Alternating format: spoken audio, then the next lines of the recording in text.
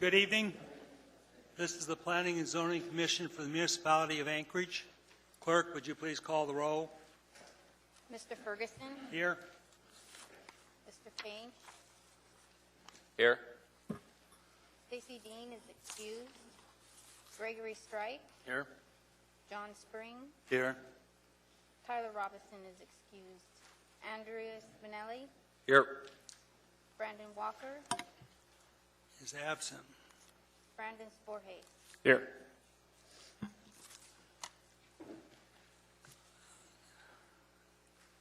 Mr. Strike, would you please handle the disclosures? Yes. Let the roll show that Mr. Walker is present. Mr. Spring, do you have any disclosures to make? No, I don't. Thank you. Mr. Cage, any disclosures? Thank you. Thank you. Mr. Ferguson, any disclosures? My consistent disclosure is that the applicant's professional engineering firm of Dow, I'm building a dome down at the port, and Dow is also involved on that project. It does not impact anything they've done here, and it has been an ongoing effort for a couple of years. Thank you. Mr. Spinelli, any disclosures? Nope. And Mr. Sporhays, any disclosures? None. Thank you. And we'll come back to Mr. Walker. Any disclosures this evening? No. Thank you.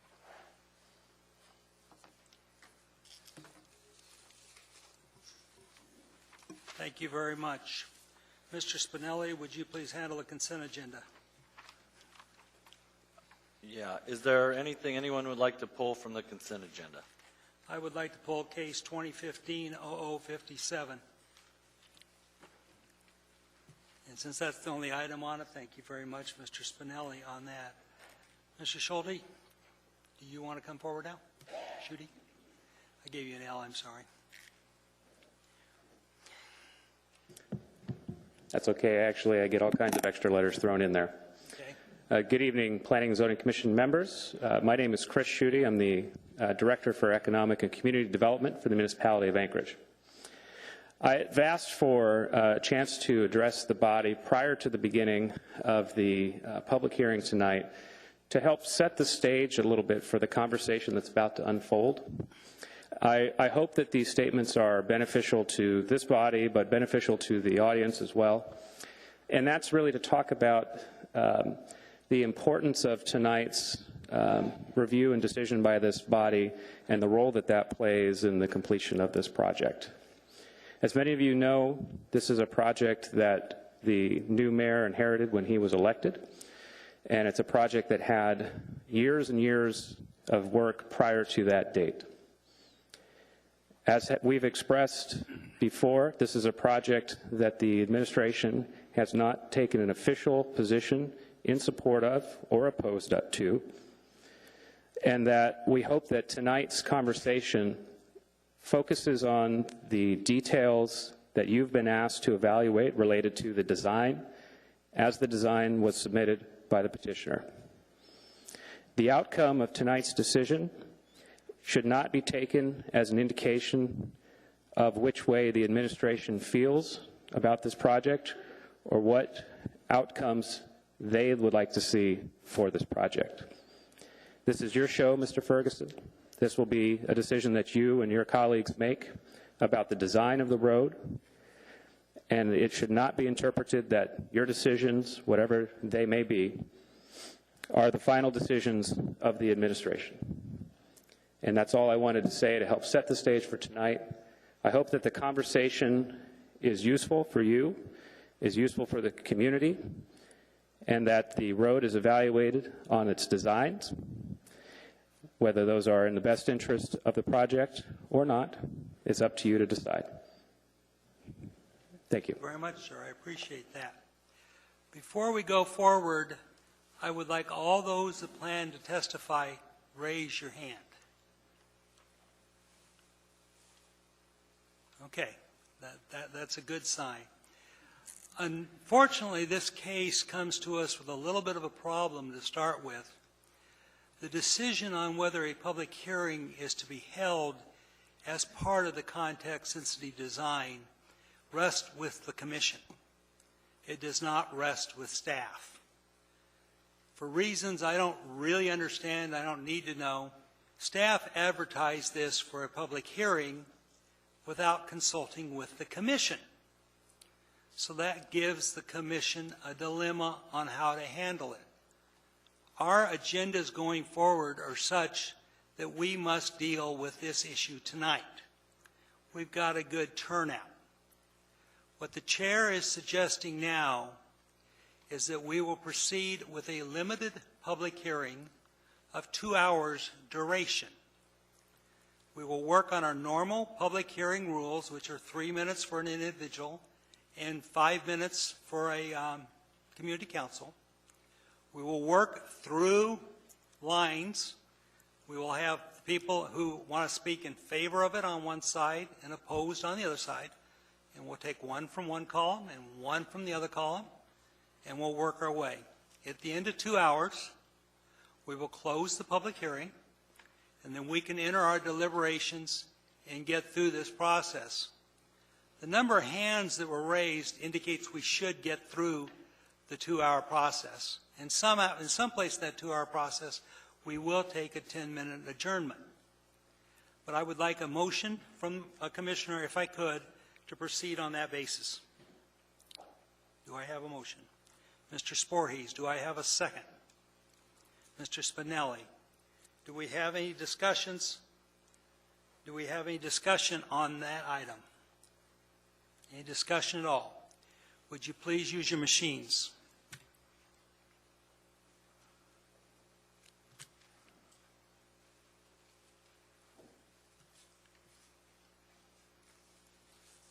You want to vote?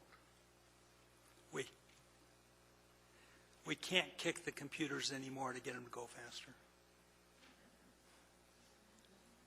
Okay, it's not working. Is there any objection to the motion? Seeing and hearing none, we will work on that basis as we go forward. Do we have a staff report on case 2015-0057, please?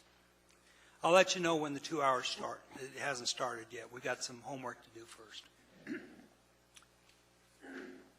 Thank you, Mr. Chair. Alaska, the case tonight is for the draft design study report for the northern access to the University and Medical District. Ms. Ferguson, can you hold up 1 second? I forgot one other item. Mr. Schutte spoke on what our principle is tonight, and I would like to give just a little more input on that. Back in 2008, the Assembly prepared a strategy for developing context-sensitive transportation projects. They broke the process down into several steps. They assigned under boards and commissions to the Planning and Zoning Commission, and this is what we're attempting to accomplish tonight. Serves as the dispute resolution panel should the municipality and stakeholders reach an impasse. For example, if there is a difference of opinion between the functional design and what the community wants, the commission would resolve that dispute. So that's what we're working on tonight, is to try to resolve the dispute, if there is one, between the designers and the community. That's what we were assigned in 2008. Somebody was wise enough to understand that the Alaskans might disagree on that. And I apologize, Ms. Ferguson, the floor back to you. Alaska DOT is requesting draft design study report approval of the northern access to the University and Medical District. The state proposes to construct a new roadway extending from the East Northern Lights Boulevard, Burgos Street intersection to the Elmore Road, Providence Drive, University Drive intersection. The project goal is to construct a new roadway through the UMed district that meets the needs of the traveling public through the 2035 design year while preserving the recreational and pedestrian focus that characterizes the UMed district. 4 alternatives were considered. We'll call them the red alignment, the green alignment, the orange alignment, and the purple alignment. The submittal states that it best the preferred alternative is alternative 3, which is the orange alignment. The submittal states that it best addresses the major goals of the project by improving mobility and safety, and it accommodates projected traffic growth and development in the UMed district. The submittal also notes that the orange alignment has support from adjacent landowners and is consistent with MOA land use and transportation plans. The design will accommodate a potential future 4-lane undivided facility expansion. Major structures within the limits of the preferred alternative will consist of one new pedestrian bridge at the north end of the project near East Northern Lights and associated wing walls or retaining walls that will be used to limit the footprint of the proposed work, a prefabricated steel pedestrian bridge over the preferred roadway alternative, estimates a span of about 175 feet long and 12 feet in width. A second pedestrian bridge at the south end of the project near Providence Drive is under consideration and will be added to the project at a later date. No information was provided as to landscape design.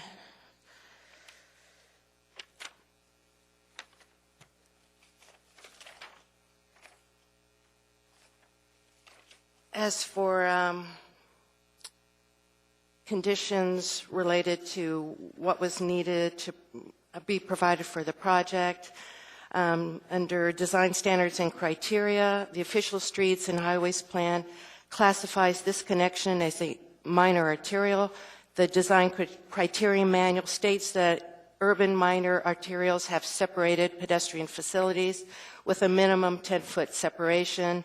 And Table 1-3 also calls for separated bicycle facilities, which would be accommodated by separated pedestrian facilities. As noted in the comments from long-range planning section, the design of the preferred alternative does not meet the adopted roadway standards of the 2003 UMed framework plan.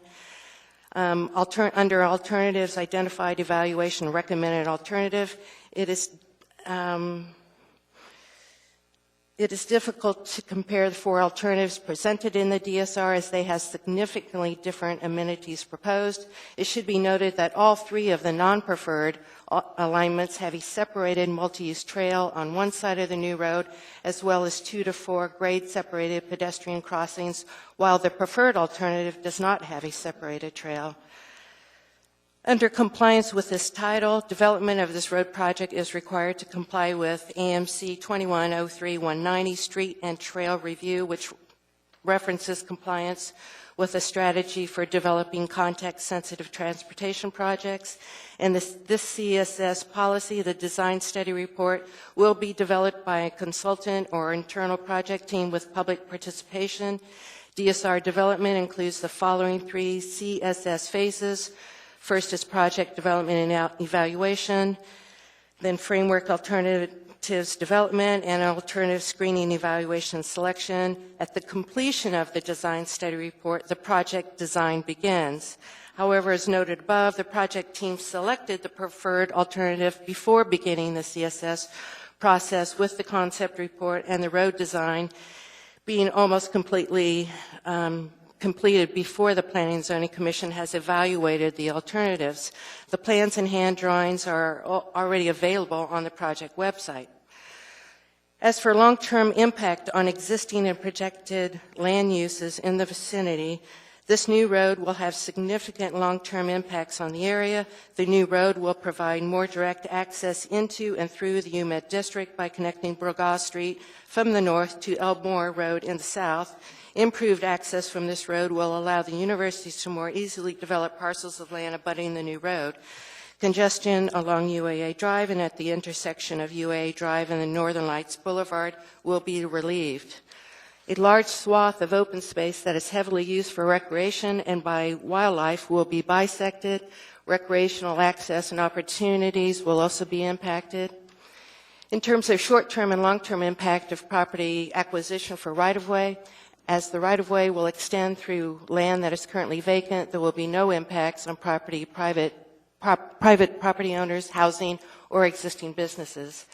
As for impacts on utilities and other public infrastructure, including undergrounding of overhead utilities, as noted in the DSR, the preferred alternative will require the most coordination with existing utilities and potentially the highest cost related to utility work.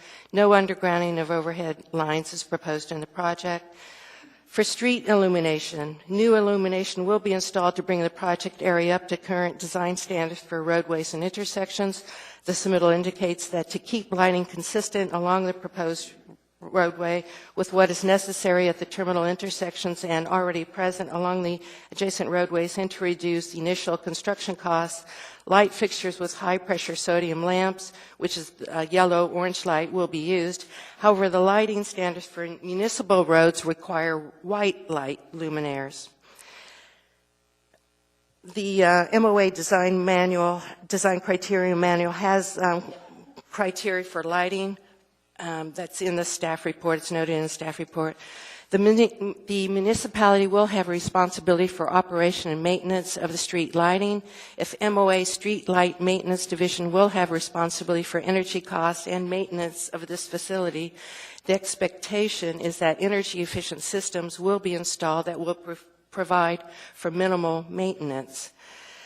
The cost of electricity for HPS lighting, which is what is being proposed, is 50 to 60% more expensive than LED lighting. Road ownership may also be assumed by the municipality. Under maintenance considerations, the municipality will be responsible for maintenance once the new road is constructed. The orange alignment has the fewest pedestrian overpasses, the fewest new roundabouts, and no new signalized intersections, so it is predicted to have lower maintenance costs than the other alignments. Under environmental constraints, as noted above, the preferred alternative has more wetland impacts and soil constraints than other alignments. No information about the status of U.S. Army Corps of Engineers wetland permitting has been provided. Wildlife habitat and travel patterns are not noted in the report. The Municipal Watershed and Natural Resources Advisory Commission passed a resolution in June 2014 calling for design features that address wildlife crossings. At that time, 3 pedestrian overpasses were proposed. With the elimination of 2 of the 3 overpasses, wildlife conflict potential becomes even more significant. Under pedestrian and other non-motorized access, the submittal notes on page 5, unpaved trails are located throughout University Lake Park, APU, and UAA, including trails that are used in the Tour of Anchorage ski race and trails used by APU ski team. The orange alignment is the only option that proposes attached sidewalks on both sides of the road. This is not in compliance with Municipal Design Criteria Manual or the 2003 UMED Framework Plan. Additionally, attached sidewalks are more suited for an urban context where on-street parking is provided. For a new road through a scenic open space area, detached pedestrian trails are better suited to the context, as well as being consistent with municipal plans and standards. A P&Z commissioner asked about detached pathways during the concept report presentation, and the response given in the DSR is that attached sidewalks are proposed due to the cost of the right-of-way and the additional wetland impacts. As the right-of-way has no cost for the orange alignment, that is no longer a barrier to separated pathways. As a purpose and need includes safe, non-motorized travel, and an expansion to 4 lanes is accommodated for the future, separated pathways are justified. Although 2 pedestrian overpasses are shown, in Section 3, discussion of the alternatives, the southern overpass is under consideration and will be added to the project at a later date. There is no indication of when this would happen. Additionally, there is no mention of trail crossings between the 2 proposed overpasses and how those crossings will be accommodated. Division recommendations. It seems clear that the design of the preferred alternative is driven by funding constraints rather than by the context of the area and needs of all future users. Design features first floated in the 2011 reconnaissance report and shown at public forums has been deleted or whittled down to a minimum, leaving a relatively straight thoroughfare with inadequate pedestrian facilities.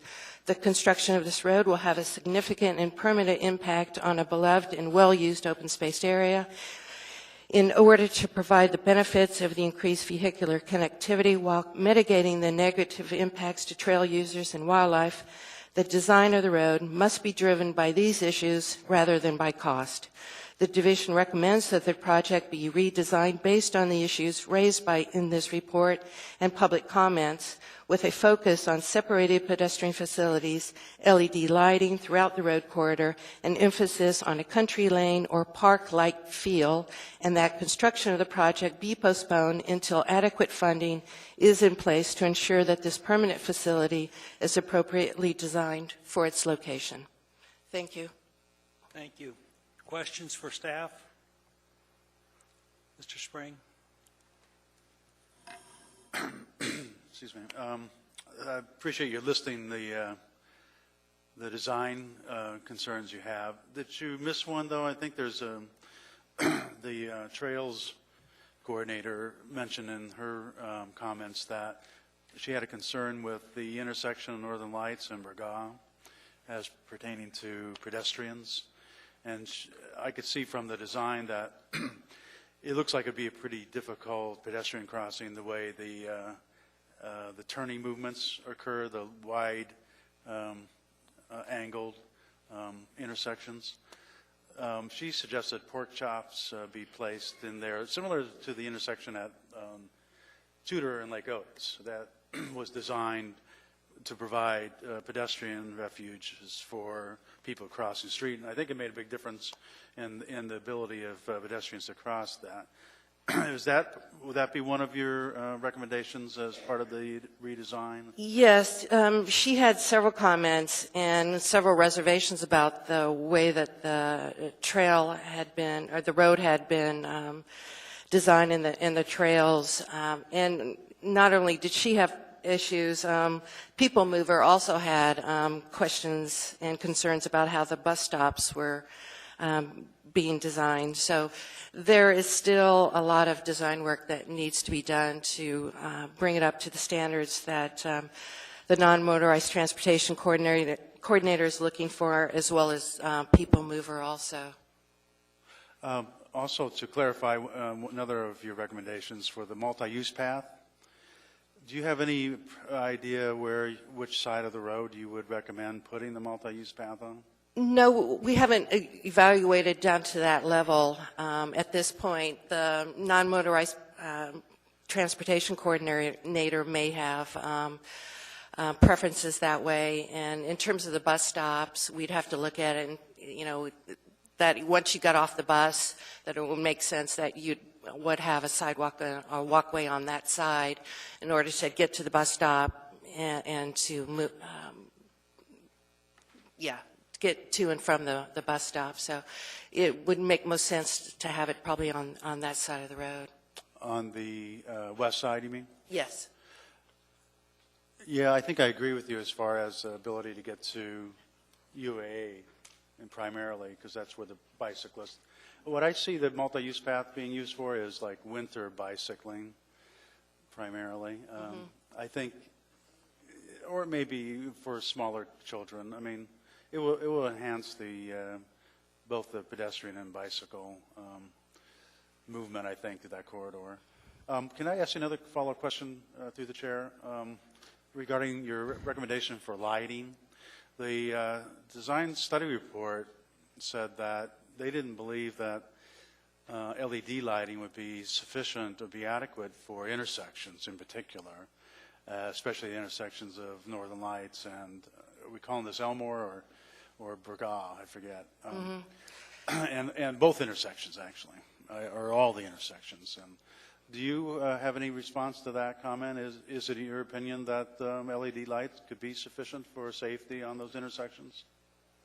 Through the chair, Mr. Spring, I believe that there are other intersections in town that we have designed that have LED lighting. I know for street lighting, LED has its difficulties, but we've been using them on other projects. So I don't know why this one is different from other ones. I know that there's a roundabout and there's greater space there, but I think it requires more light poles using LED lighting than it would be under HPS lighting.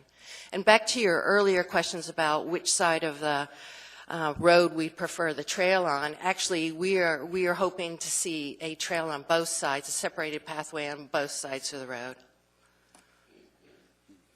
which would meet the standards for a Class 2 urban minor arterial. Has a sidewalk on one side of the road and a trail on the other side of the road. So we would like it to see constructed to that standard. Okay, I'll have to follow up that with the consultants. I didn't realize the standards required 2 multi-use pathways. Yeah, I under the don't- Class 2 urban minor arterial, there is a requirement for an attached sidewalk, but the trail has to be detached, 7 feet minimum. On both sides of the road? No, the sidewalk can be attached, Oh, okay. but the multi-use pathway has to be detached. Okay, and then one other follow-up question through the chair regarding lighting. I guess I didn't maybe detect this in the plans that were presented to us, but is there the plans do not call for any lighting along the roadway between the intersections? You're saying, does the plans call for lighting? Does it show lighting along the corridor? I don't remember seeing the light standards. I know that in their narrative, they did say that they would be providing lighting. Okay, along Yeah. along the entire corridor? Yes, the HPS. Okay, thank you. Anyone have any? Oh, I take it back, and maybe they're only providing lighting at the intersections. Maybe you can ask the question for the applicant when they speak on that one. Any other questions for staff? I have a couple questions, please. On page 39, you include an Alaska DOT Settlers Clean Water Act violations. Why did we include that in the report? That was submitted by an organization in town called Citizens for Responsible Development Comments. In your packet, they submitted the information that begins on page 15 and runs through page 44. All that information was submitted by this organization, Citizens for Responsible Development Comments. Citizens for Responsible Development. These were their comments from pages 15 to 44 in the packet.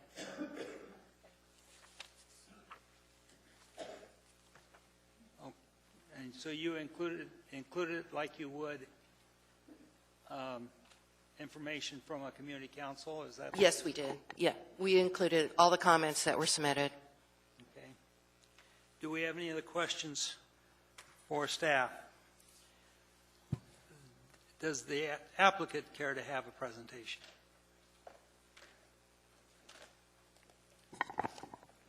Thank you. We certainly do. Thank you so much.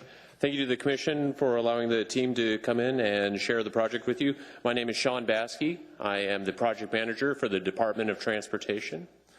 As well, we have Stuart Osgood, who is the project manager for Dowell, who is the consultant on the project. And as well, we have Steve Gillette, who is the project manager for the municipality on the project.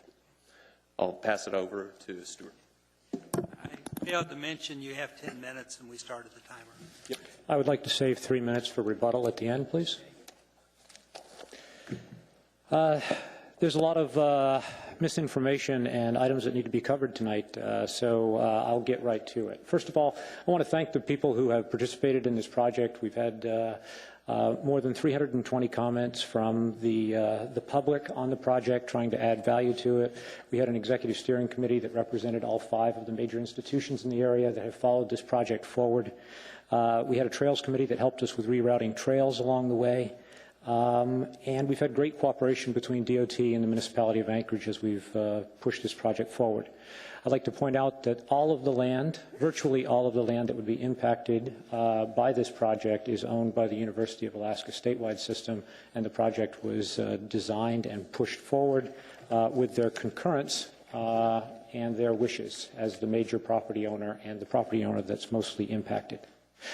My involvement in this project started in 2007, and the legislature, the state legislature, has funded this project with $1 million twice in 2 different fiscal years to advance the ball forward, and then $20 million from a couple of years ago to get us through design and construction. We started out with a reconnaissance study report in 2009 that was issued, and it had 14 separate alternatives in there to answer the questions brought up about increased access to the UMed area. From those 14 alternatives, we boiled them down into 4 alternatives that were carried forward into the concept and design study phase, and then arrived at the preferred alternative that you see represented here before you. I could spend a lot of time on purpose and need, but I don't think that's something that's in question. We all know that this project has been talked about for many, many years, and it's included in everything from the 2000 study, East Anchorage Study of Transportation, to the LRTPs of 2027 and 2035.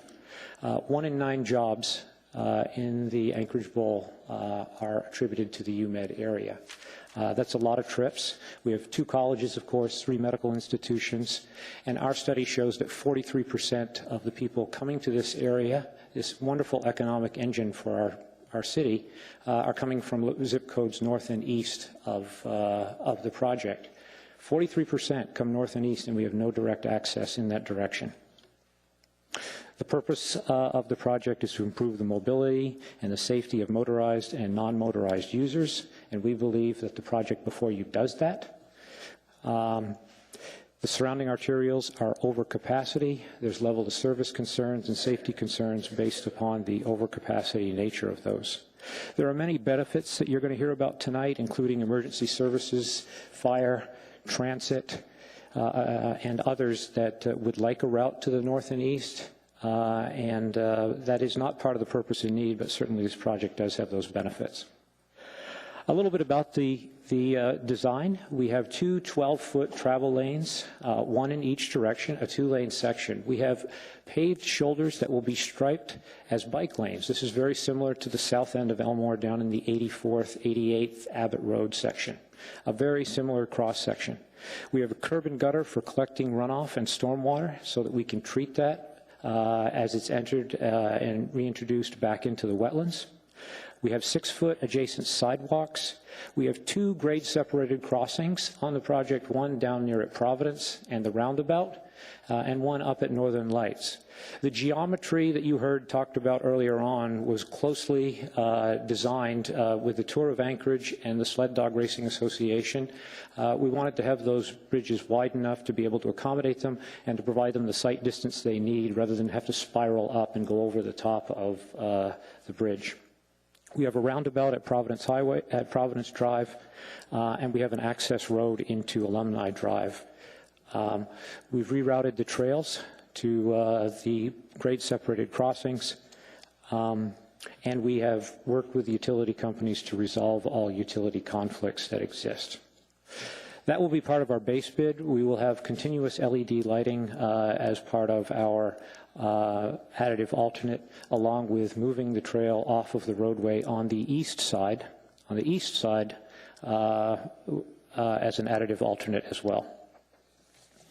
As we move forward, and in light of time, we had originally intended to come to the Planning and Zoning Commission in the summer. For some reasons, we were asked to delay that so that they could cluster these up with the case you're going to hear next week. So we've been delayed now into October, but we are moving toward our 95% design and then on to permitting and bidding and construction in 16.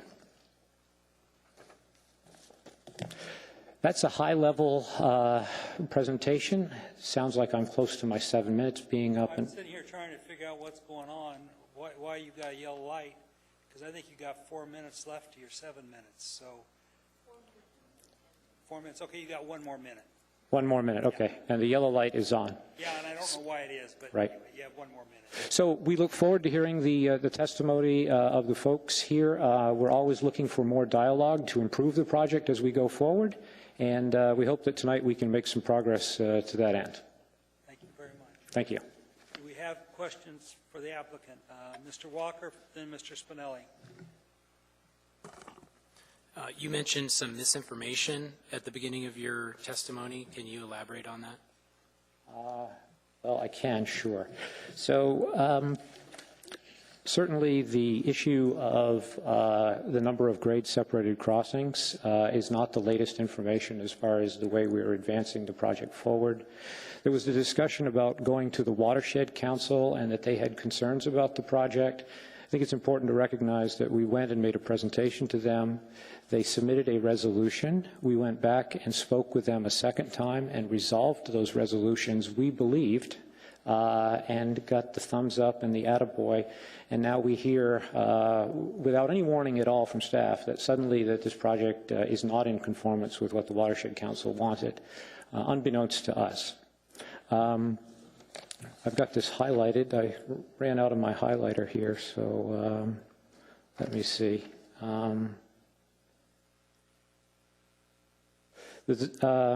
The design is focused on accommodating a future 4-lane undivided facility.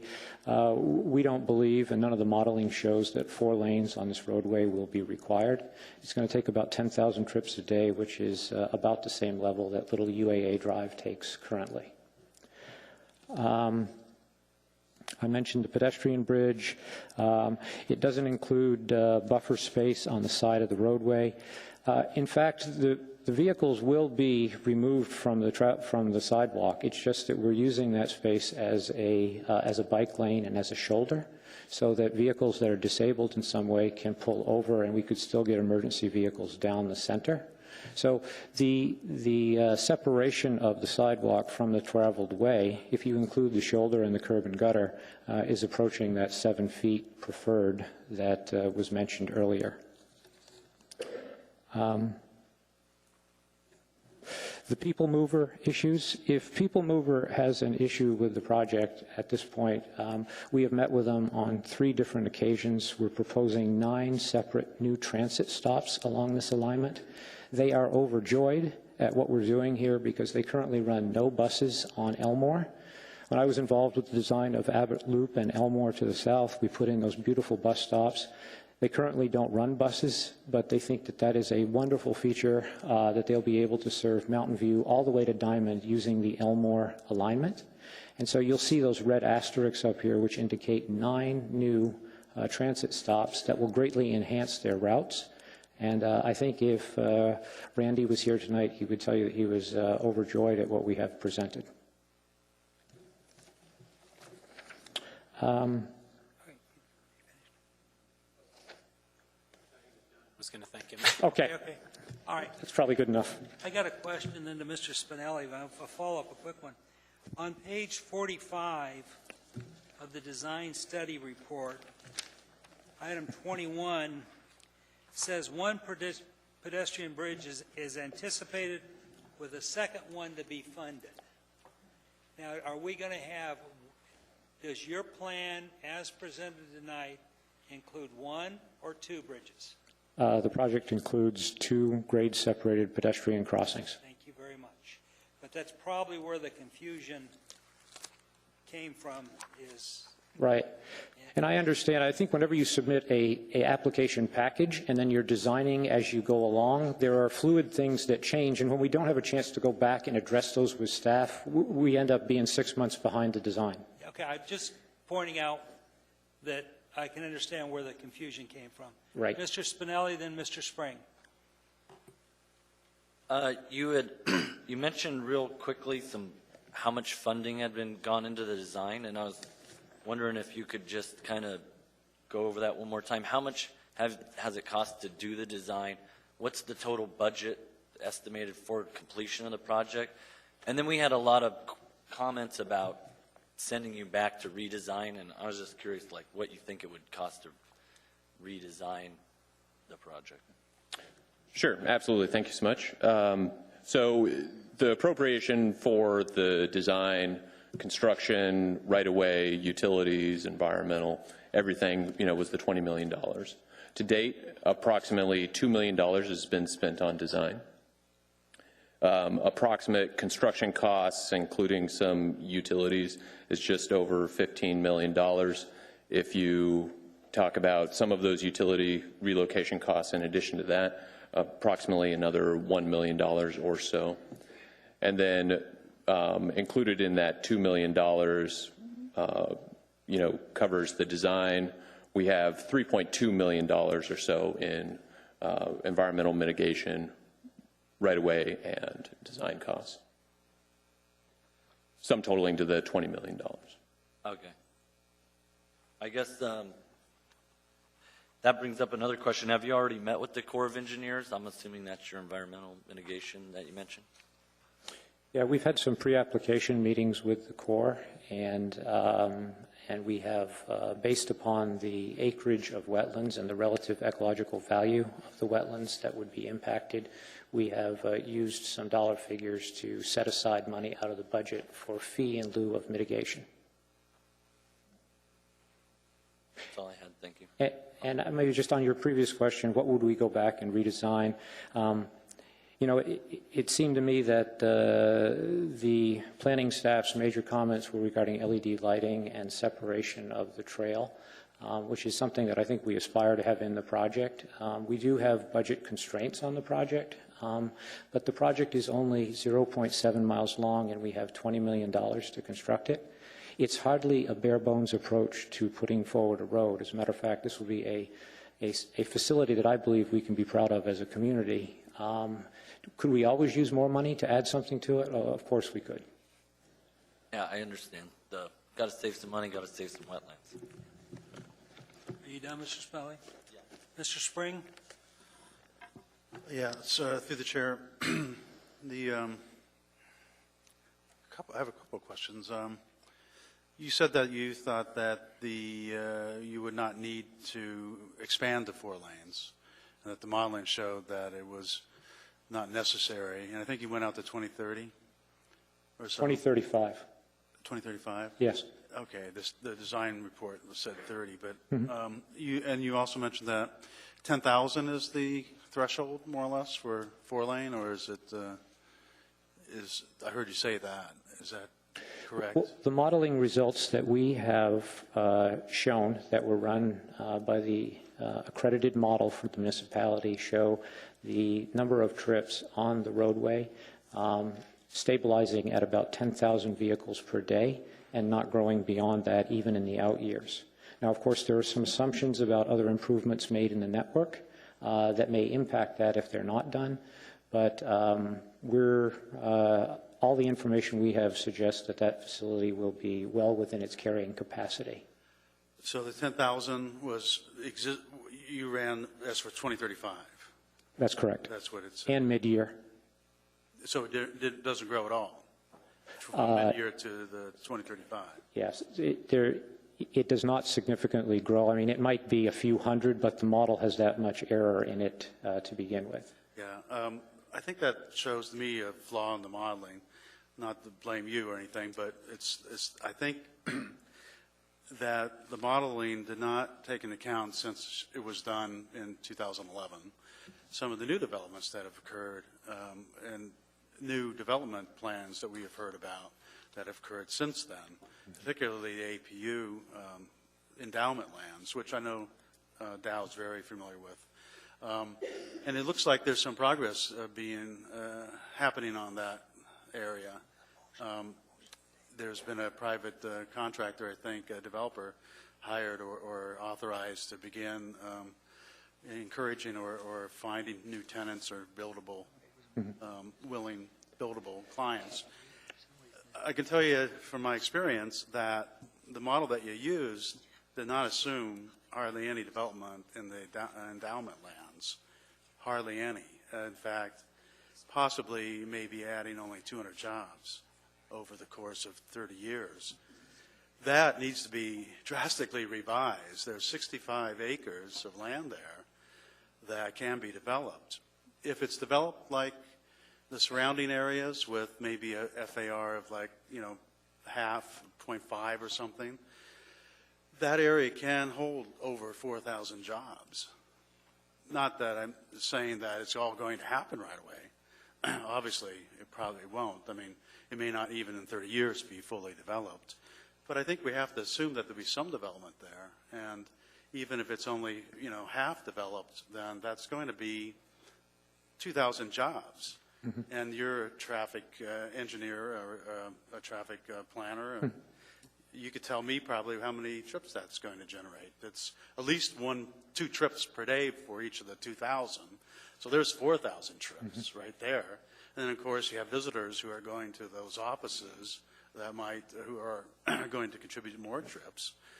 I think the model is way underestimating the demand for travel along that roadway. And I'm going to recommend, I think, as part of our deliberations to reevaluate that. So I think it would be a mistake to build a 2-lane if I'm right, which who knows, it needs to be a 4-lane. And I'm concerned about that. I think the design will be greatly impacted too. I mean, if you're going to build a 2-lane and you need a 4-lane eventually, you forego the option of a parkway altogether, because unless you reconstruct the entire thing instead of just adding 2 lanes on the outside, 2 outside lanes. Parkway, I think, would be preferable in this case. It would look similar to the other roadways within the area, Providence Drive. It would look similar to Burgaw or Elmore. So we're going to forego that chance to do that. And of course, I know the money is an object of very much a constraint. So maybe it's not possible to do that. But my opinion is that it's going to need a 4-lane. So Go ahead. maybe just Sure. to respond to that. So that facility can probably take upwards to 20,000 trips per day with no side friction on the side of it. So we're going to be talking about all of those 4,000 jobs coming from the north and east, and all of them doing 2 trips per day to get us to 14,000 trips. We did not go back and recalibrate the model for $45 a barrel oil, for development that may occur on APU, for other lands that maybe have been taken out of the picture for development. We kind of used what is the standard with the municipality of Anchorage, and we thought that that was the best approach forward and the most defensible from our standpoint. So I think we still feel pretty good about a 2-lane facility carrying the projected traffic volumes. If we get out to 2035 and the volumes are much higher and that area continues to boom, our children can evaluate whether they want to expand that roadway by another lane. I'm not blaming you for using the existing model, but it may perhaps the DOT. Gentlemen, I think we're getting off the topic of tonight. I mean, we're not here to argue a traffic modeling, and I think you've got a legitimate point, John, but I think that's beyond our scope tonight. I appreciate that comment, Mr. Chair. The reason I mentioned it was because I do think it revolves around it has impinges on the design quite a bit. So, I mean, our job is to work on the design. We have, using bad information regarding the design designation, then we're going to have problems. So, okay, I will not pursue that line of You did have a question on lighting? Well, I was hoping to get some feedback on the staff's comments regarding LED lighting on the intersections, of course. Sure, and it's an excellent point. So the Department of Transportation, just an FYI, our policy is to use high-pressure sodium. In recent years, there's been a lot of development in regards to LED lighting, which everybody is aware of. More recently, manufacturers have been putting out higher lumens fixtures, which now the Department of Transportation has a number of manufacturers that are manufacturing LED lighting that is strong enough to light the facilities according to the Department of Transportation standards. The Department of Transportation's lighting standards in the municipalities vary slightly, which requires, in the past, for us to use high-pressure sodium. The Department of Transportation is using LED fixtures on a case-by-case basis, and we would be considering LED lighting on this road, but I can't commit to that use at this time.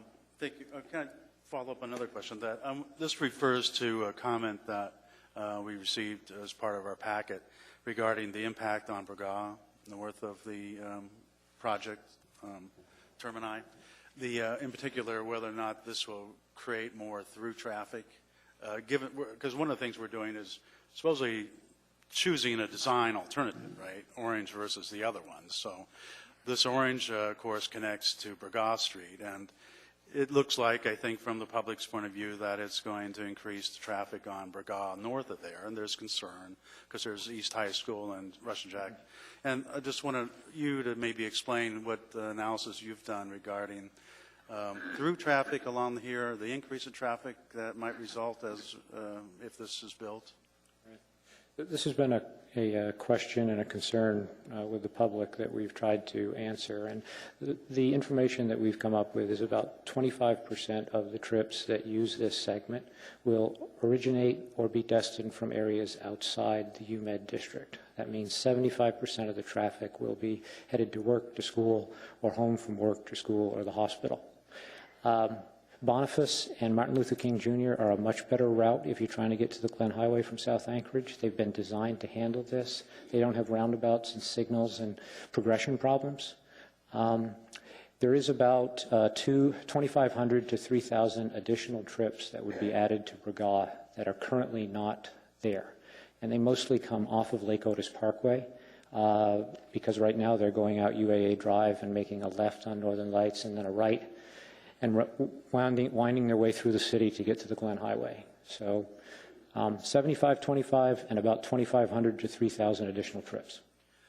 Through the chair, I believe I agree with that assessment, and I have to ask one more question because this is the only opportunity I might have regarding the recommendation by the trail coordinator to make improvements at the intersection of Burgaw and Northern Lights Boulevard to create like the pork chop type of island pedestrian refuge type of thing. Have you considered that, and is that a feasible thing to incorporate into this project?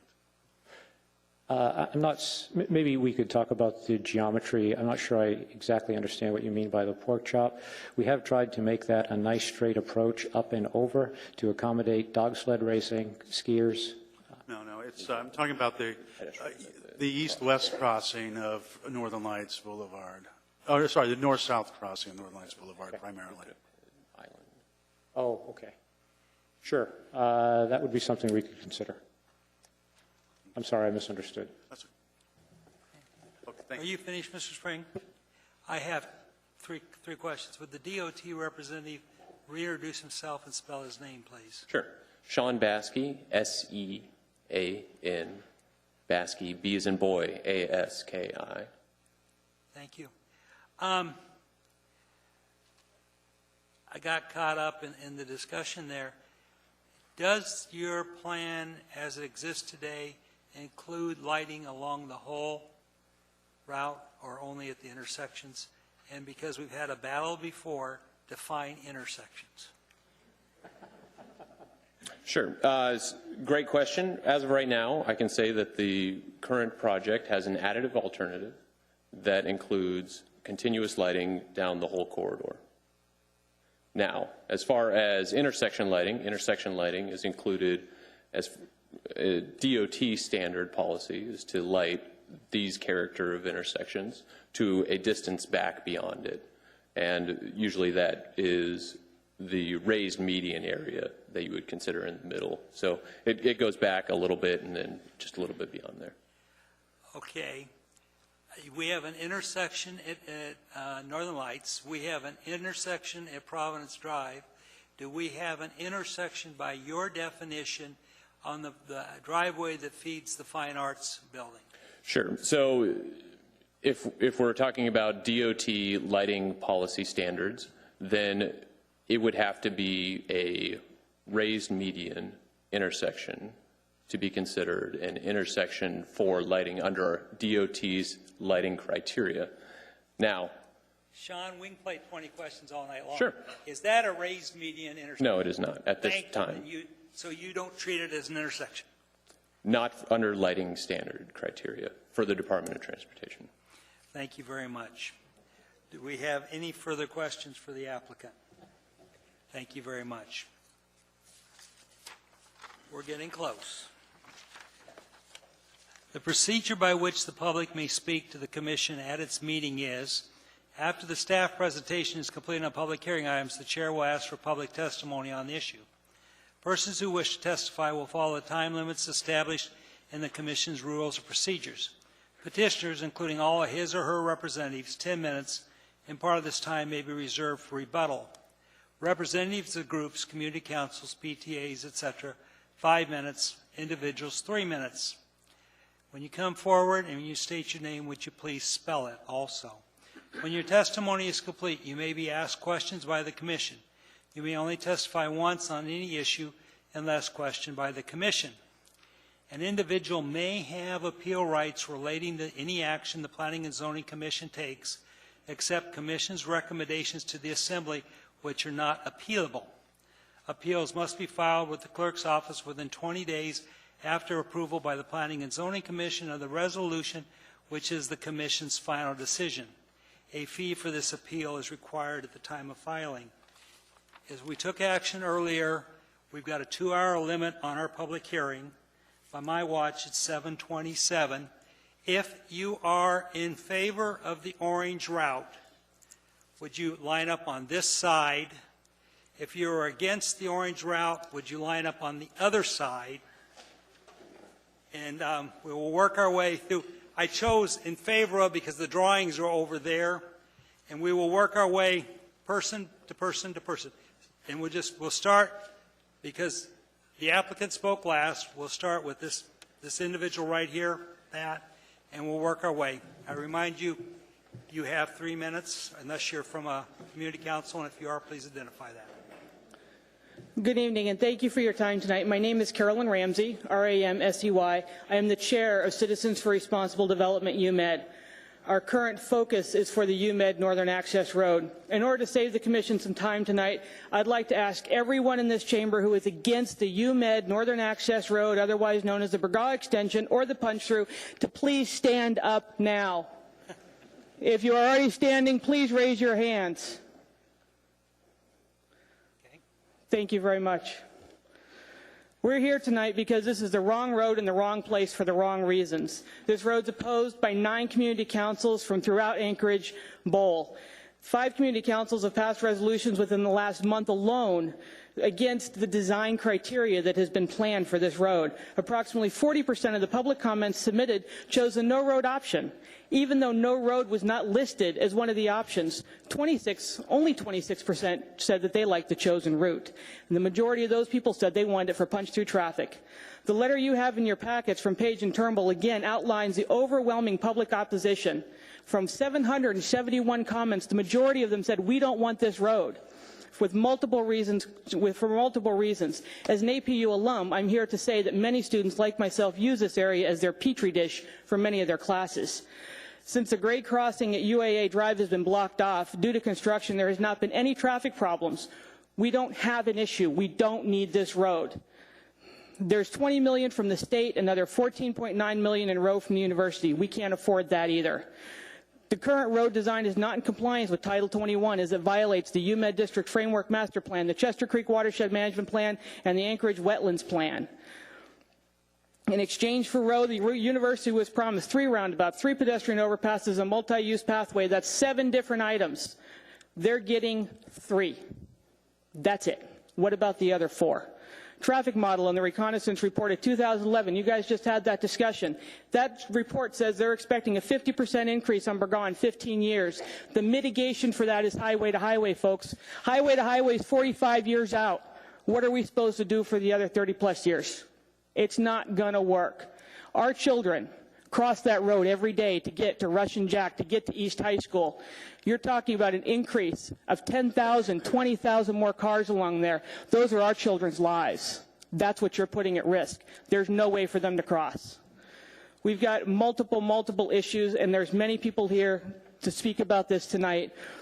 We're here. The current design of this road will create more problems than it'll ever fix. The CRD UMed requests that the application for approval be denied, return to the applicant to address the numerous deficiencies in multiple areas of this project. Thank you very much for your time. Thank you very much.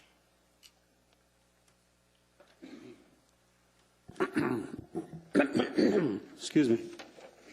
My name is Aves Thompson. That's A-V-E-S, last name Thompson, T-H-O-M-P-S-O-N.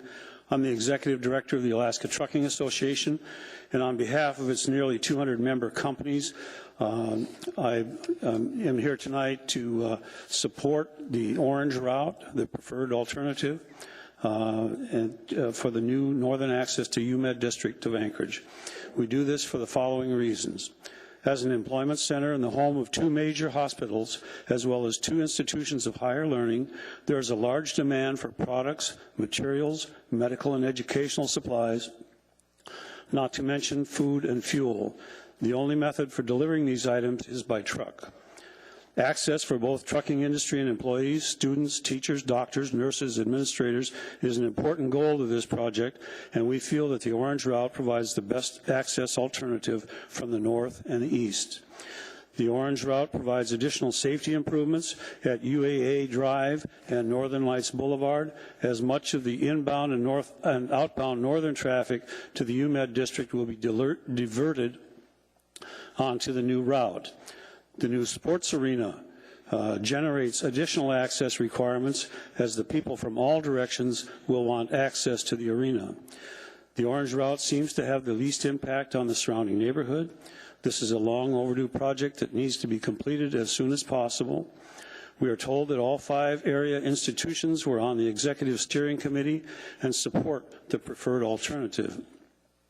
The road is being constructed for the benefit of all people that work, learn, and are treated in the UMed area. The ATA believes that the UMed area will be more accessible and safer if the road is constructed as shown. We support moving forward on the final design and construction of this much needed road. Thank you. Thank you.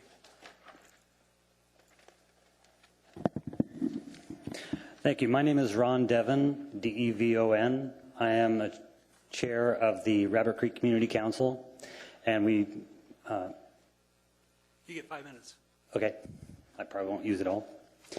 I'm going to read you a letter that we passed at our community council meeting to address this issue. Several community councils have identified major deficiencies in the draft design study report for the northern access to the UMed District Burgaw-Elmore extension.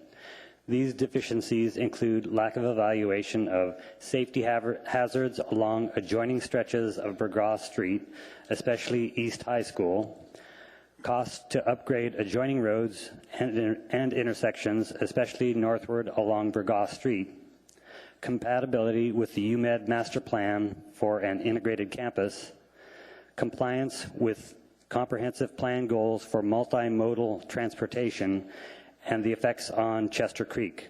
The community councils in the project area, University, Roger Park, and Russian Jack, have all asked the Planning and Zoning Commission to reject the UMed road application until an adequate design study report is produced. Rabbit Creek Community Council has had similar experiences of big road projects presented for our council area without adequate analysis of impacts and alternatives. We agree that the draft design study report is inadequate and ask that the Commission to require analysis of the total impacts of the proposed UMed road and the alternatives before deciding whether the road application should proceed. Sincerely, Ron Devon and Nancy Pease, chairs of the Rabbit Creek Community Council. Thank you. Thank you for your testimony. Good evening. My name is Bruce Lamoureux, L-A-M-O-U-R-E-U-X. I have the privilege of serving as Chief Executive Officer for Providence Health and Services Alaska, which includes Providence Alaska Medical Center. I'm here to communicate unequivocal support from Providence for the UMed Northern Access Road project. Anchorage benefits from a vibrant UMed environment that has grown substantially in the last decade. Indeed, 1 in 9 jobs in the Anchorage Bowl is associated with UMed district employment. None of this would have been possible without forward-thinking local citizens, leaders from varied organizations, and government officials collaborating for the common good in years past. Providence wishes to see vehicular traffic optimized for access to UMed venues and services, including access to medical care.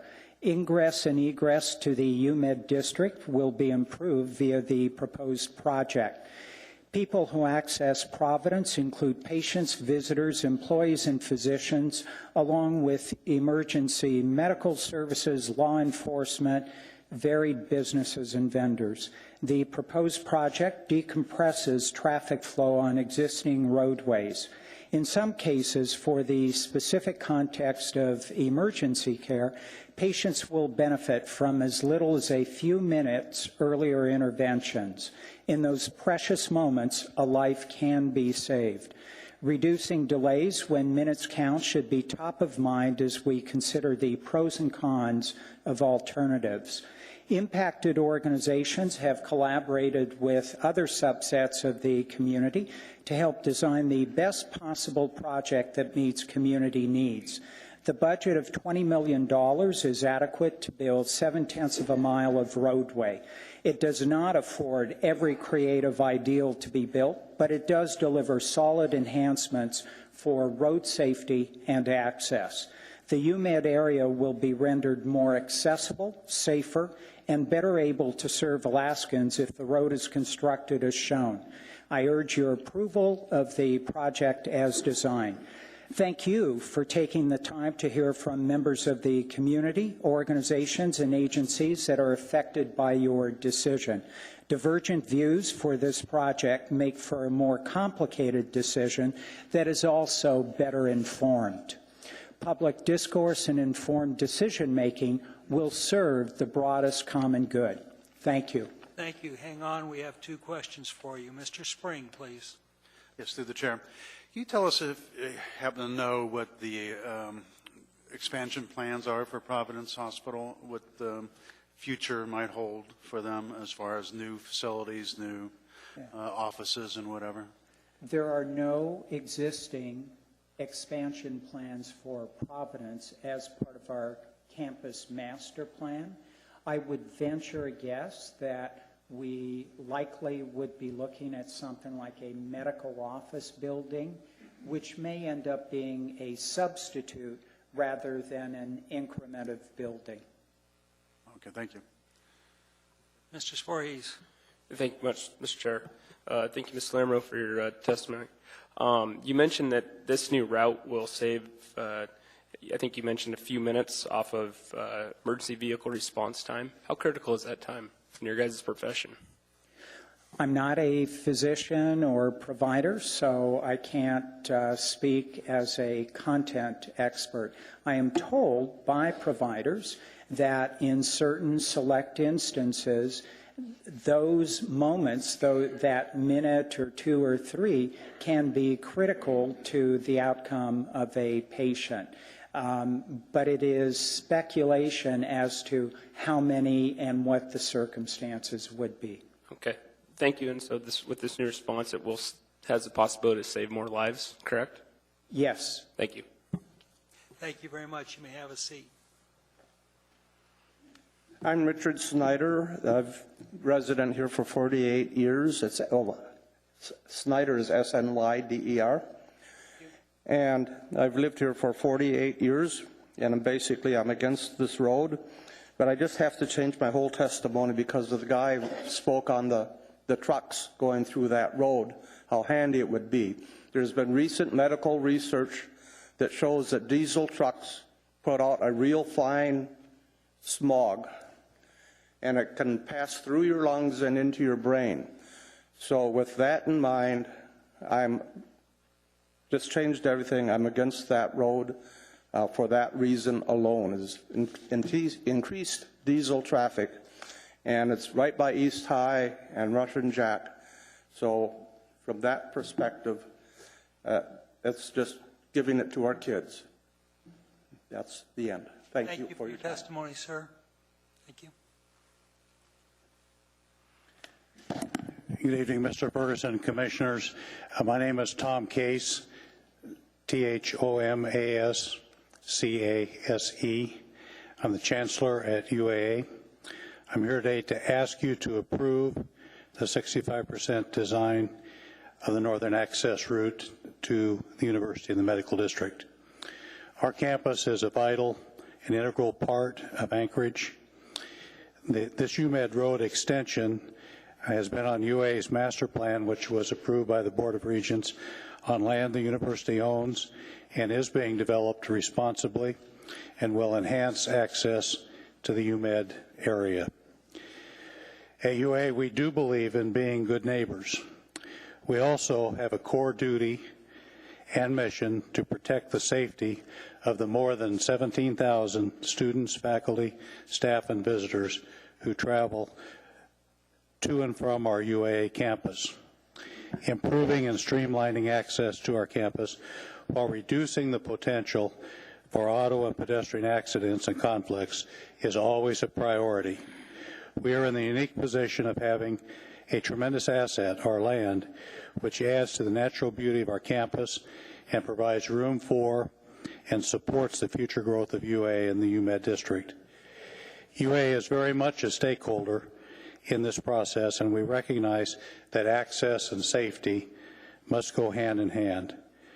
We're proud of our campus, its green spaces, and access to recreation trails that provide walking, hiking, biking, and skiing.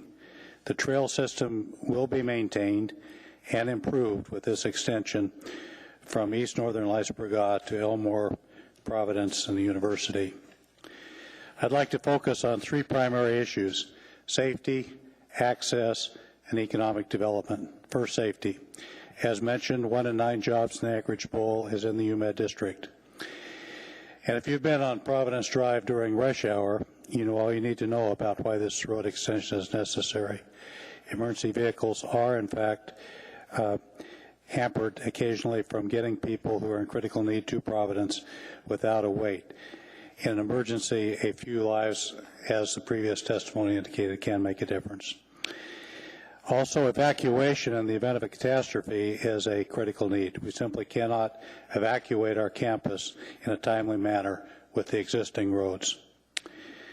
Moving to access, UA is an open access institution. Physical access to higher education is also a critical need. This road extension will allow access to the university, access for those who work and learn on our campus. Finally, economic development. Anchorage has grown as a city and matured. Much of that growth has occurred in the UMed district, and the traffic volumes on Providence Drive and Elmore Road have doubled in the last 15 years. Mr. Case, your time Yes. is up. Could you? That's good. Thank you. Thank you. You got 2 questions. You got 3 questions. Mr. Sporhees and Mr. Spring. Thank you, Mr. Chair, and thank you for your testimony, Chancellor. In your experience, what would likely happen to your university if this road wasn't built? We would have, I believe, increased risk to safety primarily. Would you see that UAA Drive would be expanded, further dividing your guys' campus? I'm not in a position to speculate on how other road projects would come together. I guess maybe another backup follow-up question is UAA Drive, with its current traffic, does it divide your guys' campus and your guys' current and future plans for the university? Well, it does divide the campus. We do have a pedestrian overwalk, and we have sidewalks and crossway lights, but pedestrian traffic is problematic. We have been fortunate to complete the bridge from the Engineering and Industry Building over to the Health Science Building, which improves safety across Providence Drive, which is particularly important in the winter. Thank you very much. Commissioner Spring and Mr. Walker. Yes, thanks for coming tonight. One of the purposes, I think, of road construction is not only to improve or help with congestion, it's to support development. In this case, the UMed district has these vibrant institutions that are expanding. Looks like Providence is pretty well built out. APU, we know, is going to be probably selling some of their endowment land. Can you tell us anything about the UAA plans for expansion, master plan expansions that might be served by this road, or is this just to provide access to the campus? Well, it is to provide access. There are future expansion opportunities left at UAA, and I would defer to Mr. Terlides, who will testify in a minute about our master plan. Okay, thank you. Mr. Walker? Mr. Case, I think it was, I was just trying to find the comment, but I think it was the CRD that suggested that there might be other routes that would be better, and specifically I think they suggested that there were other routes that might better outline the two campuses or separate the two campuses, so to speak. Do you support I'm going to call it the orange route, the current route specifically, or do you just support any route in general as the university? Yes, I have looked at all the routes that have been discussed. The other option makes a curving route kind of around APU to Northern Lights. That's an alternative. That would have more impact on APU than on UAA. I don't object to that route, but I, on balance, believe that the current route is the best alternative. Thank you. Thank you very much. Hello, my name is Mark Butler, M-A-R-K-B-U-T-L-E-R. I'm just here as a private citizen. I'm worried about water. This area acts as a giant sponge for the uplands in Chester Creek. I'm president of a condo association, 24 mostly homeowner-occupied homes bordering Chester Creek. We have had 5 flooding events at that location at Arctic and the Chester Creek, C Street and Chester Creek, including just a few days ago when the water was up so high that it flooded into the bike trail, which is an inconvenience. But the last time this happened 5 years ago, we had 10 different homes actually watered by this event.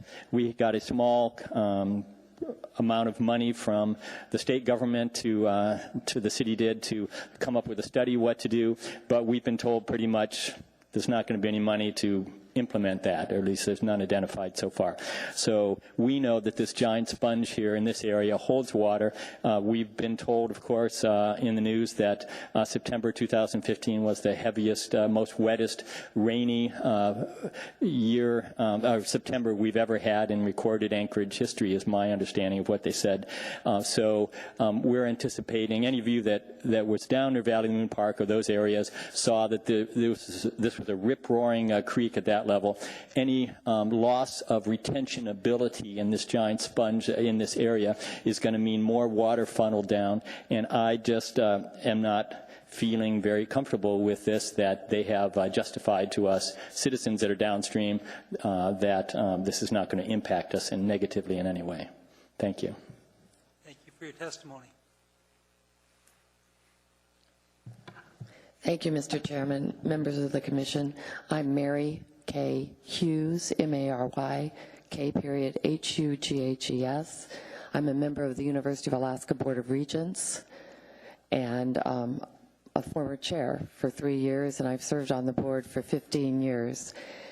I come representing the University of Alaska as the landowner and support the Orange Route. It's interesting because I've been in Anchorage now almost 65 years. And I think transportation and the transportation corridors in Anchorage have been a topic of conversation even when I was 3 years old. We, in the Maestrom administration, for which I was municipal attorney, talked about access, and one of the big issues there was the UMed district, of course. And through work during that administration, a senator named Dave Donnelly provided money to get Elmore from Abbott to where it is now. And that came with lots of consternation. But now you go along that beautiful Elmore Road and people use it like a park.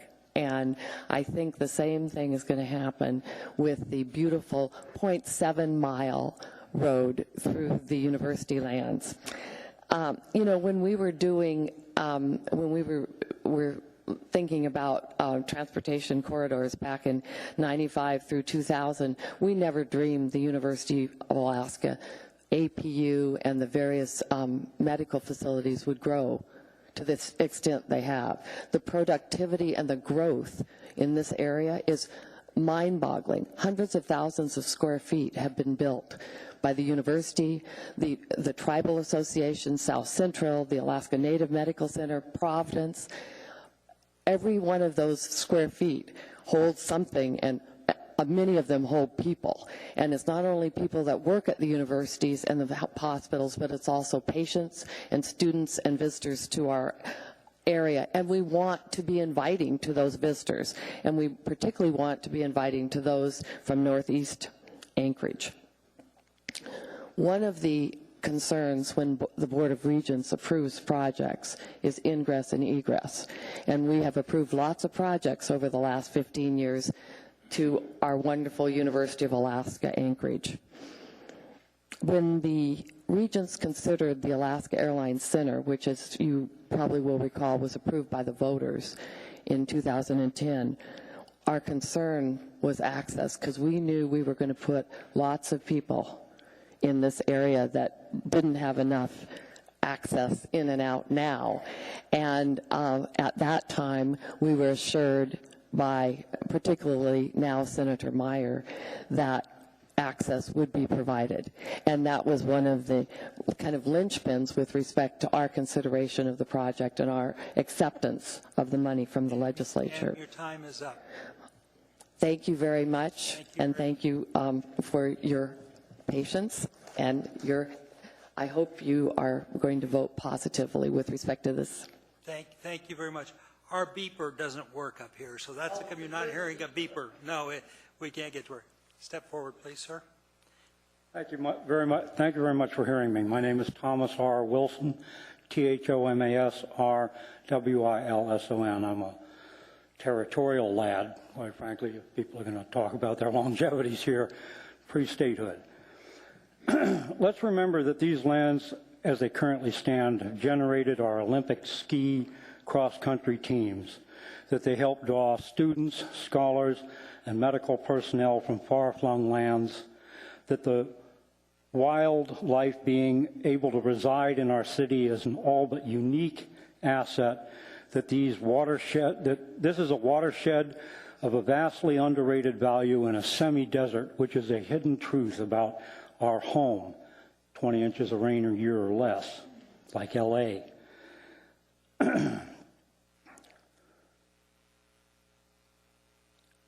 That this punch-through project will damage or destroy these valuable assets, there's no doubt in my mind. These are things that residents of Alaska would be bragging about long after we were gone if we don't destroy them. Why has this been proposed? Why were the plans to upgrade Lake Otis Boulevard between Northern Lights and DeBar abandoned? Why must the university expand into this wild land when thinly developed land to its south along Tudor Road were not even considered? Why should the mercenary aspect of Alaska Pacific University's real estate will build to suit be enhanced or encouraged?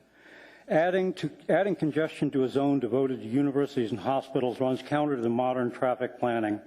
Pretending that time saved, which is estimated in only seconds as meaningful, ignores the power and speed of the technology we have grown used to.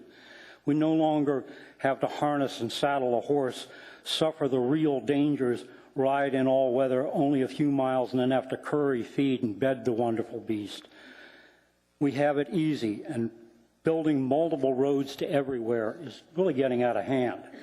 I have, and again state that this project has long charged ahead under false flags, though some of them have been admitted to tonight. Bogus traffic studies and projections aside, the real agenda behind this project is to open up these lands for their development. Unlike empire builders and developers of the past who publicly presented scaled models of their plans, the desires to build stadiums with extensive parking, commercial strips within the campus, including taverns in violation of ordinance, a fire station, the extensive expansion of university facilities, has all been but fully concealed. The hocus pocus and razzle dazzle have been on phony alternate routes when the predetermined final route was the only real plan. Congestion mitigation and speeding hurried folks trapped in their comfy warm cars from having to endure the surround sound they paid dearly for. We've got it good, folks. The reality is that modern automobile speeds and comfort often get folks to where they're going before they want to even get there. Anyway, that's all I have to say. I could say more, but... Thank you for your testimony. You fixed the beeper, too. I don't know how. It did it. It would bite me. Okay. Next. Good evening. I'm Chris Turlides, Chris, C-H-R-I-S, Turlides, T-U-R-L-E-T-E-S. I'm the facilities director at UAA, and I'm representing UAA facilities in support of this project. UMed District hasn't seen much growth in the way of access improvements in many years, yet the district has grown tremendously. As you know, the district institutions collectively are one of the larger employers in the city. University and the health institutions are now and will continue to be economic engines for the city and the state. The UMed institution members, ANTHC, APU, Providence, South Central Foundation, UAA, Municipal Police, Fire, and Transit support the road. It improves traffic into and out of the core of the UMed district. It allows UAA access and egress out of the east side of our campus, the Arts Lot. It reduces traffic on UAA Drive. It reduces the congestion in the center core between UAA Drive and along Providence in the core of the district. It provides access for future development of UAA lands. It improves, for the better, transit service in the district, both for people mover and our own shuttle. And it reduces the out-of-direction travel for all motorized and non-motorized users. Keeps them from bobbing and weaving through UAA Drive and Lake Otis. And helps make the district more walkable and bikeable. UAA is not giving away the land. We derive some benefit for that. Benefit include the turning lane, the pedestrian access, sidewalks, among other benefits. The community believes that the UAA property is parkland. It's not. It's university property meant for university business. It's the same tract of land that the Arts Lot or the Arts Building is on. It's not state public use land. The community believes that there are BLM restrictions on the land. BLM interest in this land lapsed in 1995. The community thinks that the trails on the land can be adversely possessed because the public has used them for years. And the state law says that the land cannot be adversely possessed. This area is already developed by underground and above ground utilities, gas, sewer, electricity. The road has been discussed for decades. The road is depicted in the UAA master plan approved by our Board of Regents in 2013, and is shown in the new UMed district plan that you'll see next week. The state has the funds for the road. The road will greatly reduce congestion in and around the core of Providence. Sir, thank you for your testimony. Thank you for listening. Hello, I'm Gary Snyder. Pardon me, wait. Mr. Spring, I'm sorry. I'm sorry, John, I saw it and ignored it, didn't see it. Sorry, I didn't have that on. Regarding the master plan, what it shows along the corridor, which might be served by this particular project? Yeah, so hard to tell where the students are going to go to class, where they're coming from. Our next development, depending on the price of oil, of course, will probably be in the Health Science District, which is south of Providence Drive, and that'll be a Health Sciences building with a parking garage, and that's in the core of our campus. But As you know, we're finishing up the engineering building, just opened up, and then the engineering renewal is going on along UAA Drive, and we're putting a parking garage along UAA Drive. But beyond that, there's no firm planning going on. Through the chair, does the master plan not call for any development along this corridor? So the master plan does call for future development, but I think it's very conceptual. The area that's out by Northern Lights is an area that we call a community interface zone. So there would be things that the community would likely to be used. A fire station was one of the things that popped up. I think the future of our recreation facilities going out in that direction is a possibility, but there's no planning or no money being spent on thinking of those things. Recreation facility, through the chair, for instance, like a hockey arena or something? So yes, a hockey arena could be in our future, but again, my personal opinion is that'd be connected to the Alaska Airlines Center. But there are other housing, married housing is among the things that are notioned for that area. And they're depicted clearly in our master plans of things that could be. Okay, thank you. Thank you very much, sir. Hello, I'm Gary Snyder, G-A-R-Y-S-N-Y-D-E-R. I work at East High School, and my children will soon attend it. I don't represent the school district, but my own interests and observations. East High was built before Northern Lights went past it. The entrances and exits from our parking lots to Northern Lights and Braga are not designed for even the current amount of traffic on those roads. When school is beginning and ending, there are major waves of traffic entering and leaving our parking lots. Many drivers get impatient now, and I see many high-risk moves as drivers scramble to get into the lot and out of it. If Elmore is pushed through the UMed area, traffic in and out of East High will be more inefficient and more dangerous for both vehicles and pedestrians, many of which are students. That is not good planning. If Elmore is pushed through the UMed area, it will impact Braga, which is already seeing more traffic than it was designed for. This area is already dangerous for vehicles and pedestrians. Adding more traffic here is not good planning. None of the other major high schools in Anchorage is located on a major intersection, and East High should not be either. The new double left turn lanes at UA Drive and Northern Lights have eased congestion into the UMed area from the northeast. Also, if there is not enough money to fund pedestrian amenities as originally planned for the Elmore extension, I suggest that the pedestrian amenities get built first and the roads can be built second. Pedestrian facilities should not always be an afterthought, but should be built with at least an equal priority to roads. For instance, build the South Pedestrian Bridge before the road. As designed, this plan does not account for traffic increases in the East High area. On another note, I want to mention that there's a lot of representatives from the university here, and obviously they have some benefit from the road. I would challenge them to mention other 17,000-person universities in lower 48 that are asking their states to put arterials for cut-through traffic right through the middle of their campus.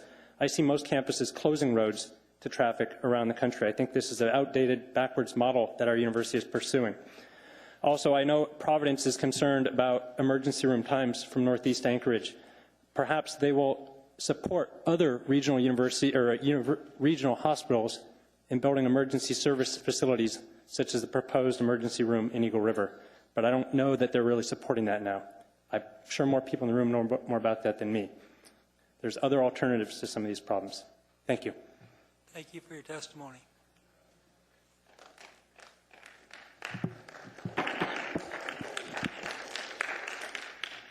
Good evening. My name is Roald Helgeson. I'm the Chief Executive Officer with the Alaska Native Tribal Health Consortium, and I'm also the administrator of the Alaska Native Medical Center. Thank you for an opportunity to present for you tonight.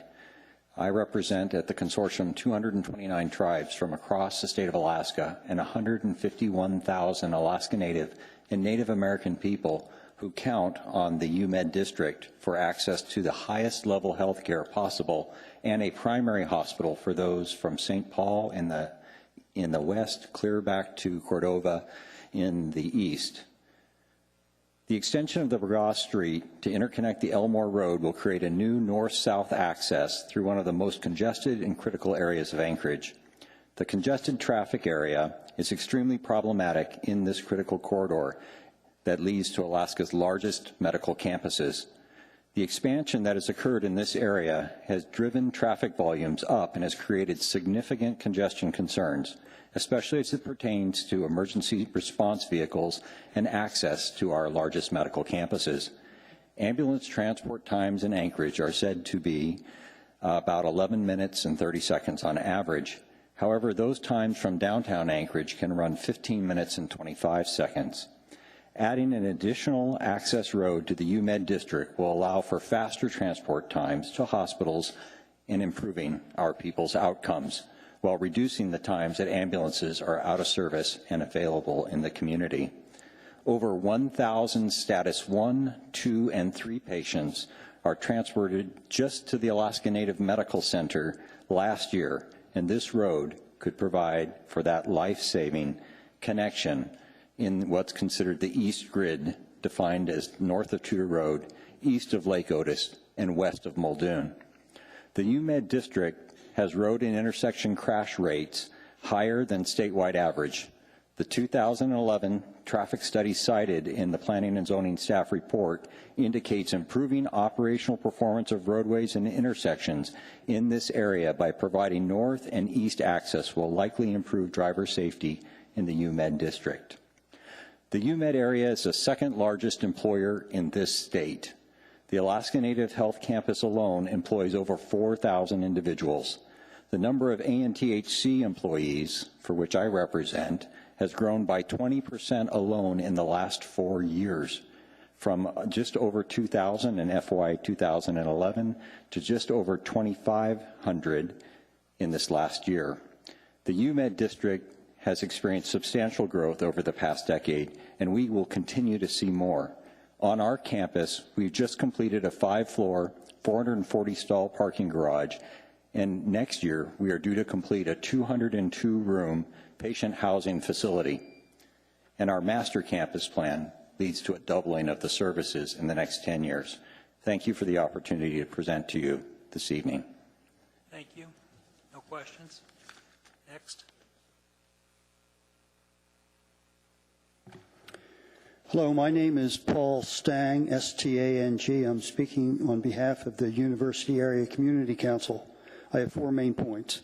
First, there was a procedural error by the Planning and Zoning Commission. The UACC submitted comments at 7:16 on Friday the 2nd of October, and in the form of a resolution, and that was more than 4.5 hours before the deadline, and there's no mention of those in your notes to the best I could determine. So I brought copies of that, which I would like to give to you and a copy of the forwarding memo for each of the members. The substance tracks item by item the violations that have been referred to here about what the Northern Access Road would do. We would like a commitment that each member would read it. Can we get that commitment? Well, I'm trying to, which community council? University Area Community Council. It's the one that the Elmore Extension Road is right in the heart of. Just hang on. Can I hold?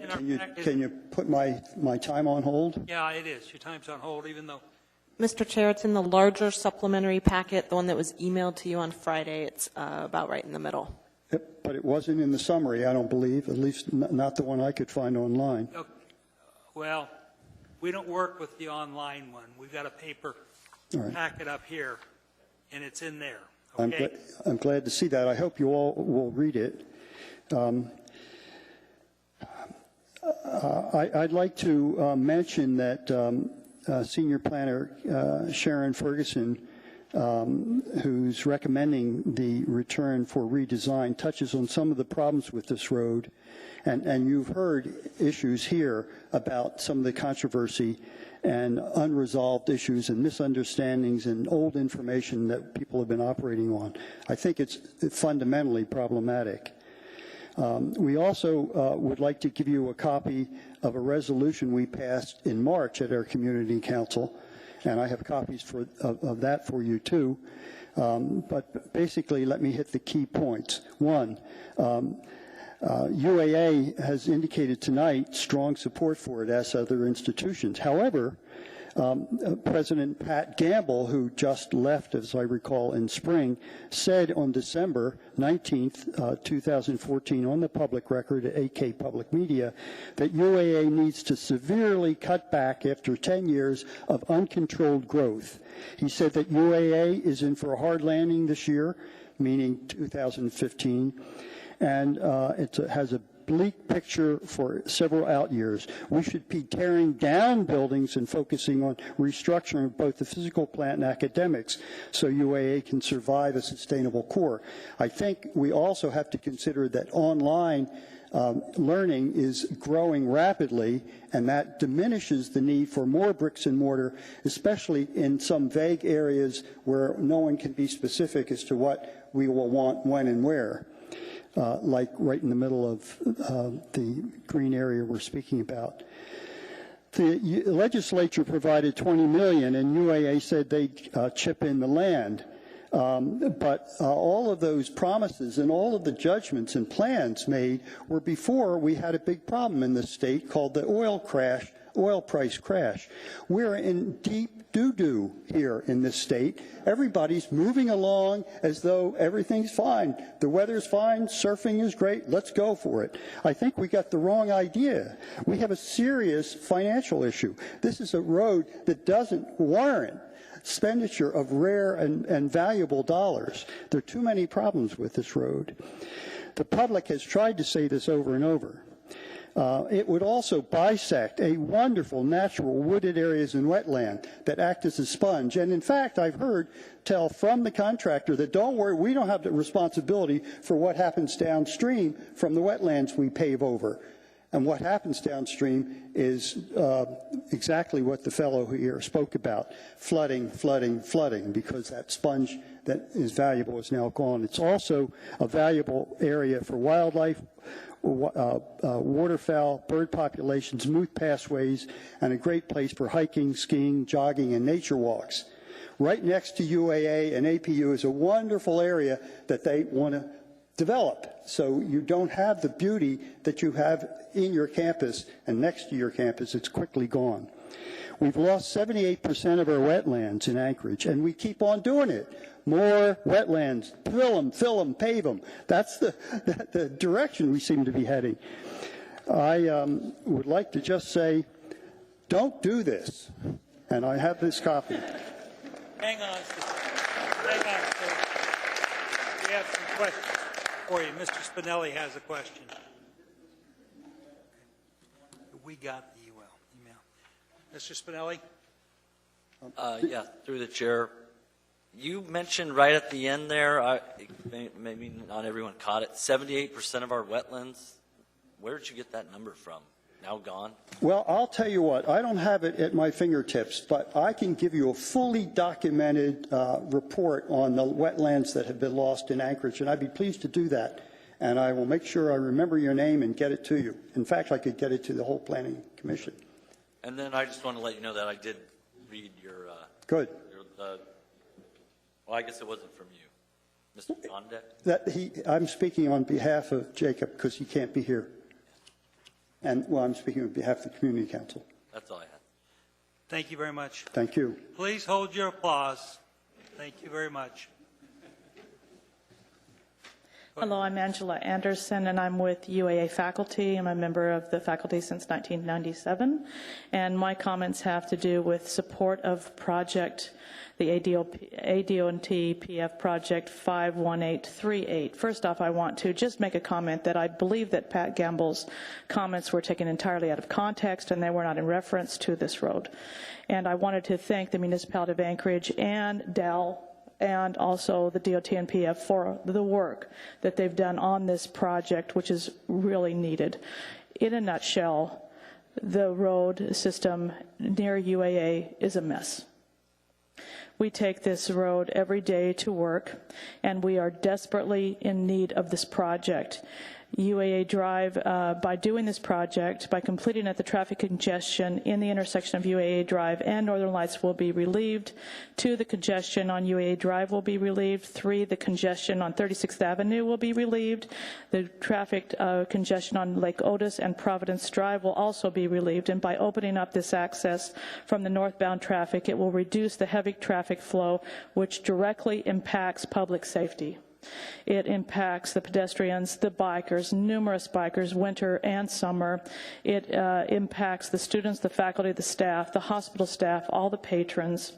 And by doing this project, it will reduce the time of travel for UA students, faculty, and administration, as well as those who are associated with the hospitals, as well as it will provide more direct access for the north to southbound traffic, including UA student body, faculty, and other employees, and it will provide more direct access for Providence Hospital staff, patrons, and the first responders, and as well as the Native Hospital. And what hasn't been mentioned is in terms of the fire hazard, which we have the urban wildland interface. We need another egress from the property because of the airborne attack that we have seen in many other areas near Anchorage in terms of fire safety. So this is desperately needed for the safety of our students. And finally, more direct access will provide safety for those who are in need in terms of first responders. A life can be saved. I have seen many students try to traverse through Providence Drive, and it's very dangerous, and by reducing the traffic flow, it will increase safety. This is a desperately needed project. Thank you for giving this high consideration. Thank you very much for your testimony. Next. Good evening. I'm Helen Nienhauser. That's Nienhueser, and I'm representing Rogers Park Community Council.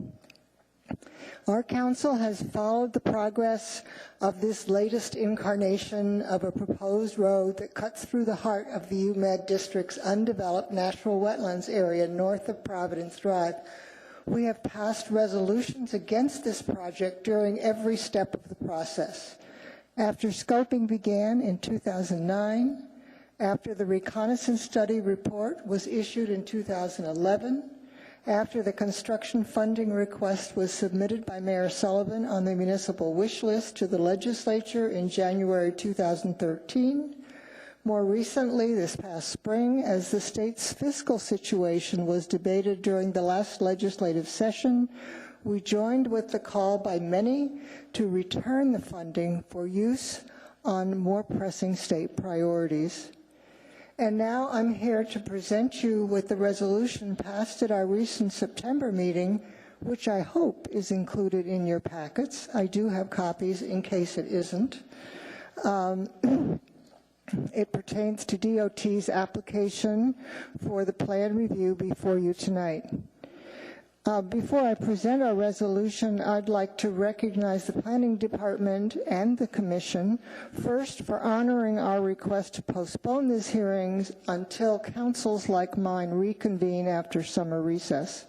Else I could not have provided this testimony on behalf of my neighbors tonight.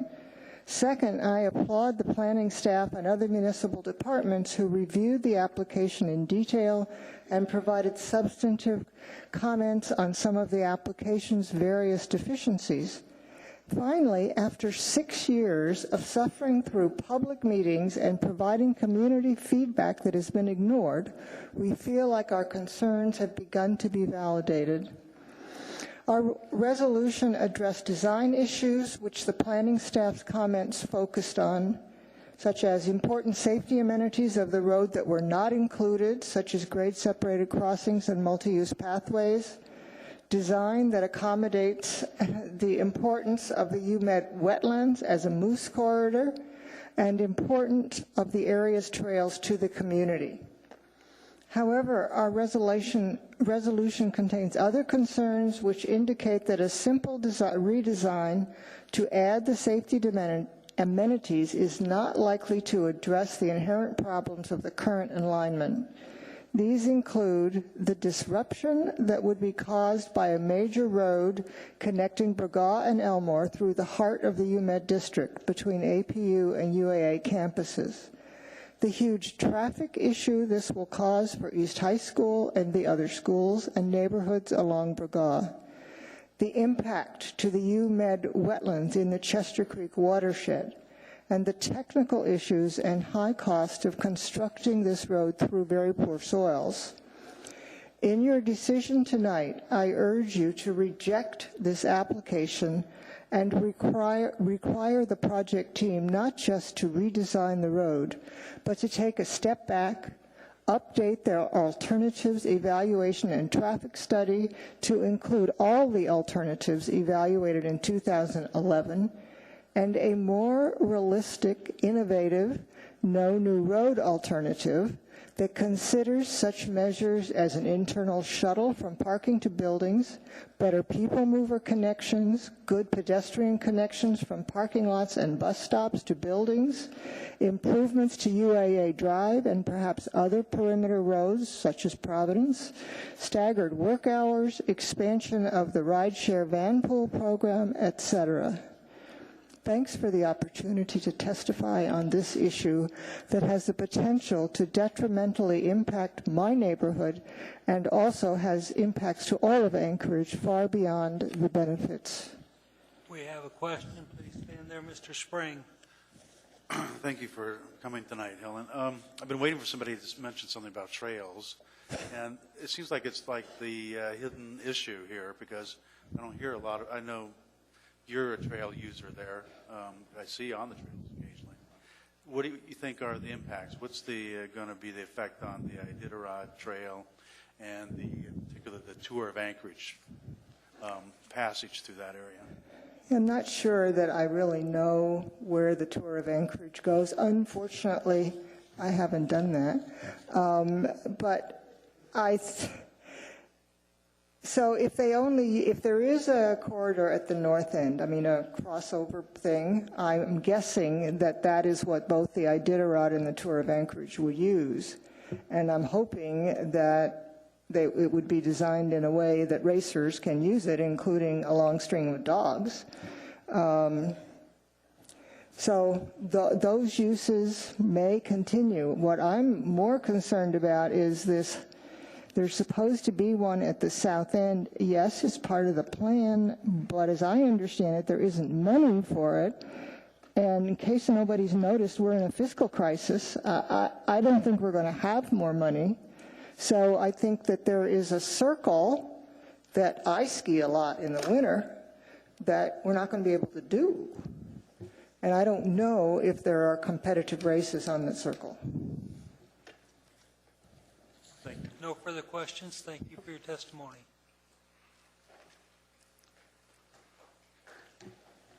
Good evening. My name is Tom Livingston. That's Livingston.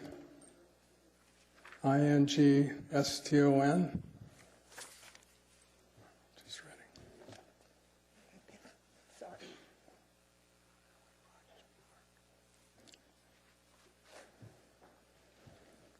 Go ahead. No, Start again, please, Tom. Tom Livingston, Livingston. Resident of South Anchorage. I've been a resident since '59, a practicing architect for over 40 years. Had the joy of designing many public structures in this part of Anchorage, including the 3 state public health labs, the animal shelter, and numerous facilities on the UAA campus, including the new Health Sciences building, the new engineering building, and the pedestrian bridge that recently connected the two. The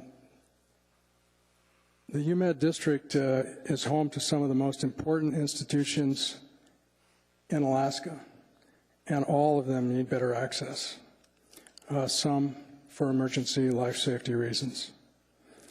It's important to note, too, that the University of Alaska Anchorage is a commuter campus, and that of the 17,000 students enrolled, only 1,000 reside on campus. So there are many thousands a day that need to find their way to campus with various modes. I've monitored the development of the Northern Access Project for many years. I strongly support the proposed project as it's proposed and designed. We live in a growing city, and direct vehicle access to the important health and university facilities is paramount.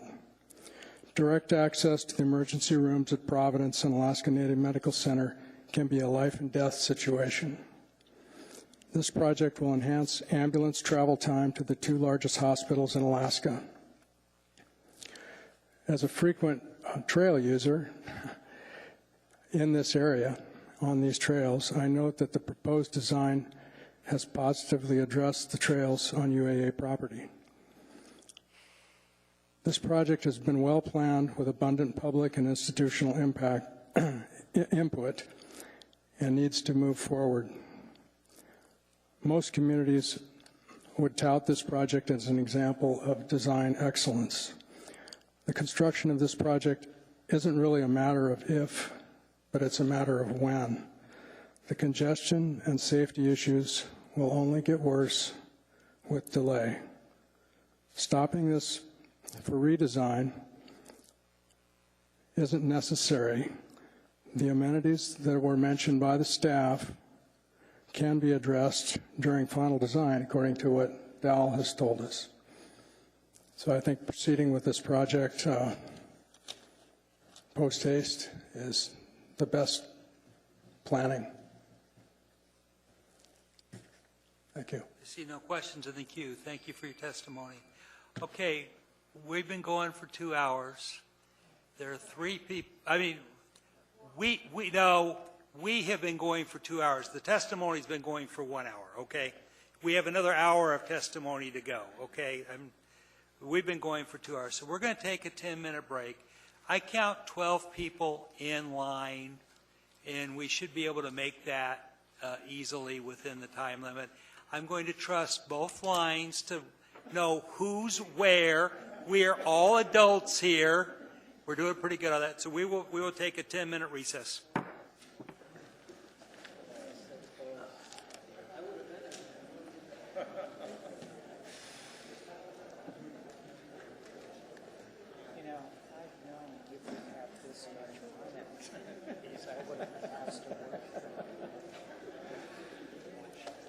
It's great to see people who care so much. Yeah, It's wonderful. It really is. Good to see you.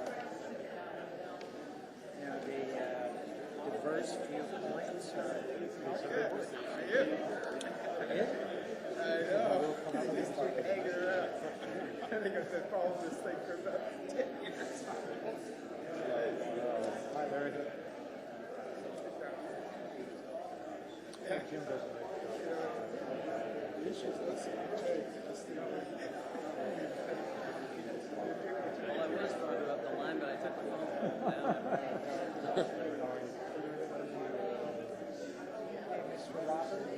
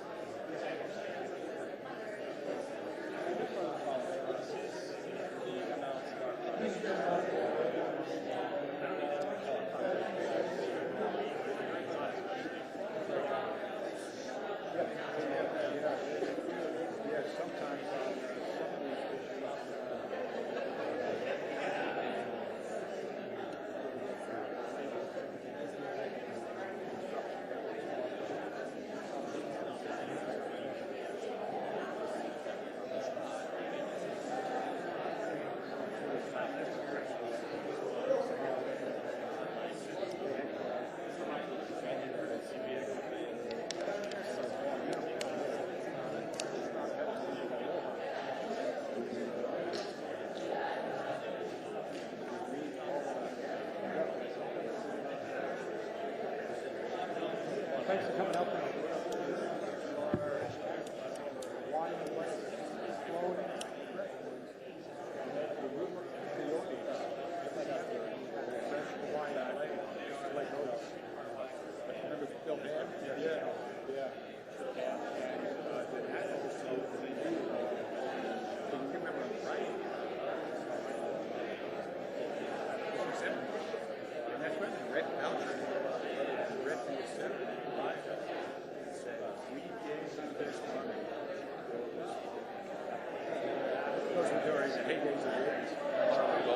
On a rebuttal, do we know when that timing is? Is it after all of these, or okay? So I mean, we've got to come in at the tail end of this. Hopefully, yeah. So I was thinking that I think Gosh Street is going to probably critical. The other one that I wrote down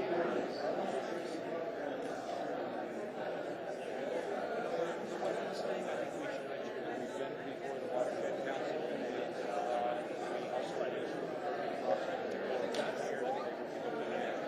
Issues related to water retention.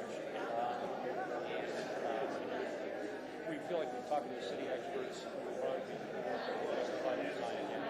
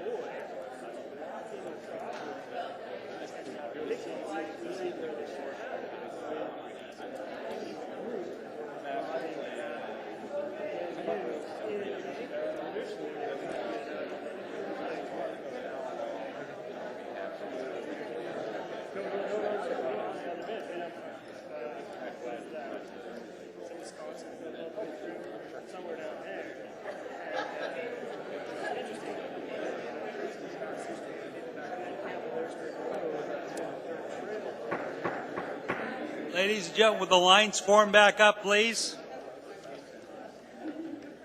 We're having so much fun. Okay, we're on this side. Do we have everybody in the right order on this side? This side's okay. Okay, are we good? Step on up. Please state your name for the record and spell it. Hello, my name is Robin Beebe, and I'm going to give you the military spelling of the last name. Bravo, Echo, Echo, Bravo, Echo, Echo. It's almost impossible to say B-E-E, B-E-E and have people get all the E's. I am a product of the UMed district. I was born at Providence Hospital when my parents worked at Alaska Methodist University. I currently live downstream on Chester Creek, but I work in the UMed district and I commute there every day. I am one of the people who currently uses this corridor to commute, and I can answer Mr. Springs' questions about any trails that he may have. Currently, the Tour of Anchorage Trail, the Iditarod Trail, and some of the Ferranti trails actually cut down along parallel to that corridor. They would have crossed where the third, now absent, crossing is. These trails are not depicted on this map. I just ran around to the other side to look at them. So the current east-west trail that connects the Goose Lake trail system to the University trail system is not on there. All right, but my major concern, I'm a hydrologist. I work at the U.S. Geological Survey, who is not in any way associated with my testimony, but that's why I have an interest in this. I'm really concerned about the impact on the wetlands. Right now, according to the preliminary jurisdictional determination, there's 103 acres of wetlands there, the vast majority of which are hydrologically connected to Chester Creek. The way the road would be constructed, according to the report I saw, was by, of course, you can't build a road on saturated soils and expect it to maintain its integrity. So they would be pulling up to 20 feet of the wetland soils out from underneath the road and replacing it with permeable fill. The reason that wetlands are very good at flood control is that they're very low permeability. This was a very dry summer. I was able to actually walk the trails throughout most of the summer, up until right before the most recent storm last week. The trails through that wetland were dry before the storm. Right now, there's up to 2 feet of standing water. There's probably more water underneath it. This is all water that would go into that permeable fill because that's the only place that it can actually move. I would like to know a lot more about how the project team proposes to keep this water from adding to the flood water that goes into Chester Creek. I live downstream on Chester Creek, so I have a specific interest in this. But the fact is, and it's well known, that filling in wetlands, I'm sorry, am I done? All right. Thank you very much for listening to this. Any questions? Thank you for your testimony. No questions. Thank you for your testimony.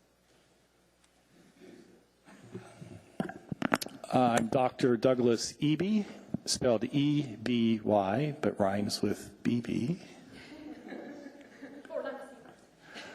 And I'm here representing South Central Foundation, who employs just under 2,000 people, mostly on the Alaska Native Medical Campus, and partners with the Alaska Native Tribal Health Consortium and operating the Alaska Native Medical Center. And we are also one of the major partners in ULAND LLC, which has been selected to partner with APU on the land development stuff related to Alaska Pacific University.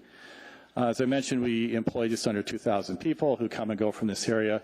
We support 65,000 local people in their services, the vast majority of which live north and east of the Alaska Native Medical Center campus. And we did not choose to put the campus where it is. That was done by the Indian Health Service, but we have to live with the consequences of it. We've been very active in the conversation of the different constituents in the area related to this road. We exist to support the mental, physical, emotional, and spiritual well-being of Alaska Native people, and as such, we have a huge interest in the park just to our north, the trails that come and go, the wetlands, and the well-being of the whole fabric of this area. And so we have fought and continue to voice concerns and interest in how this area is developed, but we do believe that this road must go through and that this road is the current proposal is the best of the ones that were presented. We went through a long process with a lot of people. It's where we ended up, and we believe it's now time to move and to make this happen as quickly as possible to help alleviate a lot of the issues others have spoken to that I won't repeat. So I'll just repeat again that we think it's time to quit perseverating, There's been a lot of process, a lot of consensus building, a lot of agreement that this is the best option. We've participated in it. We think that it finds the balance as we all try to live in this kind of dense urban environment where lots of different things are competing. And we think it does follow our mission of mental, physical, emotional, and spiritual wellness in as good a balance as we can find while meeting the needs for transportation of the many, many people who depend on us and our services. Any questions? Walker? I'll ask you the same question I asked Mr. Case. You obviously support the road in its current iteration, but would you support another route? We thought there were several routes that might work, but you have to go through a process by which you look at all the pros and cons and all the different people are involved. And so, yes, we support the current version. And we support it moving forward quickly because the needs it's trying to meet are long past having reached relatively critical proportions. Thank you. No further questions. Thank you for your testimony.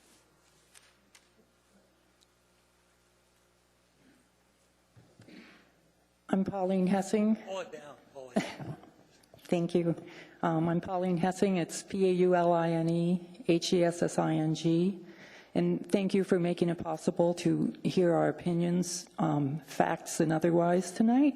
Really appreciate it. I just have a few things to say, and I'll start with a question, which is, why do we need the road? Is it because these are old plans, they've been in the works since the 60s, to save time for commuters? And how much time would that save? To save time for emergency responders. And so, you know, those are possible reasons. And then I guess I'll add, having heard people's testimony tonight, to enable the universities to commoditize their land better. But why don't we need the road? How much time will actually be saved? Are we talking about saving each commuter a couple of minutes? What about going against community council opinions? You've heard that there's a number of community councils. I'm from Airport Heights that don't support this. And I notice that it seems like individuals are on the right, my right, against this road in its current iteration, and we have businesses, including the university and the hospitals, on the left. And so it's going to be interesting. You guys have to choose between individuals and residents versus business. That's really what this is about tonight. So I'll just add a couple of other things. Who benefits? You know, the residents of Airport Heights, I would say, probably will not benefit. I can already hear a lot of traffic on Northern Lights. This will just increase it. Who pays the maintenance? Will that increase our municipal taxes? And finally, I'm a wildlife biologist by trade, and so this adds a big slice out of contiguous habitat, yet another big slice I might add. And so I urge you, you're the Planning and Zoning Commission, so I urge you with all your decisions, not just what you decide tonight, to take green space into consideration, not just for wildlife habitat, but also for what it provides for residents. It's what makes Anchorage a wonderful place to live. And as you know, if you whittle a stick enough, you end up with a matchstick. And I guess I'll finish by saying to an engineer or others, a building or pavement is a thing of beauty, but to a wildlife biologist, green is. Thank you. Thank you for your testimony.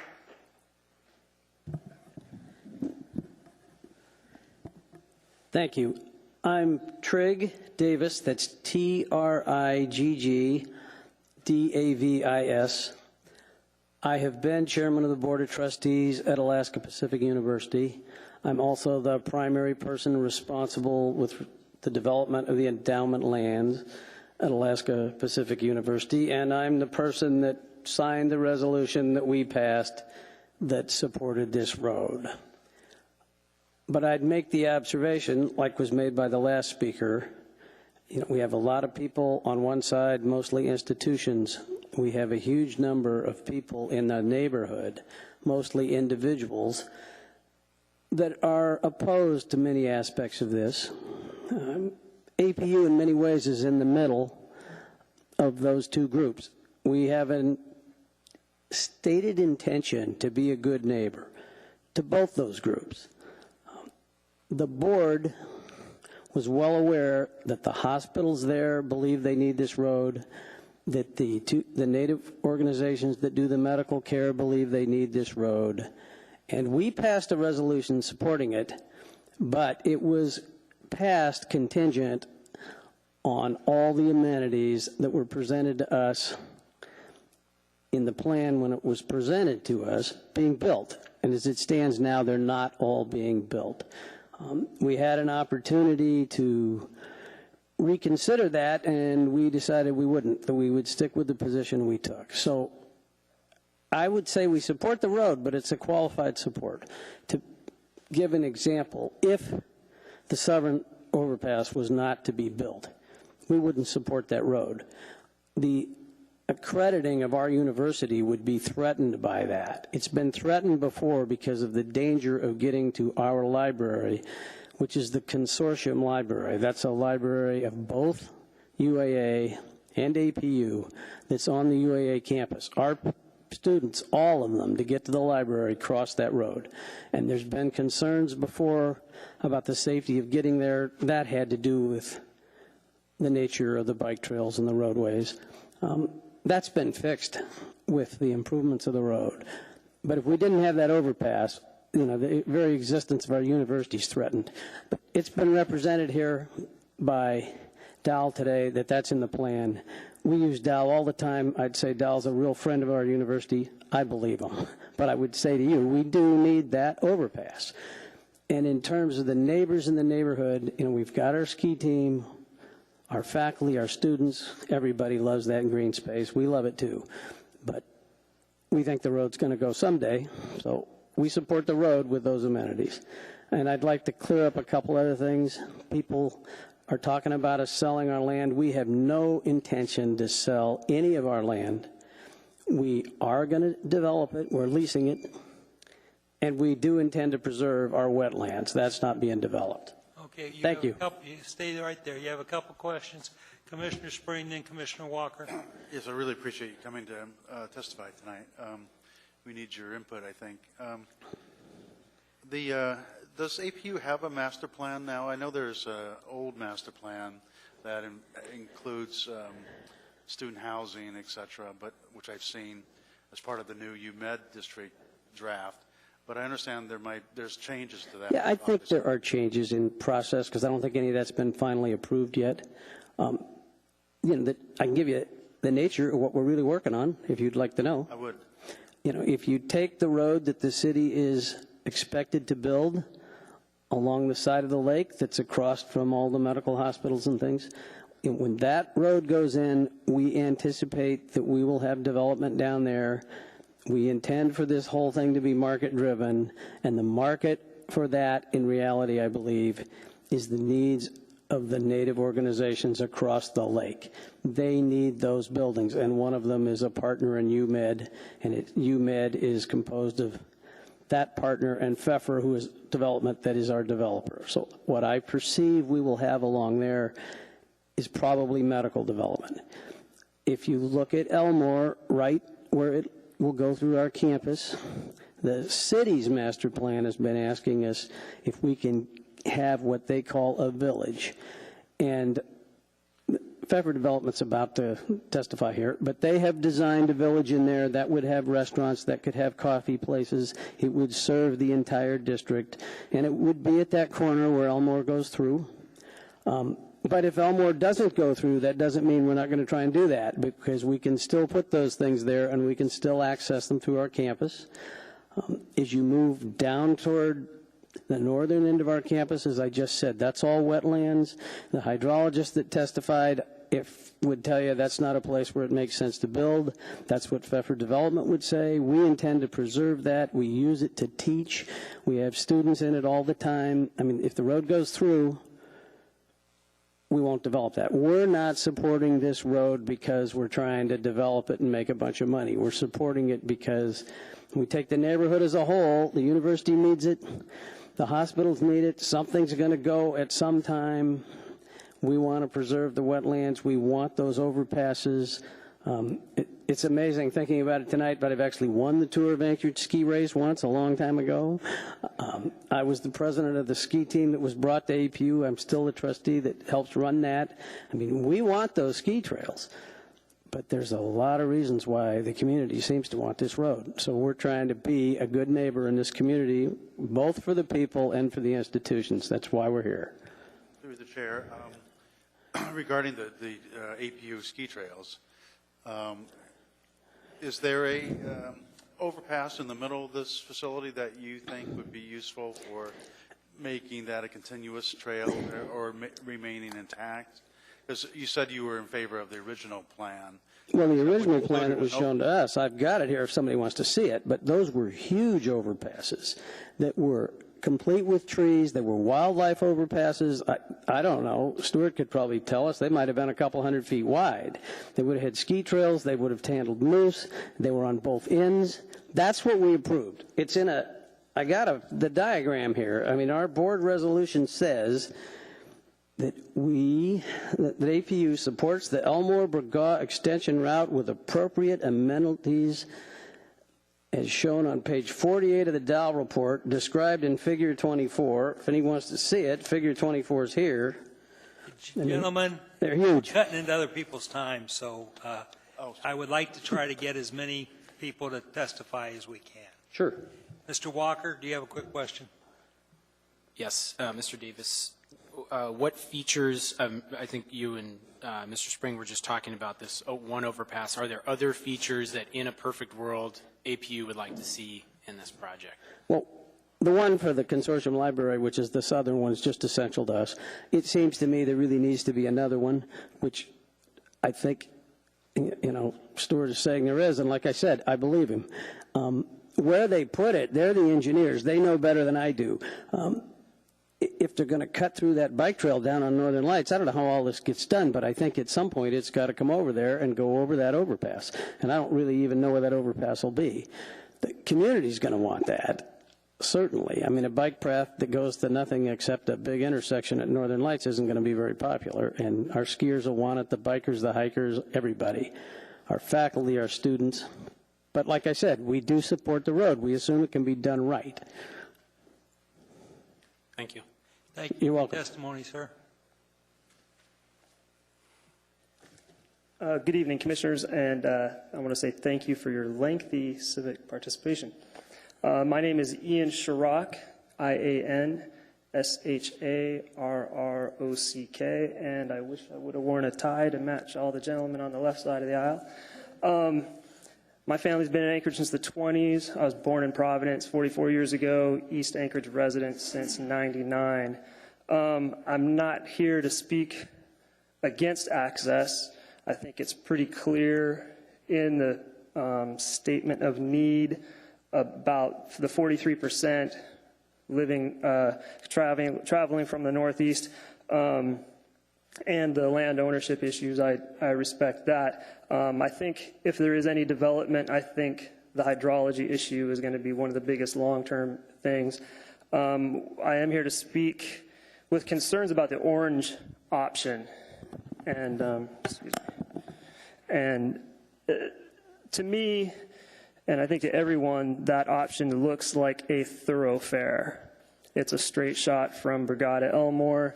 Roundabouts aside, it is the only straight line from the Glen Highway to Abbott, basically Diamond and South Anchorage, this side of the Seward Highway. Now we have Boniface, clearly named Boniface Parkway, as a access route, and you have Lake Otis, which I'm still surprised they didn't deal with that issue getting to the Glen when we got rid of the old dump. And in my humble opinion, the intersection of Martin Luther King Drive onto Elmore, I think was very poorly designed, because to me Boniface Parkway was meant as a thoroughfare, and that should have been a two-lane curve all the way around onto Elmore, with the northbound travel on Elmore being kind of a side idea. And that there's a lot of issues with that. But so I think, to me and lots of people, the thoroughfare is the issue. And I would like to name what I think is a major disconnect The title of everything I've seen is Northern Access to the UMed District. Every document I've seen, it says to, and in the purpose of need, it talks about people coming from northeast into that district. And 2 lanes, 4 lanes, roundabouts, I think the orange option is really a thoroughfare, not a destination road. So I look to the purple options, J and K, as a destination option where people are trying to get to the UMed district to do the business in the district, not travel through as another way to get north and south in Anchorage. And in reading the, that's it, thanks. Thank you for your testimony, sir.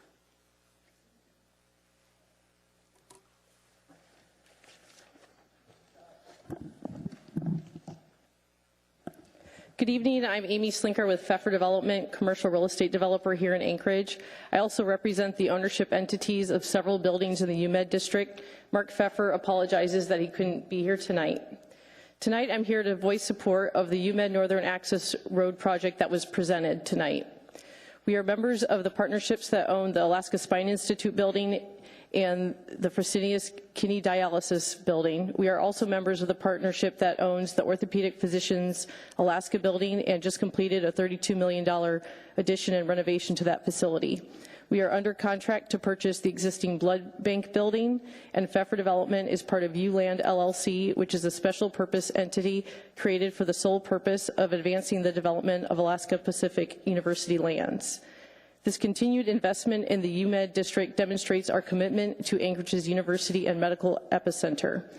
Not only do these properties house medical services to care for Alaskans, our projects on land we lease from the Alaska Mental Health Trust Authority provides revenues to improve the lives of trust beneficiaries, which includes Alaskans with mental illness, developmental disabilities, chronic alcoholism, substance abuse.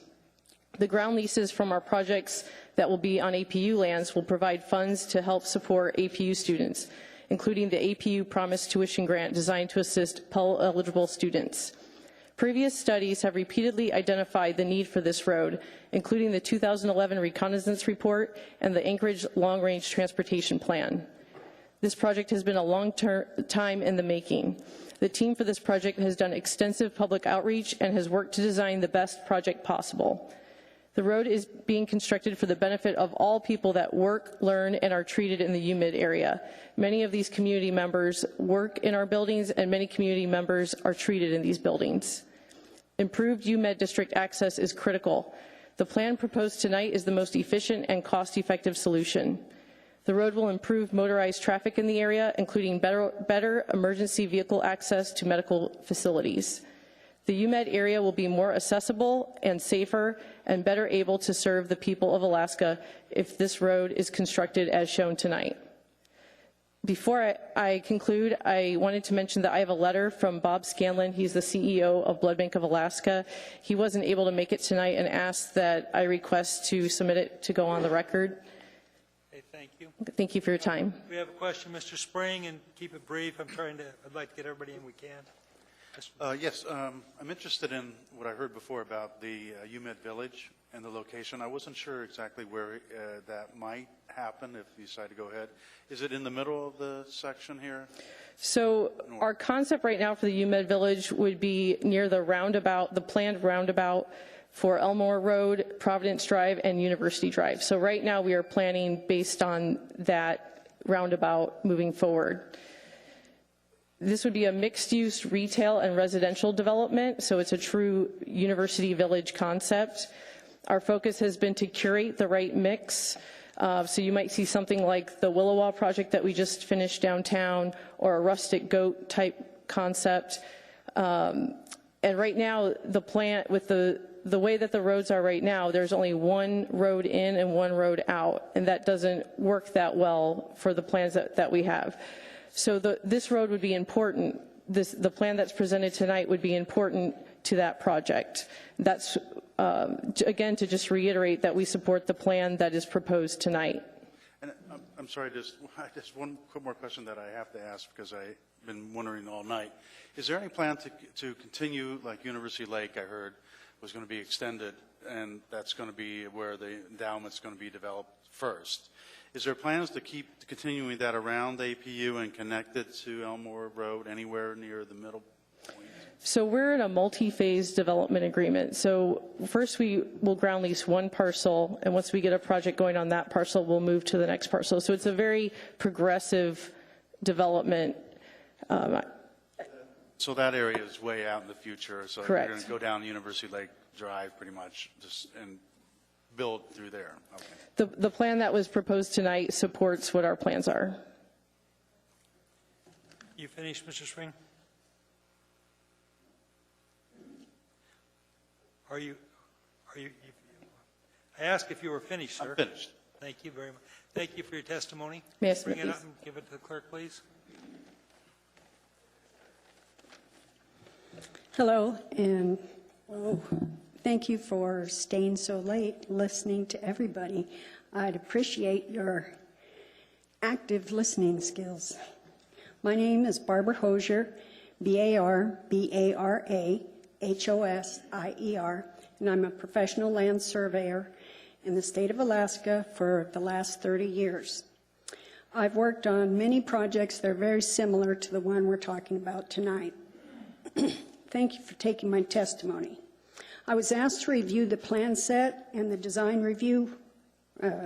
report for the Airport Heights Community Council and the Citizens for Responsible Development. These items I found to be missing or lacking in the plan set and design report: the survey control sheet, the grading plan, the right-of-way maps, the hydrology study, and any approved environmental documents. This plan will increase traffic on South Burgaw Street, which will put students at East High and 2 other elementary schools at risk. There are no pedestrian overpasses on Burgaw Street at all. The North Bridge is 75 feet longer than it needs to be. They say it's for, quote, future lanes. Is somebody planning a 4-lane road? Do we want to talk about that now? The South Pedestrian Bridge is, according to the plans, not funded and an additive to this funding. I don't know if that's still current or what's going on with that South Bridge. That also includes the 25 feet of fill that'll go on each side of the road, at each side of Elmore, at that intersection, just after the roundabout. And all the accoutrements like pilings and paving and all that stuff for that South Bridge is not in these plans. Without the South Bridge, walkers, runners, bikers, and everybody else that's not in a car will have to compete with the continuously moving traffic that's going in that roundabout. The idea of a roundabout is to keep all the traffic moving, but it gives no consideration for the people that will be crossing the streets other than 2 little lines. So when you go into a roundabout, you look to the left and you dart in there as quickly as you can. Well, in this case, the pedestrians will be just to your right and may be difficult to see. So I highly recommend the South Bridge if this plan goes forward. There's been a lot of talk about the hospital time, how we have to get people there in an emergency. The traffic study that I read would increase the time by 20 seconds to 100 seconds. And that's if the road is a 4-lane road. Now, we may have forgotten, but we have regional hospital that's on the other side of town that you could easily go there if you don't make it to the other 2 hospitals we've talked about. So in conclusion, this road should not be built in this Ma'am, your time is up. sensitive wetland. Thank you very much for your Okay, testimony. any questions? There are no questions in the queue. Thank you. Thank you. Hello, good evening. My name is Zach Dunlap, Z-A-C-H-D-U-N-L-A-P. Thank you for listening to me tonight. I come testifying as a UAA student currently enrolled. I have 2 points to make this evening. The first point has been talked about this evening quite often. It's the safety aspect of this project. I drive to class twice a day, work full-time, as many other students at UAA. There was a comment made that it's a university that has many, 10% live on campus, the rest commute, so it's a community university. And the safety aspect of this would greatly increase if the project were to go through. And the second point I make tonight, people have addressed the cost of the project and the drop in oil prices. I think that the university is Alaska's economic future, and our students there in state getting their higher education are going to be the lifeblood for the state when we do run out of resources. They're going to be the innovators, the folks that come up with plans to create future projects for the state's economy, and anything that can benefit the university, I'm in support of, and I feel that this project would do that. So, thank you. Thank you for your testimony. There's no questions in the queue. Next. Good evening. My name's Brian Littmans, and I've lived in Airport Heights since 2007, and I am unabashedly a newcomer to this city with respect to those that you've heard from tonight. We heard that the community wants this road. I think the outpouring tonight clearly speaks to the opposite. The lines have been divided. We heard about how this was a balanced approach, how they worked with all of the stakeholders to find a solution. If the solution was found, why so much of an outpouring in opposition tonight? I moved to Anchorage in 2007, specifically chose Airport Heights as the neighborhood I wanted to live in because of its access to the Greenbelt. The Greenbelt and the number of trails in the city was the primary reason I moved back to Anchorage from the lower 48. I wanted the immediate access to the trails that Anchorage, unlike any other city I know, provides. A recent study underscores just how important green spaces are for long-term well-being. Well-being, something we heard specifically from South Central and ANTHC. The report found that individuals were happier, experienced less anxiety and depression, and had higher life satisfaction when they were living in greener areas. To clarify, roads are not parks. We heard that tonight. And I know that the green spaces make me a happier person. I use the Greenbelt daily, and I commute year-round by bike, and it keeps me sane and healthy, both mentally and physically.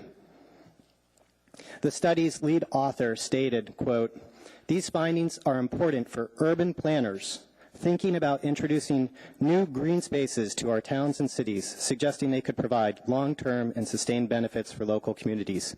Yet here we're talking about taking green space away." According to the Anchorage Economic Development Council, 95% of Anchorage residents believe our trails make Anchorage a better city to live in. Yet here we are cutting right through them.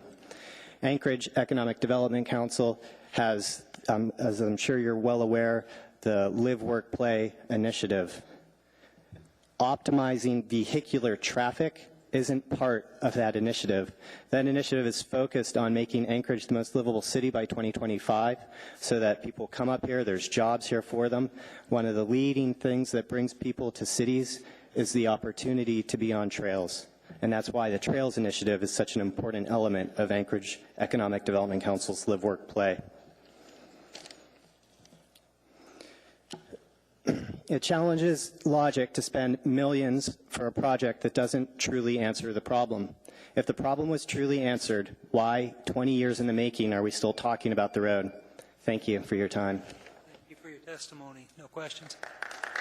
Will the last person in line hold your hand up? No. The last person in line. You were sitting down. Okay. We will get to it. That's what I'm afraid of. I'm trying to get as many. Okay. We have people that want. Okay. We'll keep on. We'll stick to our 2 hours then. Go ahead, ma'am. Good evening. My name is Rebecca Wolfe, REBECCA, WOLFE. I'd like to thank you for hearing me tonight, and I'd like to thank the planning staff for recognizing the need for redesigning this project. I was born and raised in Airport Heights, and I've used the UMed area extensively over the years for medical, recreational, and educational purposes. Most specifically, as a student at East High School, I used it daily as a cross-country skier and runner. 3 years ago, as I was completing my degree in architecture, urbanism, and landscape studies, I wrote a paper, capstone paper, focusing on this landscape. At the time, the most recent document that I focused on was the Reconnaissance Study Report of 2011. And my analysis of that report revealed kind of an imbalanced analysis of the options. There were 14 options considered, and 12 of those were roads. One of them looked at alternative transportation options, and tonight I'd like to speak about the possibility of that. I know that might not be within the scope of the redesign option, but I do think that that is something that still holds a lot of merit. In the Reconnaissance Study Report, we heard an earlier commenter talk about the possibility of cut and cover overpasses that were discussed in the road options of that report. Those were touted as being very gorgeous, essentially extensions of the landscape across the roadscape. Those were displayed in graphics in that report and were not included in the cost analysis in that report, whereas the public transportation options did include many costs that created a, in my opinion, unbalanced cost analysis in the end. As another commentator said earlier, people are stealing my points, that the standard for university campuses is to create a pedestrian area, to close off traffic and encourage alternative forms of transportation. And I think that's something that could work really well in the University Medical District. I realize that emergency vehicles do still need access to that area, as we've heard a lot this evening. But I would like to point out that encouraging students and employees of the area to come through alternative means to the area would free up existing roads for emergency vehicles. In conclusion, I'd just like to say thank you for considering that as an option as you consider sending that back for redesign. Thanks. Thank you for your testimony. Next.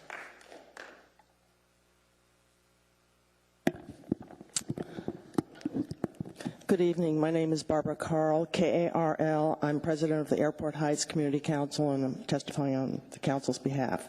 You've heard from quite a few members of the council area testifying tonight. The Community Council has passed at least 4 resolutions. I believe there are more, but at least 4 of them are on our website.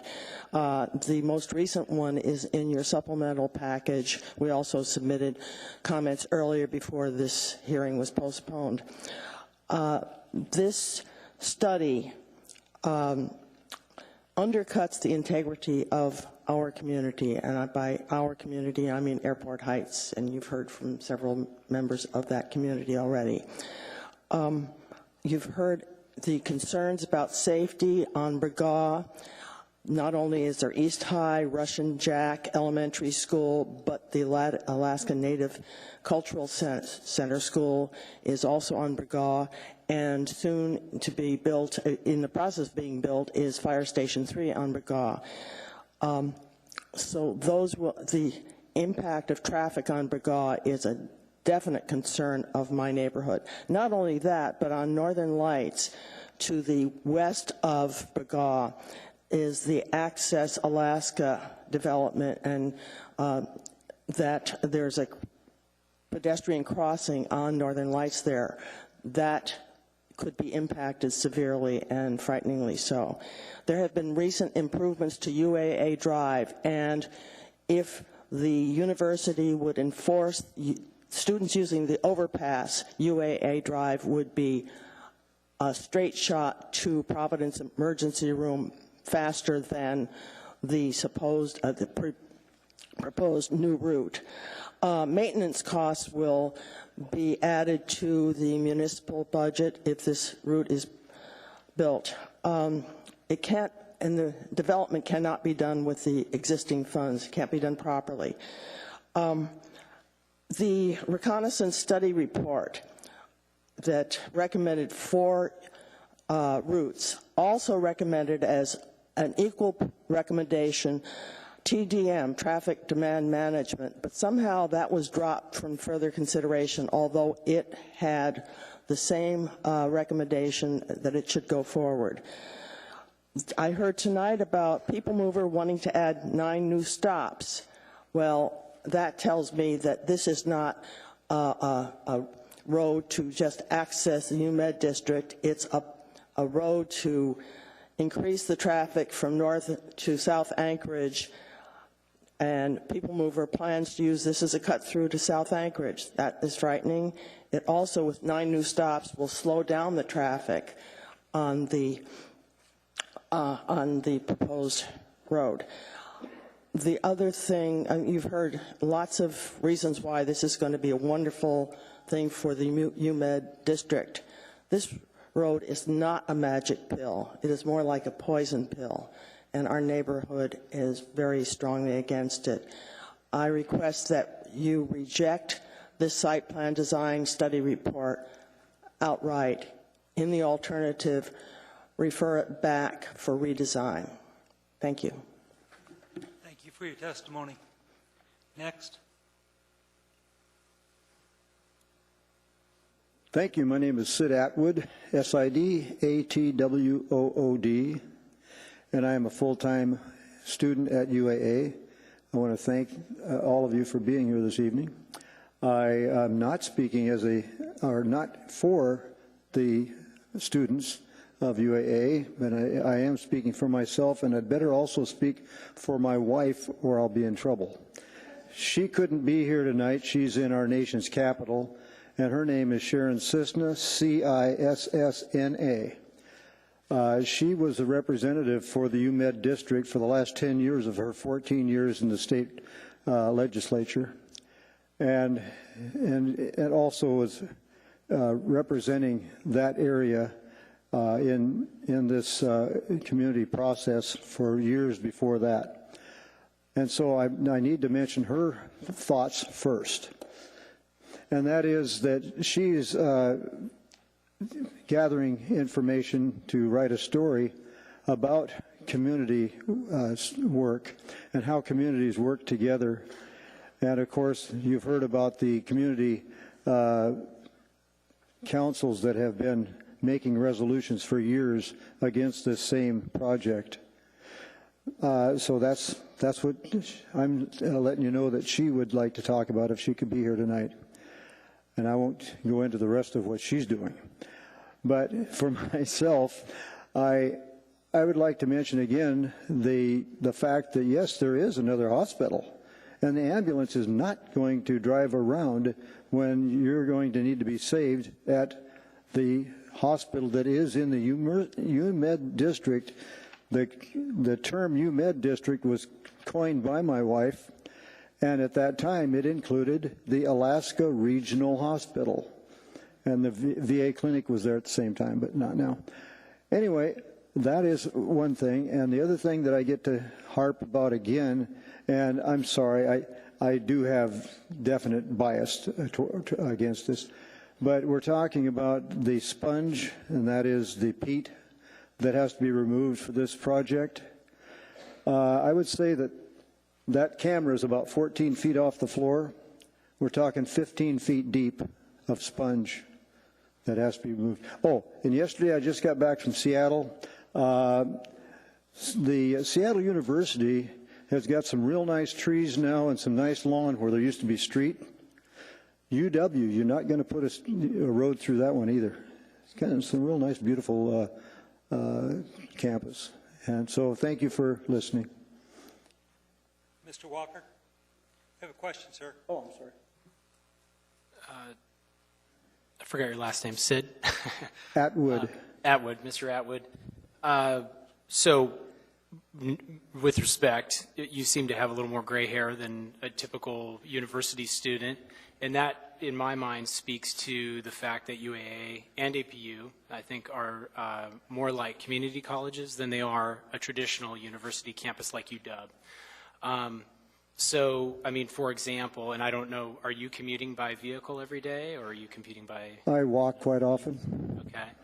I had the privilege of attending UAA for 5 years. I had a lot of fun when I was there, apparently. And, I drove every day, and I would call it more of a community college atmosphere.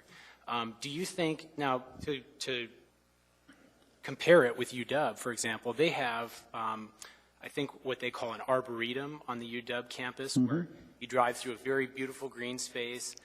There's traffic easing measures in the road, that kind of thing. I mean, do you think that kind of improvement would benefit this area, or are you absolutely opposed to this road? Well, good question. The Arboretum, of course, is on the other side of the ship canal from the university itself.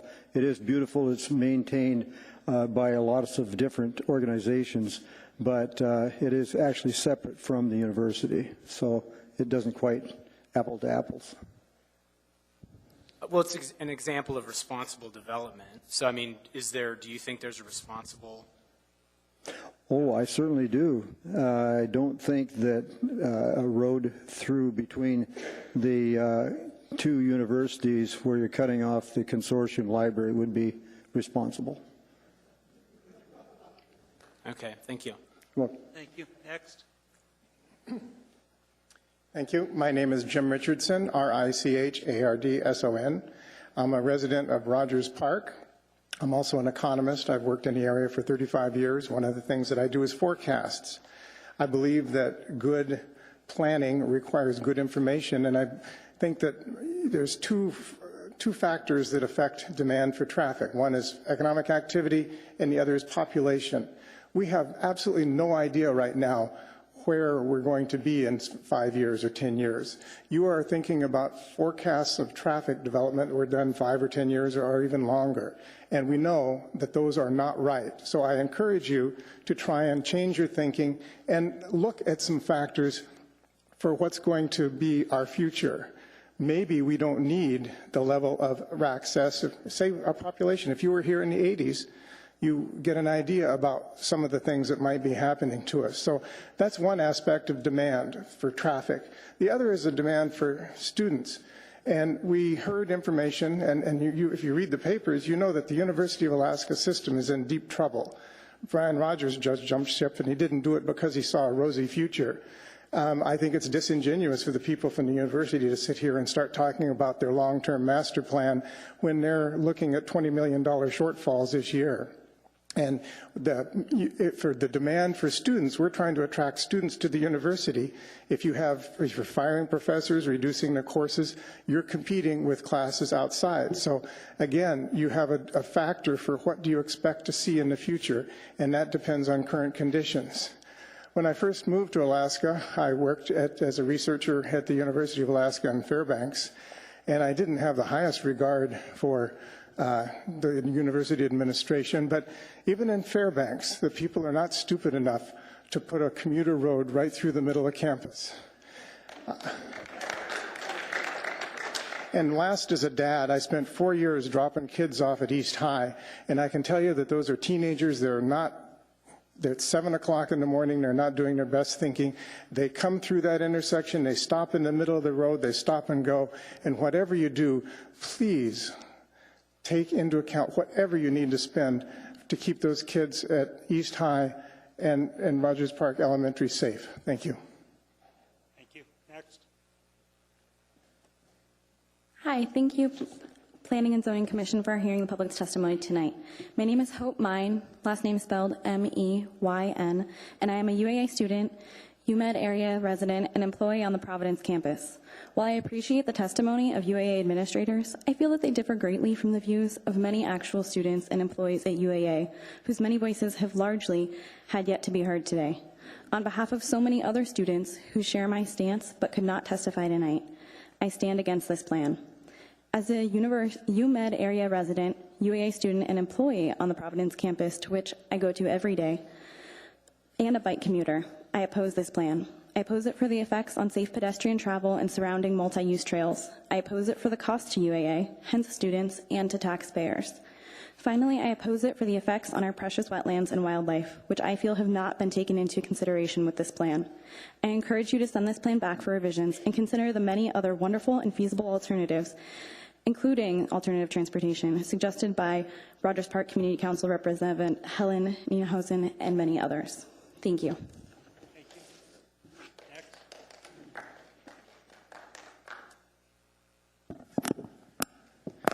Good evening. I'm John Wolfe, W-O-L-F-E. I'm an Airport Heights resident and have been my whole life.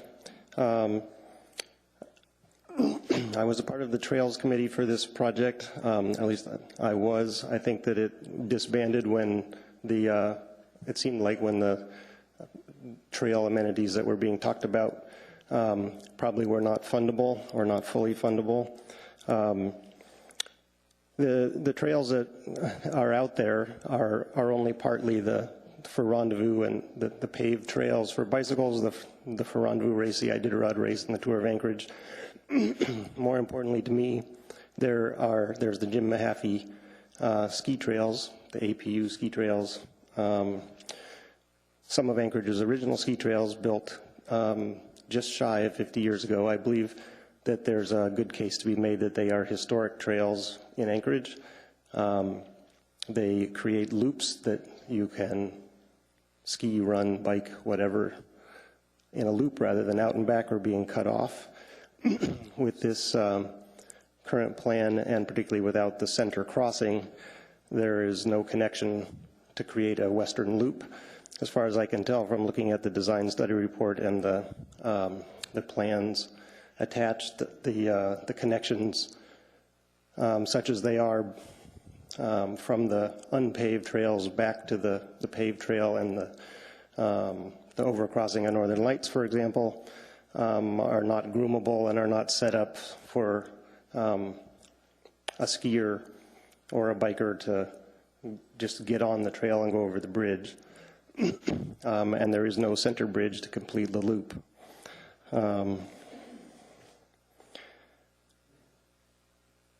Besides those trails, there are single track trails that have been created over the last decade or so. Lots of little running trails and single track bike trails through that whole area. All of those are important to thousands of residents who live in that whole surrounding area and who can get there from the Chester Creek Trail and the Campbell Creek Trail without crossing any roads.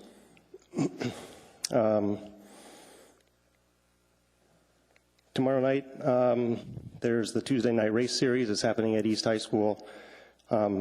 It's almost for sure going to be using these trails, probably in excess of 1,000 people.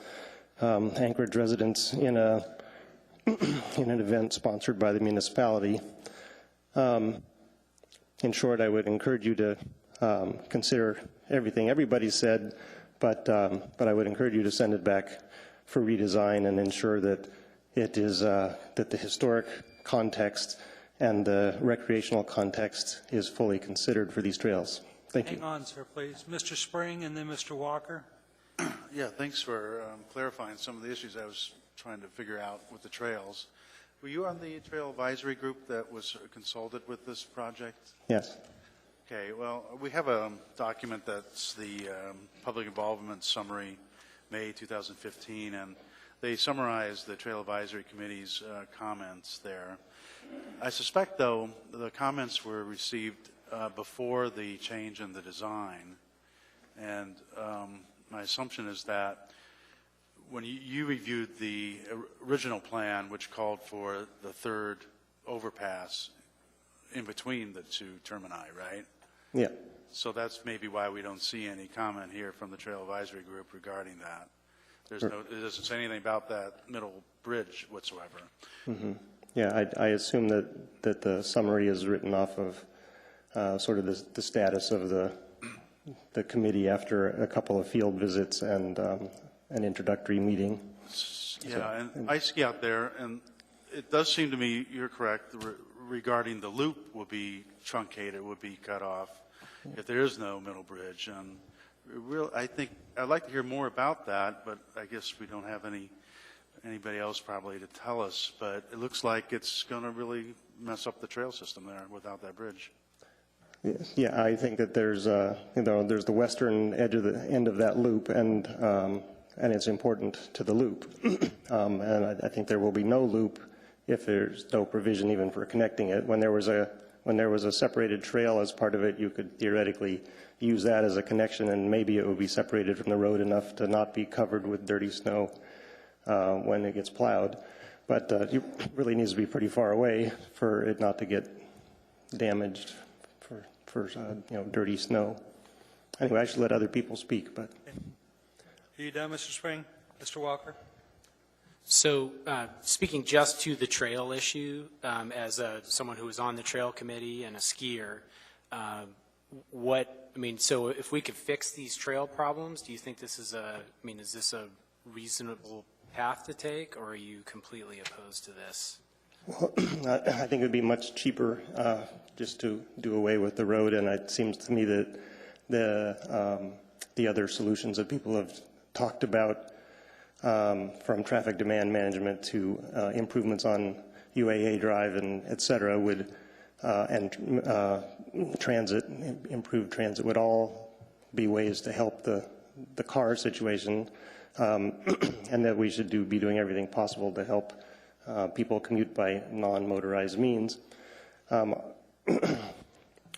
That said, if the road has to go through it, just speaking to the trail issue, having the connection is probably the most important thing to keep that loop. And what features are necessary to do that? An underpass or overpass, and I think an underpass in this wetland environment is probably really difficult. Thank you. Okay, there are 5 people in line. Is that correct? What? Okay, are there 6 people in line? Okay, we'll take those 6 and then we will close the public hearing. Step forward, sir. Hello, my name is David Evans, EVANS, and I'd like to talk tonight about the alternatives identification, evaluation, and recommended alternative criteria that Title 21 requires you to consider in your evaluation of this application. I'm going to start with my recommendation at first, just in case I don't get to it by the end of it. But I would ask you to please require the project team to update their alternatives evaluation, their traffic study, their traffic delay calculations to include all of the alternatives evaluated in their feasibility study report in 2011, all feasible alternatives, and so there were some that were not included in 2011, and a more realistic do-nothing alternative. And the reason I say that is because in the 2011 evaluations, the orange route, then the concept G, was a 4-lane road, and the expected improvement due to that road, as someone else mentioned, was anywhere between 20 seconds and 100 seconds on average, depending on whether it's peak AM or peak PM and what direction you're coming from. And that was relative to the do-nothing alternative. The reductions in delay time were presented as matters of fact with great precision, but there was no accompanying discussion of the sensitivity of the results to modeling assumptions and nothing about the model's margin of error. When you compared the total delay, summing up the peak AM and PM, the concept G, or the preferred alternative now, resulted in roughly a 10% reduction in delay, and that could be well within the margin of error of this type of analysis. Now the road's a 2-lane road, and I suspect that it will be much less effective at reducing traffic delays, which is one of the main criteria that people are using to justify this alternative. The 2011 report excluded 8 road alternatives from further consideration. 7 of those discarded alternatives were also 2-lane roads, and the 8th one was to add 2 lanes to UAA Drive. From a delay perspective, the current project, as it now is incarnated, appears possibly no better than some of the discarded alternatives. So I think an updated traffic analysis is needed to reevaluate and compare the effectiveness of all the original alternatives with the orange route now as a 2-lane road. In addition, the do-nothing alternative evaluated in 2011 doesn't match current reality and planned upgrades, and it didn't include, for example, the intersection improvements that have been accomplished at Northern Lights and UA Drive, and it didn't include MTP Project 111, adding a third eastbound lane from Lake Otis to Burgaw. And by not including those, it artificially improved the effectiveness of the current alternative. Finally, the 2011 report did not examine other feasible alternatives to achieve project goals, such as improving UMed district perimeter roads, and evaluating all feasible alternatives is a requirement of the State of Alaska pre-construction manual. Thank you. Thank you for your testimony, sir. No further questions. Step forward, ma'am, please. Hi, my name is Sherry Whitethorn, SHERI-WHITETHORN. I've lived in Airport Heights since 1978 and have enjoyed our green spaces, parks, bike trails, and especially the broader Goose Lake recreational area for all these years. I attended AMU, and yes, I did mean AMU, that was Alaska Methodist University before it became Alaska Pacific University, and then I attended UAA, where I graduated with my Bachelor of Science in Nursing. I then worked at Providence Hospital for almost the last 30 years. So I know this area well from living here, going to school here, and working here. And I can see that we don't need this 0.7 mile stretch of road. And the money for it could really be better spent on things that are actually needed around our state. The discussions I've been hearing on this are like discussions that have already taken place in many other places at many other times, but most notably, a place comes to mind in New York City called Central Park. Central Park obviously is a large and intact solid space of land that's free from road extensions, thoroughfares, and truck routes. So many people over the years have sought to section it off, to develop parts, to make shortcuts, threaten it in so many ways with similar calls of community needs like we're hearing here. But the people of New York have stood up against the constant call for more and more development and more roads to get to the latest development, and have recognized the value of intact parks as the treasured jewel that it is. So this area of land that we're discussing tonight is one of Anchorage's jewels and needs to remain intact as is. Breaking up a jewel severely diminishes its beauty and its value. So I urge you to please vote to deny the application and stop this project. Thank you. Thank you for your testimony. Next. My name is George Faust, F-A-U-S-T. How are you tonight? Thank you. Thank you for your time. She took the words right out of my mouth. Instead of calling it Crown Jewel, I call it the Shangri-La of Anchorage. I mean, to me, I'm passionate about skiing the trails, whether it's at night or during the day, but I love those trails. And I need you to think hard about what you're going to do if you approve this road, because once it's changed, there is no going back. You know, I mean, I just do not understand this concept of the road. It's just kind of beyond me. I used to work on road projects, and a lot of the road projects were justified, but this one, I just don't see it. I live in Airport Heights. I'm 67 years old. I'm going to make a point. It takes me about 10 minutes to ride my mountain bike from my house to Providence Hospital, and guess what? I have a hip replacement. So how much quicker do we need to get? And the other thing I don't understand is our government, our state government, and I'm sure everybody on the panel here is crying budget woes. So now why are we taking $20 million and spending it on a damn road, and I hate to put it that way, that's useless, and why don't we take the money, and I apologize, I'm getting a little angry and a little emotional, why don't we put it to use where it's really needed? Education, our police department, more for health, where it's really needed. What do you think? Let me know. What do you think? It's your testimony, sir. Go ahead. Well, I made you part of my testimony. What do you think?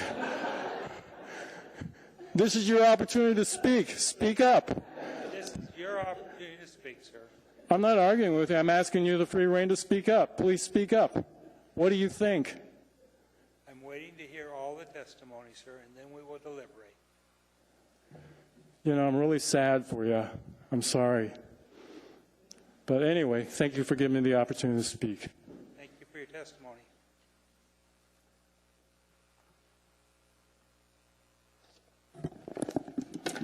I'm Barbara Garner, Garner. I am the Parks and Recreation Standing Committee Chair for the University Area Community Council. So I am involved with Goose Lake and University Lake Parks and also 2 other smaller ones, just to give you some background. The other part of me is I've lived in the UMed since 1967. I still live in the same house on 42nd Avenue. When we moved in there, it was a wooded paradise. And Tudor Road was only 2 lanes without curbs, no gutters, no shoulder. But it was a very special place in Anchorage. I've been there a long time. What I want to add to what all these other great people have said tonight who've been on this side of the aisle, I won't echo what they have said, but I want to add a couple of things. For 6 years, I was in the Air Quality Advisory Committee for the city. And one of the reasons we got there I got there was because my neighborhood was being inundated with bus fumes, diesel fumes from the Anchorage School District buses on the south side of Tudor at where Elmore is. And it was a critical situation because in inversion days, which can occur anytime the temperature is 20 degrees and lower, we get fumes in our houses. They're older. They do not push out those fumes. They come inside. We can't help it. That's just the way the heating systems are. That's just the way the structures are. We probably would be redone if the city had its way. But I still live there. And last winter was actually much more pleasant because had very few days with fumes because we had such great weather all winter. And I wanted to let you know that the fumes do come. I was concerned tonight when I heard the trucking person speaking for them saying their trucks would come through. Those trucks are diesel. One day I was at Providence Hospital at 8 o'clock in the morning, and I smelled diesel fumes. And I asked the person on the 4th floor where I was on the south side, I said, where's this coming from? They said, we don't know, because the hospital has asked all of the deliveries to turn their vehicles off while they are making deliveries, because the fumes are being sucked in through the vent system into the hospital and into the rooms that are here. So they're having problems as well. My son is somebody who lives in a Hope Community Resources home. He's now 50. He's lived there since he was 9. He has traveled to the hospital, ER, 3 times just this year, not counting all the other times he's ended up over there and in the ICU. They have saved his life in the paramedic van. They have saved his life. The people who are in those vans can take care of the patient when they're on their way to the ER. And that is a very important component we have in this city, that we have the people who are trained to save lives. They don't have to get there in that kind of a hurry. They can save the life on the way there, and they've done it specifically for my son twice. They saved his life and got him in the ER, and then he got into the ICU. So those are 2 things that most people don't know about, and I wanted to share that with you. Thank you. Thank you for your testimony. Next. Hi, my name is Gretchen Nelson, GretchenNelson. I live in Airport Heights, and my 2 daughters attended East High School, and so I've been in Anchorage 30-some years, and I've enjoyed that Midtown space in many ways.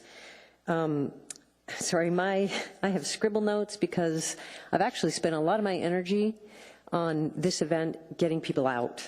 And I first want to thank you for having us be able to speak again on this issue. And I do feel like the number of public meetings we have been invited to and the process has been available. And my biggest concern tonight is the design is not what we were told or were mentioned that all those things will be there. I believe UAA also was very adamant that this road was not going to happen unless all those parts were there. They were really going to make it the 2-lane country road, or I've heard, so the roundabouts are gone to slow the traffic. The pedestrian piece is gone in the middle.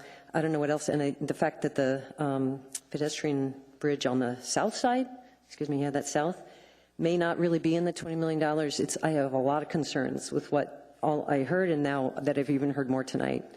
So that's my biggest concern, that that UAA was requiring all those things. We heard that, and that we were asked as citizens and you know, that they were going to be good neighbors and have us involved in it, and now it's a complete whole other story. It makes me feel really concerned about us being heard and the project people who are doing that work, because it's, how's that going? So I guess the other thing that I just wanted to say is the cost. I feel it's irresponsible to put that $20 million into this 0.7 mile road that at the time of the study, or there was back then, I think it was about a minute of savings time. And I really liked a lot of the comments that, what's the current study, that now that UAA Drive has been improved, the crosswalk where students walk across and stop traffic. I don't know if you ever considered getting rid of that, but man, that would save a lot of time for traffic to get in there, as well as alternative transportation. You know, I'd really appreciate UAA spending a lot more time, and our city spending a lot more time on how do we support people not being in their cars. You know, let's get them there in other ways. It concerned me greatly that I heard the People Mover sees this as a great route north to south, because it does say cut through, and all the time it is access to, which I appreciated that person mentioning that. So I'm not sure what is what and what is real, but I ask you to reject the design of this road and stop work on the project that has costs which far outweigh the perceived benefits, and appreciate your time. Thank you. Thank you. My name is David McCargo, last name spelled M-C-C-A-R-G-O. One of the nice things about being last is I got the privilege of hearing some very fine testimony on this issue. I am an area resident and live over in the Woodside East subdivision, and this project is going to affect both me and my neighbors in a myriad of ways. The traffic congestion, to start with, is at the point of gridlock. I have seen it backed up from Lake Otis, which is near where I live, all the way to Denali on some days. There have been numerous references to the various types of pollution that are associated with this project, including water pollution, wetlands related, air pollution. I think that's one thing that this project is not really addressing appropriately, notwithstanding that they're not taking into account the cumulative impacts. And one personal pet peeve of mine is the associated noise pollution. From where I live, I can hear noise all the way from 15th. And it includes boom boxes, motorcycles, truckers using their Jake brakes. I've measured the noise levels off of Lake Otis and Northern Lights on some occasions using sound equipment to 120 decibels. This project, to me, is reflective of the larger problem, is that it's almost the definition of insanity. We keep building out more and more and paving more and more, and if you look at any urban environment in this country, including Anchorage, where is this goddess? It keeps leading us into more pavement and more problems, so we're not really solving anything, rather than we're creating even more problems. And at the same time, as has been pointed out, the state is running out of money. And we've heard people from the university saying, well, we feel that this is a necessary project in order to build out more infrastructure. And yet, at the same time that they want to build out more infrastructure with the associated problems, we don't have enough money to educate the students that are there. So what's the point? Building more infrastructure and not being able to educate the students? I think that defies logic. I think it's time that, you know, both the municipality and the state start to think about solutions around this, and there are many. And I'll give you one example. There are a number of studies out there when we talk about traffic congestion that indicate that the use of cell phones, texting, and distracted driving and all of that slows traffic down by 20%. So it seems to me that instead of building more roads here, that maybe we ought to get those people who are driving around in these cars off their friggin' cell phones and from texting. So anyway, that's the gist of it. In summary, I don't think any road in any configuration is a very good idea. Thank you very much for your time. Thank you for your testimony, sir. Okay, Mr. Osgood, or I lost your name there. Go ahead. Stewart, You have yes. 3 minutes. I'll try not to take that long. I picked out 3 items that I just wanted to clarify tonight. We've heard about the added traffic flow on Burgaw Street past East High School and how that's going to create unsafe conditions for those 16, 17, 18-year-old drivers. The redistribution of traffic as a result of this puts in the short term about 2,500 to 3,000 vehicles a day on Burgaw. It takes about 3,000 a day off of Lake Otis Parkway. Because there is a redistribution. It also takes about 3,000 off of Northern Lights that are currently cycling around because of out-of-direction travel. I would mention that Lake Otis Parkway does have an elementary school at the corner of Lake Otis and Northern Lights at Wendler. They also have, a middle school and a elementary school in that area. So there will be some benefits as the trips redistribute themselves. On the wetlands end, we've worked with the municipality's watershed council, and the last time that we presented to them, we've got a clean bill of health. We'll be going back through the wetlands issue and this whole sponge concept and creating downstream flooding with the Corps of Engineers. They'll be very concerned about that, and we'll hold our feet to the fire. 2 final items. We heard that this is a business versus resident struggle that we're seeing here, and I think that's a convenient populist notion, if you'd like. We certainly hear impassioned discussion on both sides, but I don't think it's a business versus residents discussion that we're having, although it may appear like that this evening.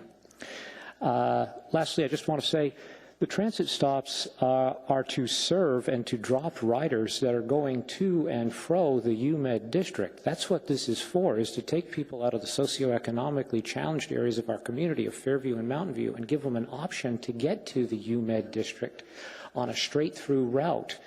Route 3 now, which goes by my house, and I live in this area, it currently has to squiggle through the university and go into Providence and back up and back around to turn the bus around so that they can serve Providence Hospital. It's absolute madness. This will create a better situation. Just finally to close real quickly, this project has followed the context-sensitive solution approach. It's been extremely transparent with documents available online. In fact, one of the most transparent projects of the 15 that I manage. Not all of those documents that were referenced in the memorandum. So they're available online for anyone to see. This project's public involvement activities have been extraordinary and exceed industry standards for similar projects. The proposed improvements meet the purpose and need of the project. This project serves the community, the region, and the state. And really, this project is, the community is better off with the project than it is without. Thank you. Good day. Mr. Walker, you have a question? Yes, for the applicant. My first question is about the hydrology issues. So I don't know who's most appropriately suited to answer that one.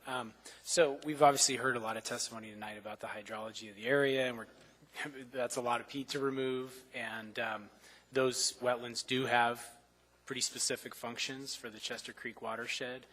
Can you address those concerns? Well, sure.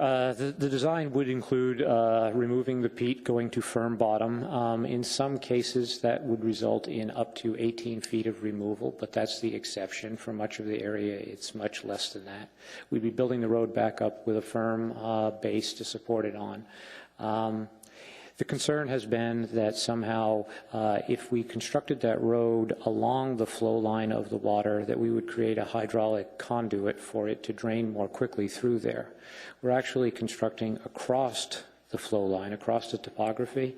So the idea that suddenly the water is going to race through that area is just not correct.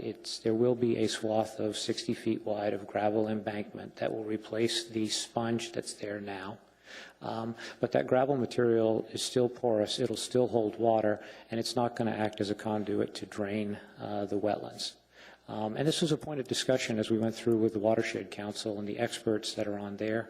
And again, I believe we've taken care of their concerns on that front. Would there be any storm drain improvements in this project at all, or that would actually remove stormwater from the area? Well, we'll be catching stormwater that falls on the road in a subsurface storm drain system, and then discharging it upstream on the upstream side of the road, and discharging it to daylight so that it gets the maximum flow before it flows off toward Mosquito Lake, excuse me. If I can ask a follow-up question to the chair. You mentioned earlier that for mitigation, that you're going to use a fee in lieu. Is that correct? The current budget calls for a fee in lieu of mitigation paid to probably the Great Land Trust. Okay. And would that fee be used to maintain wetlands in the Chester Creek watershed, or just buy some? Is that going to be applied in a different watershed or in the Chester Creek watershed? I don't know that I can tell you that for sure. I mean, I think they always try to apply the fee in lieu as close as possible to the corridor in which the damage is being done to the wetlands. Right. But I don't know that I could guarantee you that would be the case. Okay. And if I could ask one more follow-up question to the chair. So we've heard a lot of testimony about the ski trails and that there are some features that have been removed from the original orange route in terms of maybe crossings, that type of thing. Why? Yeah. In the course of refining the design and making the budget and the project fit, at one point we did have concepts of a third crossing at the mid-segment. That's a little bit of a challenge because it largely is only usable during the winter time because it dead ends into swamp, which we heard tonight. Right now I was out there on my mountain bike last night and there's 2 feet of standing water there. Sometimes it's dry, but it's largely a wintertime access. So due to budgetary concerns of this midpoint and the fact that it is only usable for a short time out of a year, that was the one that was eliminated as we refined the design and make the project fit within its budget. Thank you. Mr. Spring?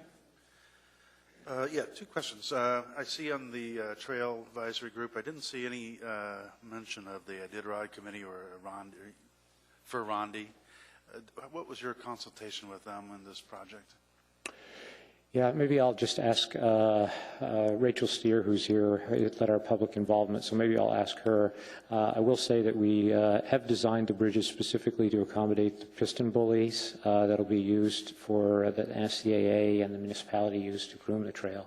And we tried to put sight lines in that would allow those long dog teams to cross without sharp corners and turns. But Rachel, specifically, I guess the question is... We had the Alaska Sled Dog Racing Association as members of our Trails Advisory Group, so Fran Picar attended our site walk and discussed the needs of, in particular, for example, a 12-dog sled team, what it would need to get up and over a grade separated crossing. Okay, thank you. The comment from the Trails Coordinator said there might be some problems, so I'm glad you said that. Second question, if I can, through the chair, real quick.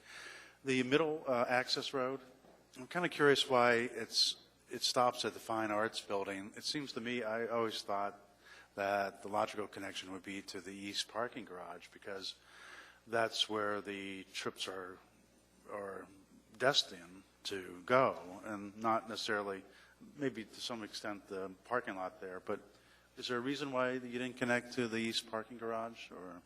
Well, we coordinated with UAA to fit in with their campus plan, and that project goes in and tees into Alumni Drive, which cycles around the university and ultimately ties into the parking facility.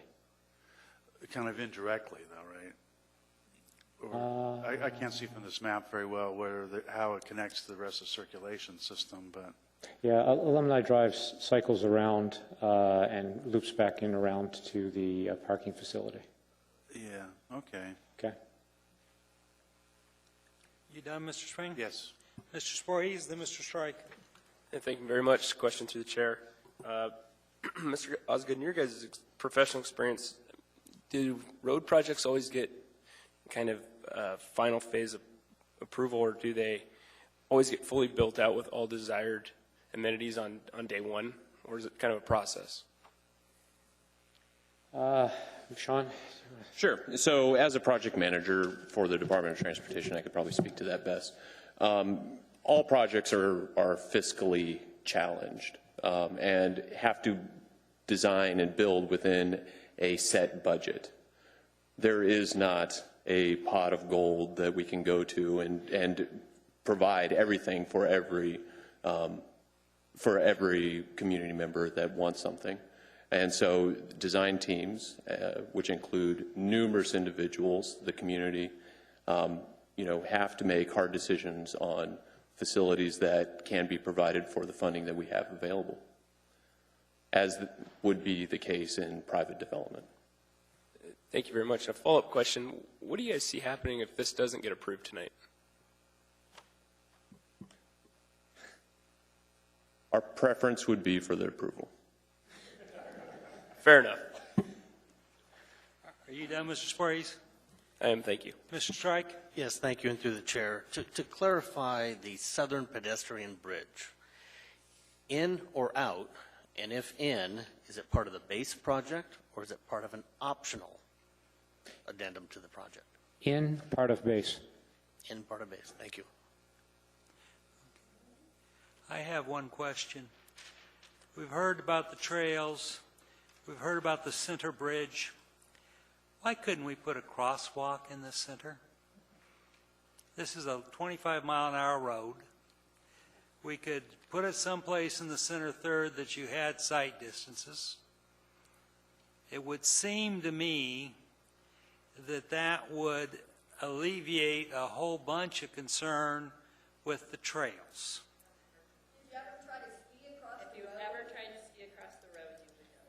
I believe you could see across the road, not with a dog team. Ski. I could see it. Okay. I would like my question answered. What do you think of a crosswalk in the middle?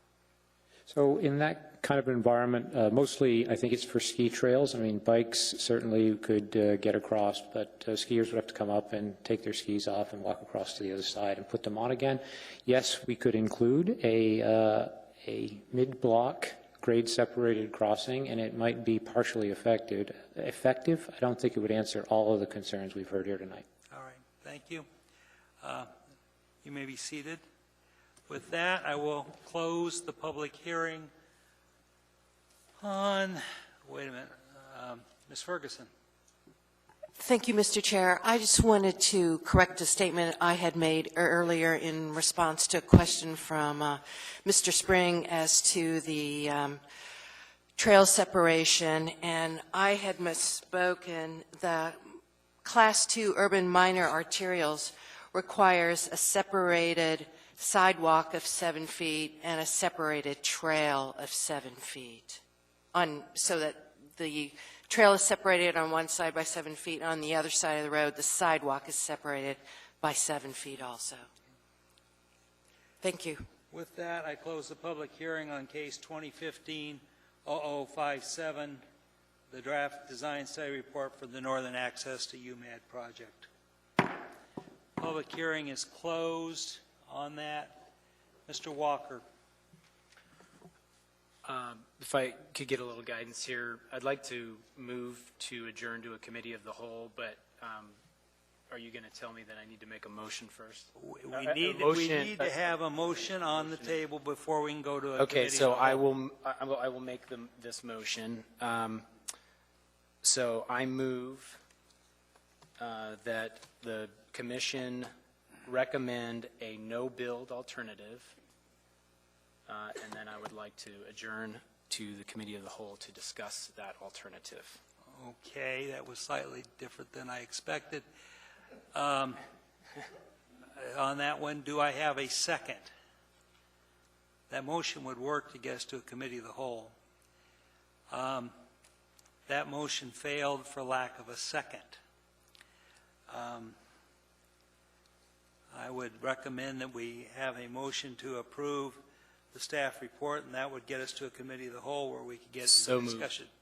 I have that one. Do we have a second? I have a second. A motion to bifurcate. I don't think that's what, where our screens are funny. So we have a motion to approve. Now, Mr. Walker, do you want to make a motion to adjourn to, or to adjourn to the committee of the whole? Yes, I move to adjourn to the committee of the whole. Okay. Do I have a second on that motion? Mr. Spring, because the machines aren't up, is I think it would be appropriate as we work our way through this process, and if you've listened to the testimony tonight, trying to resolve this will be challenging. It's going to take a little bit of effort. I think the first thing to talk about is whether we have need to consider a no-build option here. Is there support from any of the commissioners for a no-build option? I'd personally like to work through the issue before I make that Okay, all right. determination. Okay. Your turn, go. Super. No, we're going to talk about it first for a minute. All right, I'm just going to kind of run through my notes here. You know, I don't think that anybody would dispute the fact that these trails and, in fact, the APU ski team are a treasure of Anchorage. But I think we need to temper that to some degree with the fact that this is, in quotes, private property, and that UAA and APU are at, you know, it's at their discretion what they want to do with it.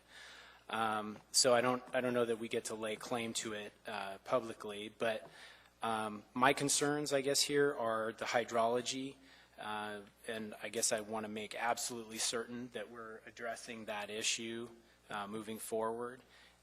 The wildlife issue, I think, is a big one, and then I would like to, even in as much as it may not get used during all 4 seasons, I would like to see at least one more access for skiing, and then, you know, some assurances that the other accesses, especially the south access to the library, would be maintained.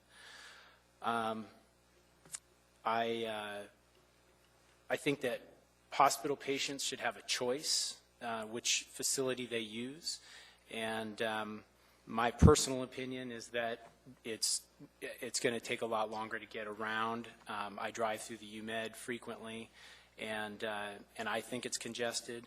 I did spend a lot of time there as a student, and every student I knew had an automobile, and I think you can drive over there today and you can see packed parking lots and a packed parking garage. So with that said, I guess I'd like to temper some of this as well. Personally, I would like to see the use of trucks on this road discouraged, and, you know, maybe we try to get back to this country lane concept. But anyway, so that's kind of what's going through my head. And I would like to emphasize to everybody in the audience that this is only a recommendation from us, that you know, they have to listen to what we say, that our recommendation does not somehow magically move this project forward, and that we don't really have any say over state appropriation either. So I don't think that can really be a consideration for us here tonight. But, so I guess I'd like to open the discussion about, you know, how do we maybe, let's modify this project to make it a better fit, or at least talk about that. Brandon, I would like to really proceed first, and then I'll come to Mr. Spring. No build. I want to try to work our way through this, or we'll bounce around and not get anywhere tonight. So I would. Okay. Is there anyone supporting a no build option now, which is no road? Since I led off, I'll weigh in. I'm leaning more towards the build option, although I would like to see some of the, I'd like to see. We will get to those. Let's take it in order here. Okay, you're leaning towards a build option. Is there anyone leaning towards a no build option? Mr. Spring. No, but we will have a motion regarding that when we get out of the committee. Well, I don't know if we will have on that one. If you want to make a motion when we come out, we can do that. Okay? No, I just asked that. No, but okay, we're in a committee of the whole, but I don't see a support for no bill. Okay. That's all I'm trying to ascertain right now. I don't see a support for no bill. Okay. Now, do we have there were multiple options on this design. Is this the best option. What I plan to do is go through these, and then once we choose one, talk in detail, which is when your issues, Brandon, would be addressed, okay? Do we have are any of the other options worthy of consideration, is my question. John?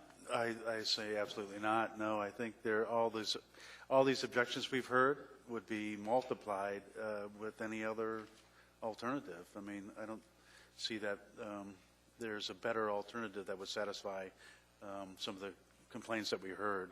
And it would just have adverse effects on the campus, a couple of them, because it would funnel all the traffic through the campus and the center of the campus. And the other alternative on the curve of Northern Lights would be unsafe, I believe, as far as the access there. But All right, Mr. Keynes, Mr. Strike?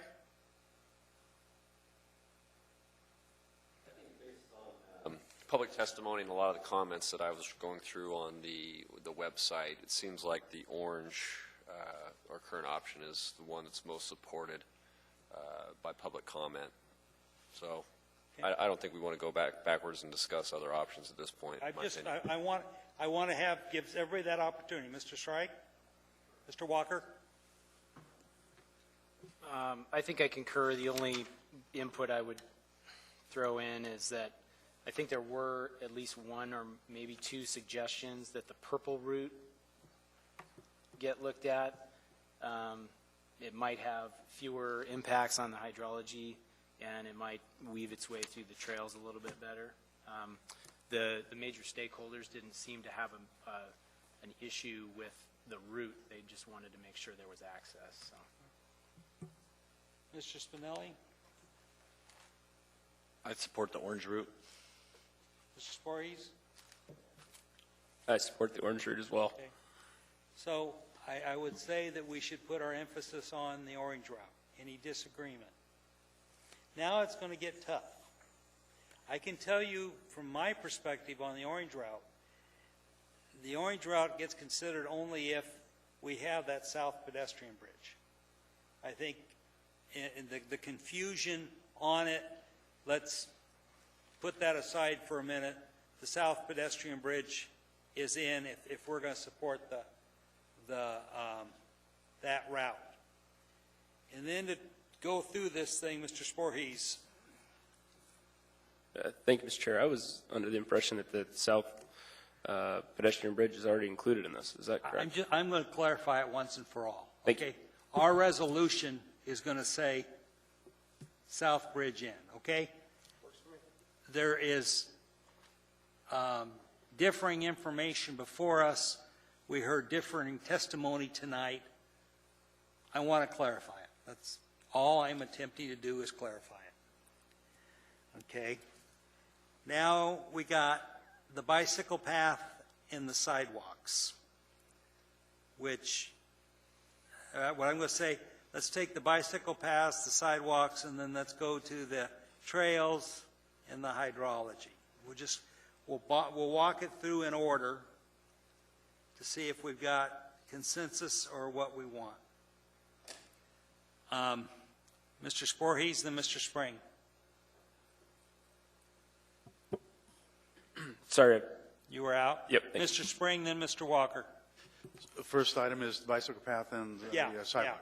Yes, I think it's prudent to have separated sidewalk and bike path instead of at the curve. I mean, just for the sake of, everyone knows who uses the sidewalk and bike paths that if it's not separated, it's going to be plowed into the sidewalk and be unusable in the wintertime. So we put a separated sidewalk on one side and a separated trail on the other side? And I would say the reason I'm in favor of the trail is because even though there's bike lanes, which I highly support, I think it's more and more winter commuting by these fat tire bikes, and I don't think those bike lanes really serve those type of users. And I can tell you, a lot of students are going to be using that bike I'm not trail for the. I'm not Yeah. disagreeing. Well, I'm just trying to emphasize my point. Yeah, no. But, so that's why I would think, in this particular case, accessing the university with all those young students using fat tire bikes, it's going to be really important, I think, to have a multi-use path on one side.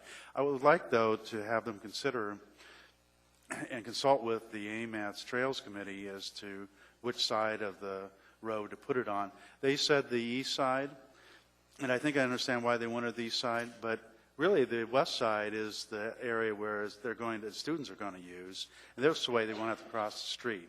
I think the reason they recommended it on the east side was because the further down Bragah between Providence Drive and Tudor, it's on the east side, so they thought make a straight connection. But if you have the south bridge, pedestrian bridge, you can just go right on the west side and go over the bridge and then connect with the path on that side. So, but I would, rather than being firm on that, I would recommend that they go to the AMATS pedestrian committee, bike and ped committee, and talk to them and get their recommendation on it.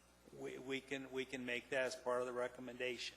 I think the trail should go on the west side because that's where all the activity is, and the sidewalk goes on the east side, and the sidewalk will not see much traffic. But if we need to have two, we might as well put two in on it, is the way I would look at it.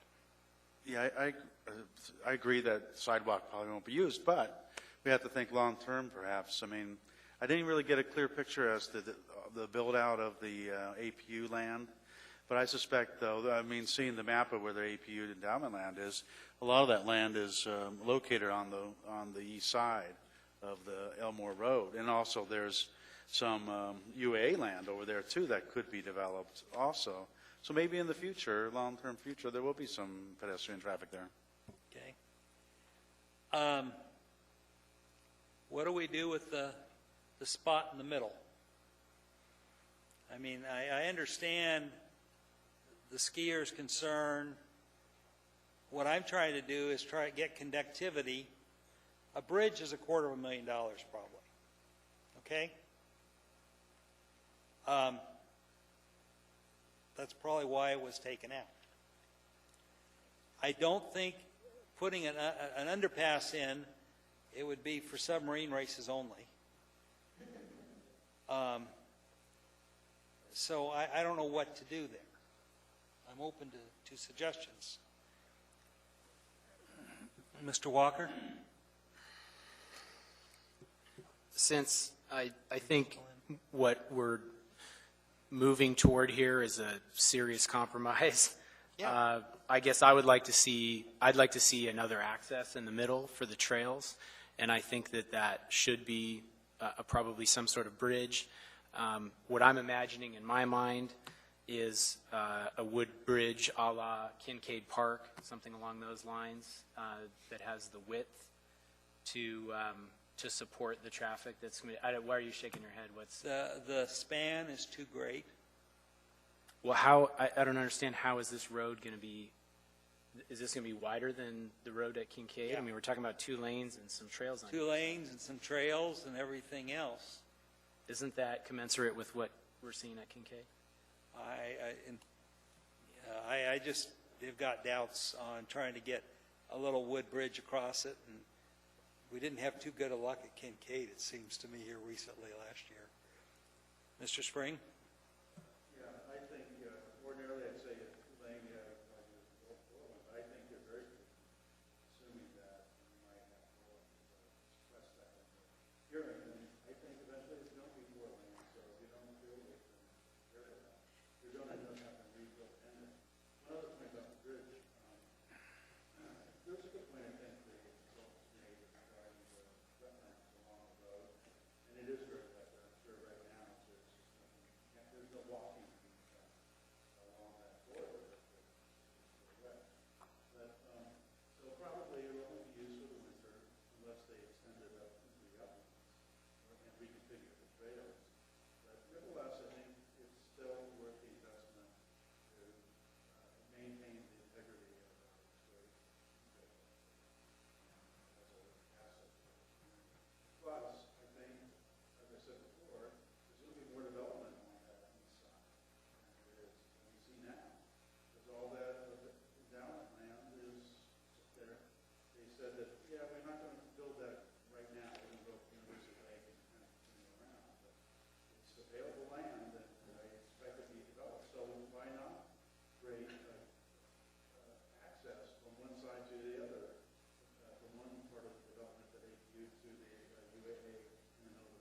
because we had a great number of the speakers chastise us for spending money, and this is, like I said, at least $250,000 for I mean, I could justify the $250,000 on the north side and on the south side because there's more traffic, and we've got existing ski trails, we've got dog sled teams, we've got other considerations there.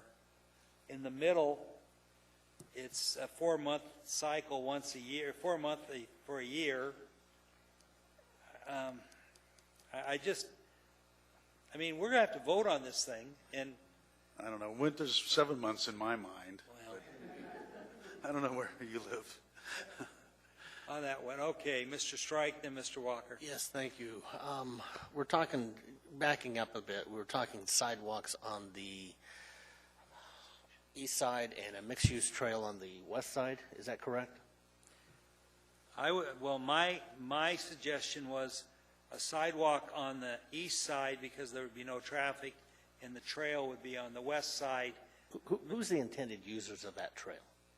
The fat-tired bikers. No, we got bicycle path. We got 2 bicycle lanes being built on the road. I don't think, at least in my opinion, that bicycle lane along the road is a viable alternative. So we've got 2 bicycle lanes being proposed, and if I look here on the Northern Lights extension, we've got a bicycle path that joins up both on the north, on the east and west side. So we've got a bicycle path that comes in, bringing the bicyclists now onto the street in a new bicycle lane. Well, we can change that. I mean, on it, but Is it, and we're talking about the width of the road, therefore having impact on the width of, or length, duration, or span of a bridge. bicycle path works as a breakdown lane also. That's exactly correct, and it gives some separation too, and snow storage. And I mean, the bicycle path is a breakdown lane, so we can't get rid of it no matter how hard we try. Let's call it what it is, and, you know, the bicyclist use of these lanes is going to become more and stronger year after year, and that's their right-of-way. That's going to be their right-of-way to use that piece of the road. So I guess I'm looking at the mixed-use trail and seeing other parts of town that we don't have these bicycle lanes. So do we want, are they going to be on the road, or are they going to be on the trail? I think that the trail plan talks about a separated trail. That's why I am saying that. I think you're talking about 2 different kinds of bicycle use here, road bike use on the bike lane and fat tire bike use out of the bike lane. I don't think they're even related really, but you might.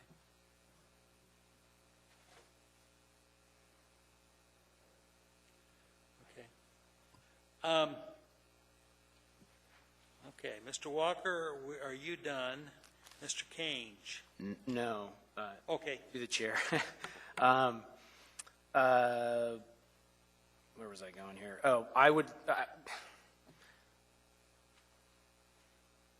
I'd like to see another crossing there. I guess I just want to make sure that I get that on the table, and you know, whether it's, I don't care what it's made out of, if it's wood or not, but I think that's important. When you make a motion, Okay. when the time comes, make a motion. All right. Mr. Kange? Thank you, through the chair. I guess, you know, in my humble opinion, if money were no object, obviously this would be designed a lot different, but I think we've got some constraints fiscally here that we have to be mindful of. And my biggest concern, obviously, is the public testimony and pedestrian access. I mean, it's been talked about over and over through each one of these documents that we have, and so I would support a motion that recommended that both of those, if not a third, pedestrian access be in place. Because I think, you know, ultimately that's been the biggest concern, aside from some of the wetlands issue, drainage issues, which hopefully can be mitigated through proper design. To me, pedestrian access is something I've read over and over, and so that's my humble opinion. Yeah, I just trying to give clear direction here on what our intent is.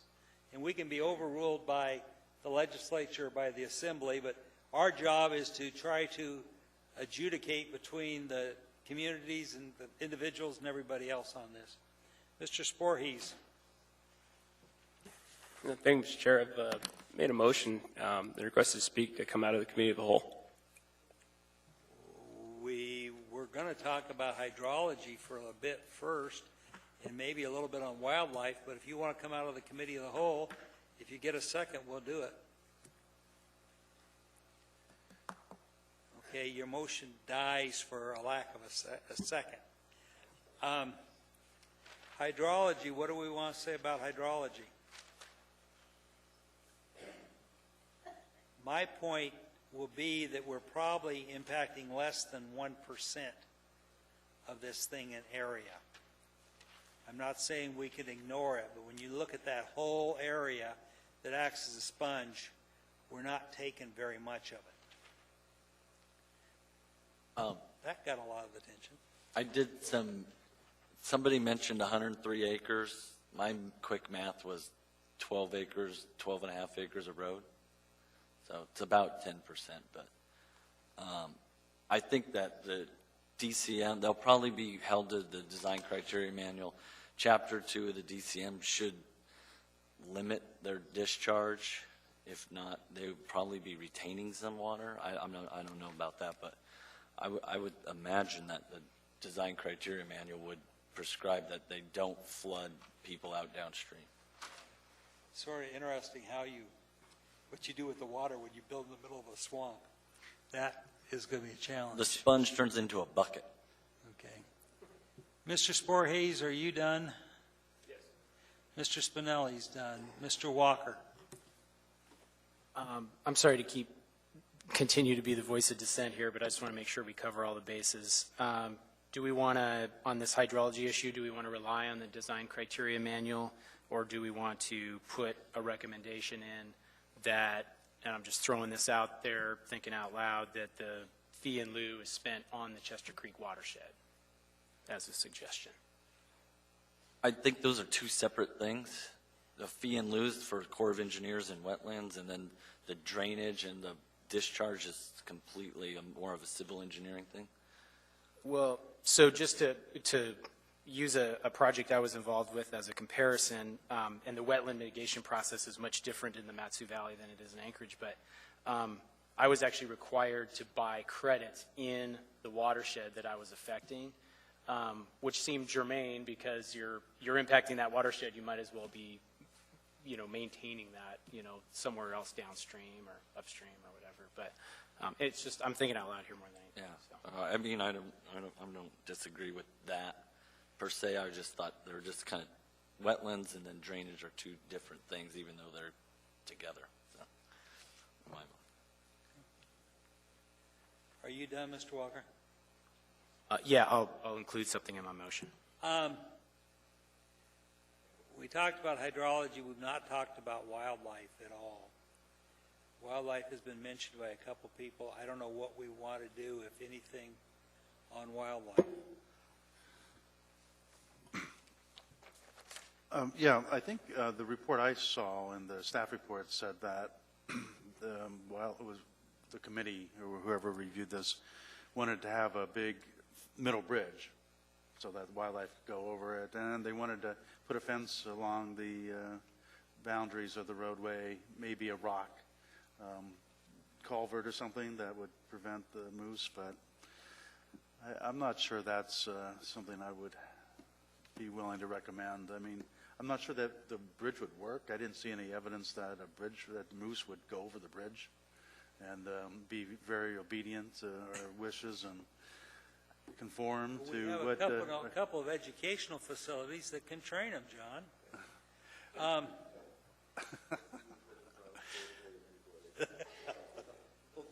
And I think a fence would be, I don't know, that would be a little bit unsightly. I guess I'm not convinced that this is going to... The speed's 30 miles an hour, so is that slow enough to really prevent any major, awful, terrible accident with the moose? I don't know. Seems like it is, but... I would say lighting would do better than fencing on that one. Okay, if somebody's brave, we can come out of the committee of the whole. Mr. Spring first. I just have one other issue I'd like to have considered when we come out of the committee as a whole regarding the intersection of Northern Lights and Bragah. The design that I saw had really, what do you call it, wide angles at the intersections, turning radii, sorry, finally remembered, at the intersection, which is to facilitate traffic, obviously, right? So you can come off down the Northern Lights going eastbound and turn onto the new facility without slowing down and whatever. But from my personal experience, living in the area, there are a lot of people that cross that street. There was a pedestrian fatality there, actually, a few years ago. And there's a bus stop across the street, which is fairly well used. That's East High School students use it. And I hate to say it, but East High School students also go across the street to smoke in the woods across there, as witnessed by all the cigarette butts out there. So it needs to have some type of enhanced crosswalk there. And what they did, I don't see any consideration for pedestrian crossing there. And I think the Trails coordinator said that she recommended a treatment like Lake Otis and Tudor, which is one of the busiest intersections in the city, which has pedestrian refuges there in between the turning lane and the through lanes and the pork chop. So it seems like at least the recommendation coming out would satisfy me, which would be to review the pedestrian design of that intersection to enhance as much as possible pedestrian movement. I don't have a problem with that being in a motion. I believe I now have a motion to come out of the committee of the whole by Mr. Sporhees, seconded by Mr. Spinelli. Am I correct? Yes, correct. Okay.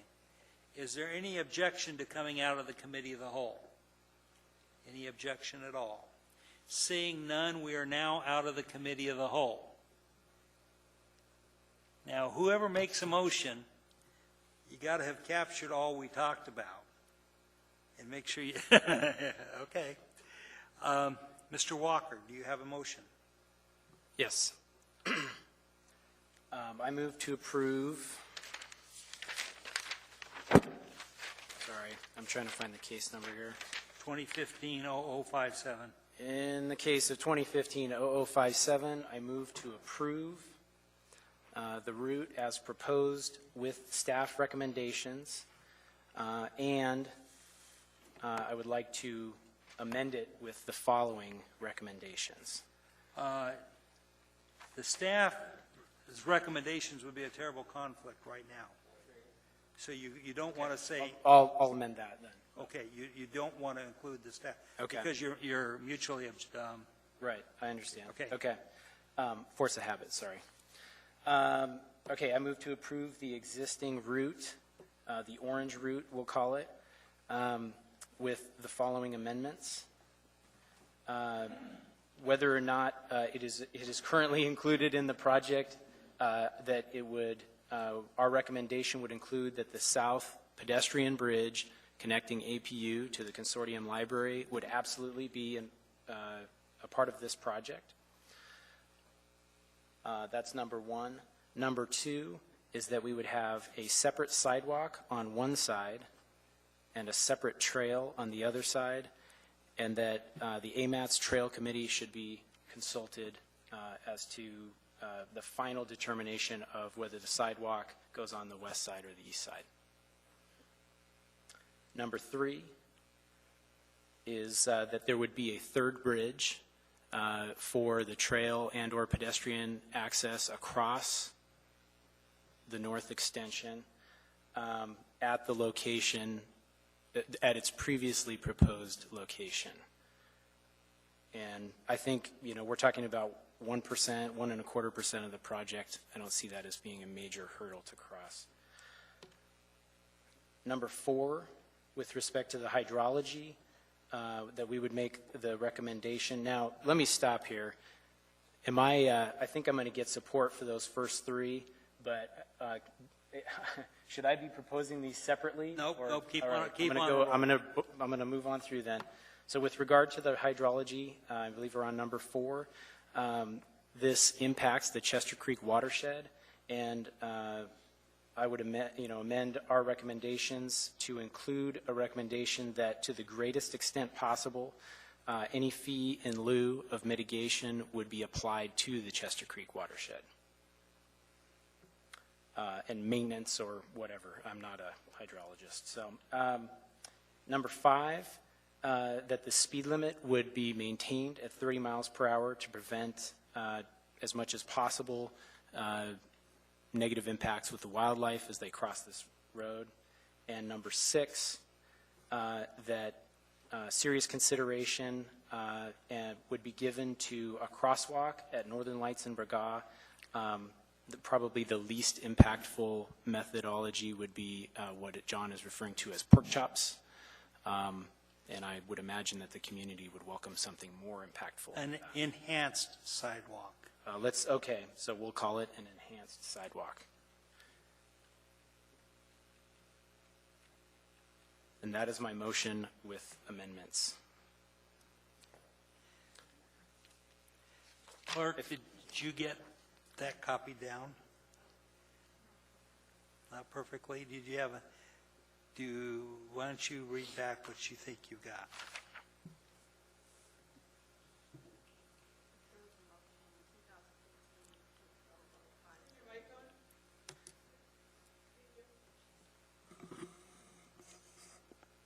Approve the route as is, the orange with the amendments. South pedestrian bridge be part. So that's number 1. Yes. Number 2 was separate trail, a separate trail. Separate trail and sidewalk. And sidewalk.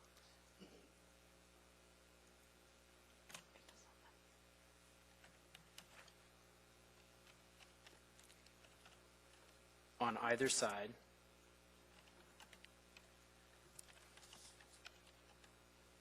With the recommendation that the AMATS Trail Committee is consulted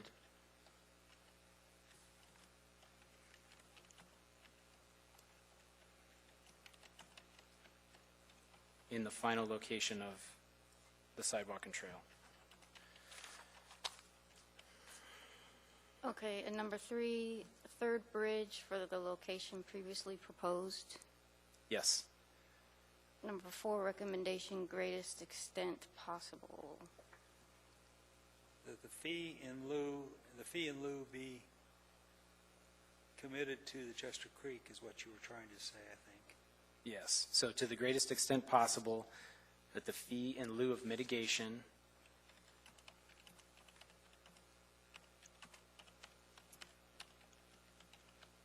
would be applied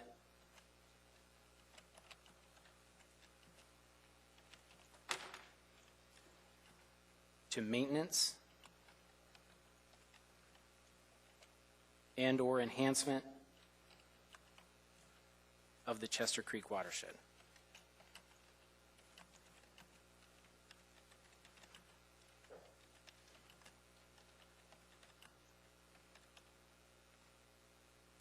And then number 5 was the speed limit stays the same.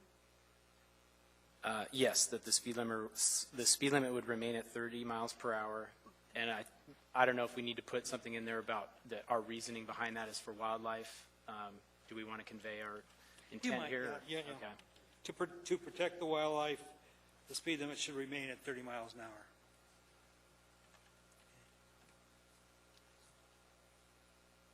And number 6, the crosswalk at Northern Lights and Braga have an enhanced sidewalk. Yes. Yeah, please do. Mr. Spring, could you use your microphone, please? Sorry. Thank you. Crosswalk instead of sidewalk would be more accurate, I think. The phrasing. I like that. Mr. Walker, the intent was of your motion that one side of the road has a sidewalk, the other side of the road has a trail, Yes. and that they are separated from the roadway. That is Yes. the So we should, if we need to, we should add language into number 2 to address the separation of those. You said separated, but I wanted to make Okay. sure it was clear that we didn't have a sidewalk and a trail on both of them on both sides. Okay. Mr. Spring, was that motion what you seconded? Yes, it sounds very good. Okay. Ms. Ferguson? Mr. Chair, I just wanted to mention there's one item still that hasn't been mentioned, and that is lighting. the question is there only going to be lighting at the north and south intersection, or will it be continuous? And what type of lighting will it be? Will it be the HPS or LED? And then I believe I heard Mr. Osgood say that they would include lighting for the whole corridor, but it would only be as an additive alternative. Mr. Walker, that is your motion. Do you care to include anything on lighting or not?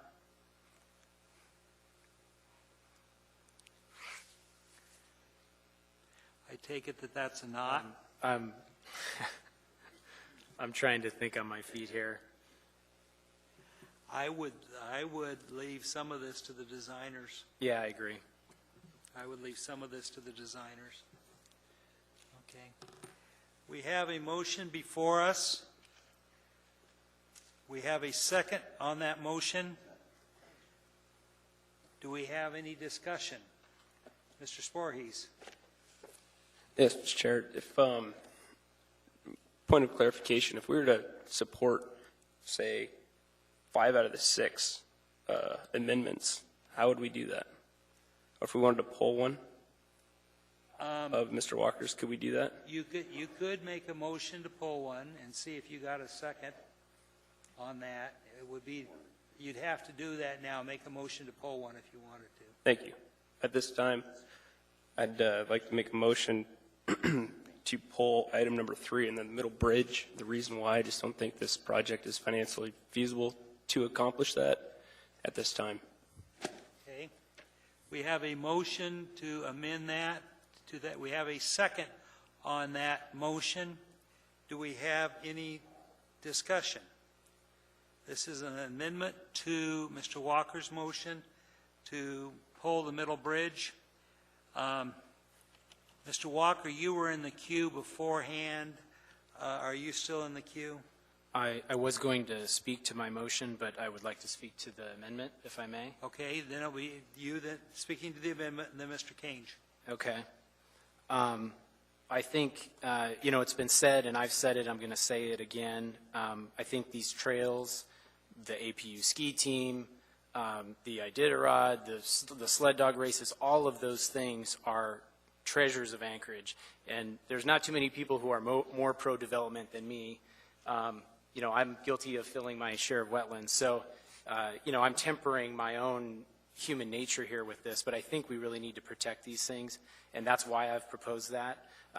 It's 1%, maybe 1.25% of the project. It doesn't have to be a major imposition on the project, so I'd like to see it stay.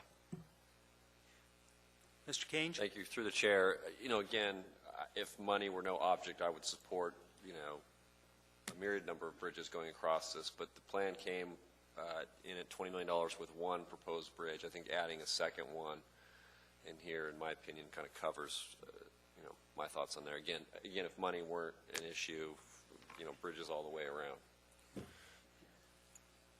I personally will be supporting Mr. Sporhees' motion, and the reason I will be supporting it is that this project's awful expensive for 7/10 of a mile, and if you take 7/10 of a mile, that means it's about 1/3 of a mile either way from where there is a bridge to this middle point, so that the furthest you could be from a crossing would be 1/3 of a mile. And these people are out there for their exercise and everything else, and so I will be supporting Mr. Sporhees' motion. Do we have any further discussion on this motion? Okay, can we use our machines, please? It's always a moment, sometimes it works, sometimes it doesn't work. They ain't working. Okay. It's almost 11 o'clock. Show all those in favor of Mr. Sporhees' motion raise their hands. Hires, Mr. Strike. 1, 2, 3, 4, 5. That motion passes.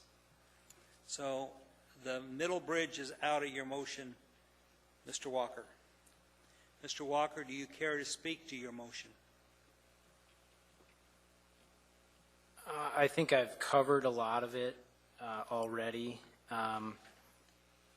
but I'm disappointed. I'd like to, I guess I'd like to see the third bridge. I think it's a compromise that would I think it would reunite some of the community back with this project. We're obviously never going to make everybody happy, but ultimately, this is, it is privately held land, even if they are quasi-public institutions, or some of them are anyway. And I think ultimately that this is in the best interest of the public, regardless of the compromises that were made here tonight. Mr. Spring? Well, I'm disappointed that we didn't pass that motion, or we deleted that amendment. My problem is that I think, there's a lot of work done with the Trails Group and Nordic Ski Association, and they were all under the understanding that there's going to be another bridge there. So I'm assuming that they felt that, without having mentioned this, that the ski trails were intact. Well, I don't think, now they're going to be surprised. So what we're going to do, there's no backup plan here. We didn't anticipate this discontinuity in our trail system. So now they've got to go back, and they're going to have to reconfigure that ski trail system in the APU and UAA area and construct new ski areas, so new ski trails, if they're going to have a viable ski, program there. And I think they could do that, but I'd like to consider maybe some mitigation of this project. Mitigations are considered all the time, right? If there's something that's impacted by a project, I don't see any recommendations for mitigation on the trails that are going to be disrupted in this design study report. I want to make a motion that they develop a ski trail mitigation plan for this project that maintains the integrity of the ski trail system. And that's my motion. We have a motion by Mr. Spring. Do we have a second?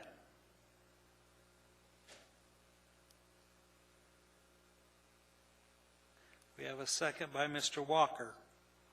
Do we have further discussion?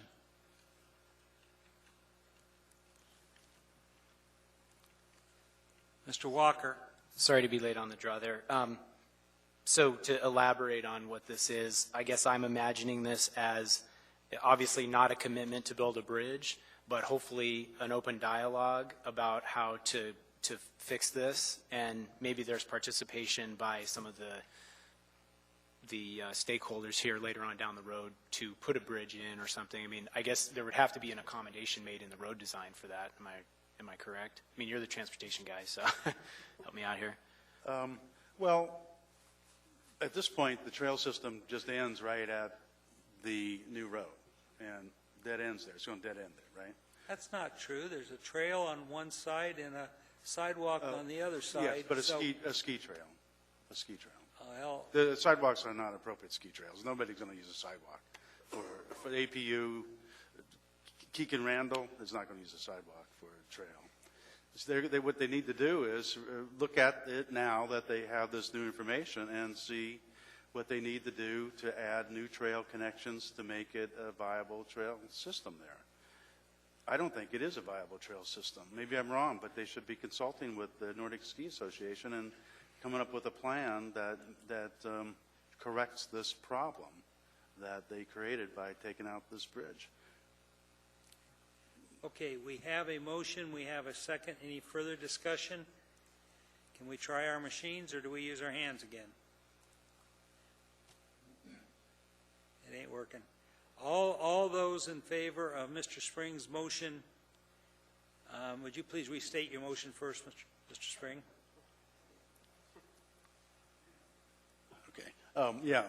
Motion is that the consulting team shall consult with the Nordic Ski Association to investigate the redesign of the APU ski trail system in the UMed district in order to maintain its integrity as a world-class ski venue. Okay. How's that? That's not as good as the first one, is it? But It's close enough. All right. All in favor of Mr. Springs' motion, raise your hand. 3, 4. It takes 5 to pass, so that motion failed. Okay, Mr. Walker, we're back to your motion. Do we have any discussion on Mr. Walker's motion? Mr. Kange. Thank you, through the chair. I tend to support Mr. Walker's motion for all the reasons I discussed earlier. Thank you. Mr. Sporhees? Yeah, thank you, Mr. Chair. And I second Mr. Kange, and will be supporting Mr. Walker's motion to move forward as approved the final design to instruct DOT to go to bid with the current design with his following amendments. Do we have any further discussion before we vote? All in favor of the Walker motion, please raise their hand. 1, 2, 3, 4, 5, 6, 7. That motion carries. Now, gentlemen, may we have some findings led by Mr. Walker, and I know he has them already. Mr. Spring, do you have some findings? no. Mr. Walker, do you have any findings?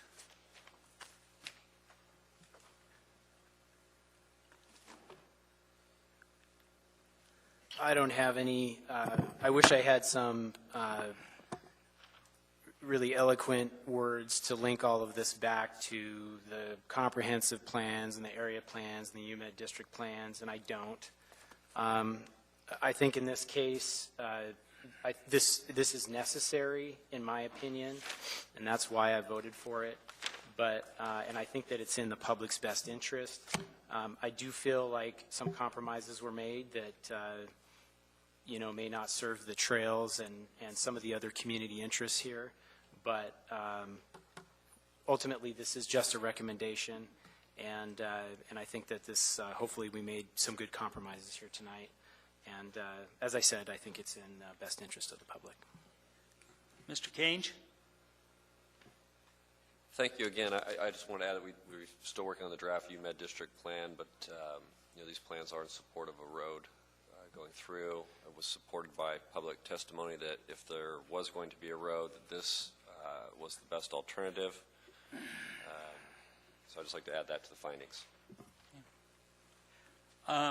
I would like to, as part of findings, thank DOT for bringing this plan forward at this time. I think it was a proper time to bring it forward, and I appreciate them bringing it forward for this. I like to thank the public testimony. We talked with almost 40 people tonight, many varied opinions, but our job is to try to put a compromise together. This was performed as a context-sensitive operation where we serve as a dispute resolution panel should the municipality and stakeholders reach an impasse. I think that's what we tried to do tonight. I think this is an important road for no other reason than that we have to have redundancy for an evacuation route.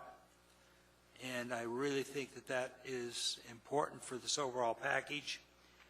I recognize that we sort of left the trails hanging a little bit, but I'm certain that they will be talking to certain assembly members to see if they can't get that added back in. Mr. Sporhees, do you have anything to add? Yeah, thank you, Mr. Chair. I echo on what you say. Also, as a finding, I think that with public testimony, we heard that this new access is going to decrease time to the hospital and life-saving time, which is very critical, as we know. Also, I think the need for this access will fill an important link, an important missing link, and correct a long-time need of current misdirected traffic to the UMed district. That completes case 2015-0057. I have 3 short items before we close. Mr. Spring, you declined to serve on the AMATS committee because of a conflict on it. Now, if you've got a conflict, do all 9 of us have a conflict? What was the nature of your conflict, if you could share that with us? Yeah, my conflict is existing contract with the municipality of Anchorage, which I filed a conflict of interest with them on that contract, and I made certain commitments not to participate in the UPWP and the TIP in the long-range transportation plan. So this is the main business of the Citizen Advisory Committee, so I couldn't even participate in and do any. Okay, I was trying. So we are looking for an AMATS representative. Ms. McConnell, I understand Ms. Wong may have passed on a note to you regarding the land use plan map. Thank you, Mr. Chair. Ms. Wong said that the land use plan map is on track to meet the proposed November schedule that we had presented to you, I don't know, a month and a half ago. Okay. When will we see it the first time? Sorry, I didn't get that information. Okay, thank you very much. How are we doing on marijuana? The administration has formed a high-level working group of leads and identified 6 issue areas to focus on, one of which is land use. And each of those focus areas will have a smaller staff working group to develop recommendations. We've already taken steps to forward with the land use issues in that we've had several meetings of a staff working group, so we are close to developing a proposed ordinance. Okay, so it will be a little bit of time before we see it. Yes. Okay. I remind everybody at our next meeting we will have an election for vice chair, and at the next meeting I'm going out the door very happily. Thank you very much. I am sad-stricken that I get out of here before marijuana. That's all I'm going to say. I have a motion to adjourn with a second. We are adjourned.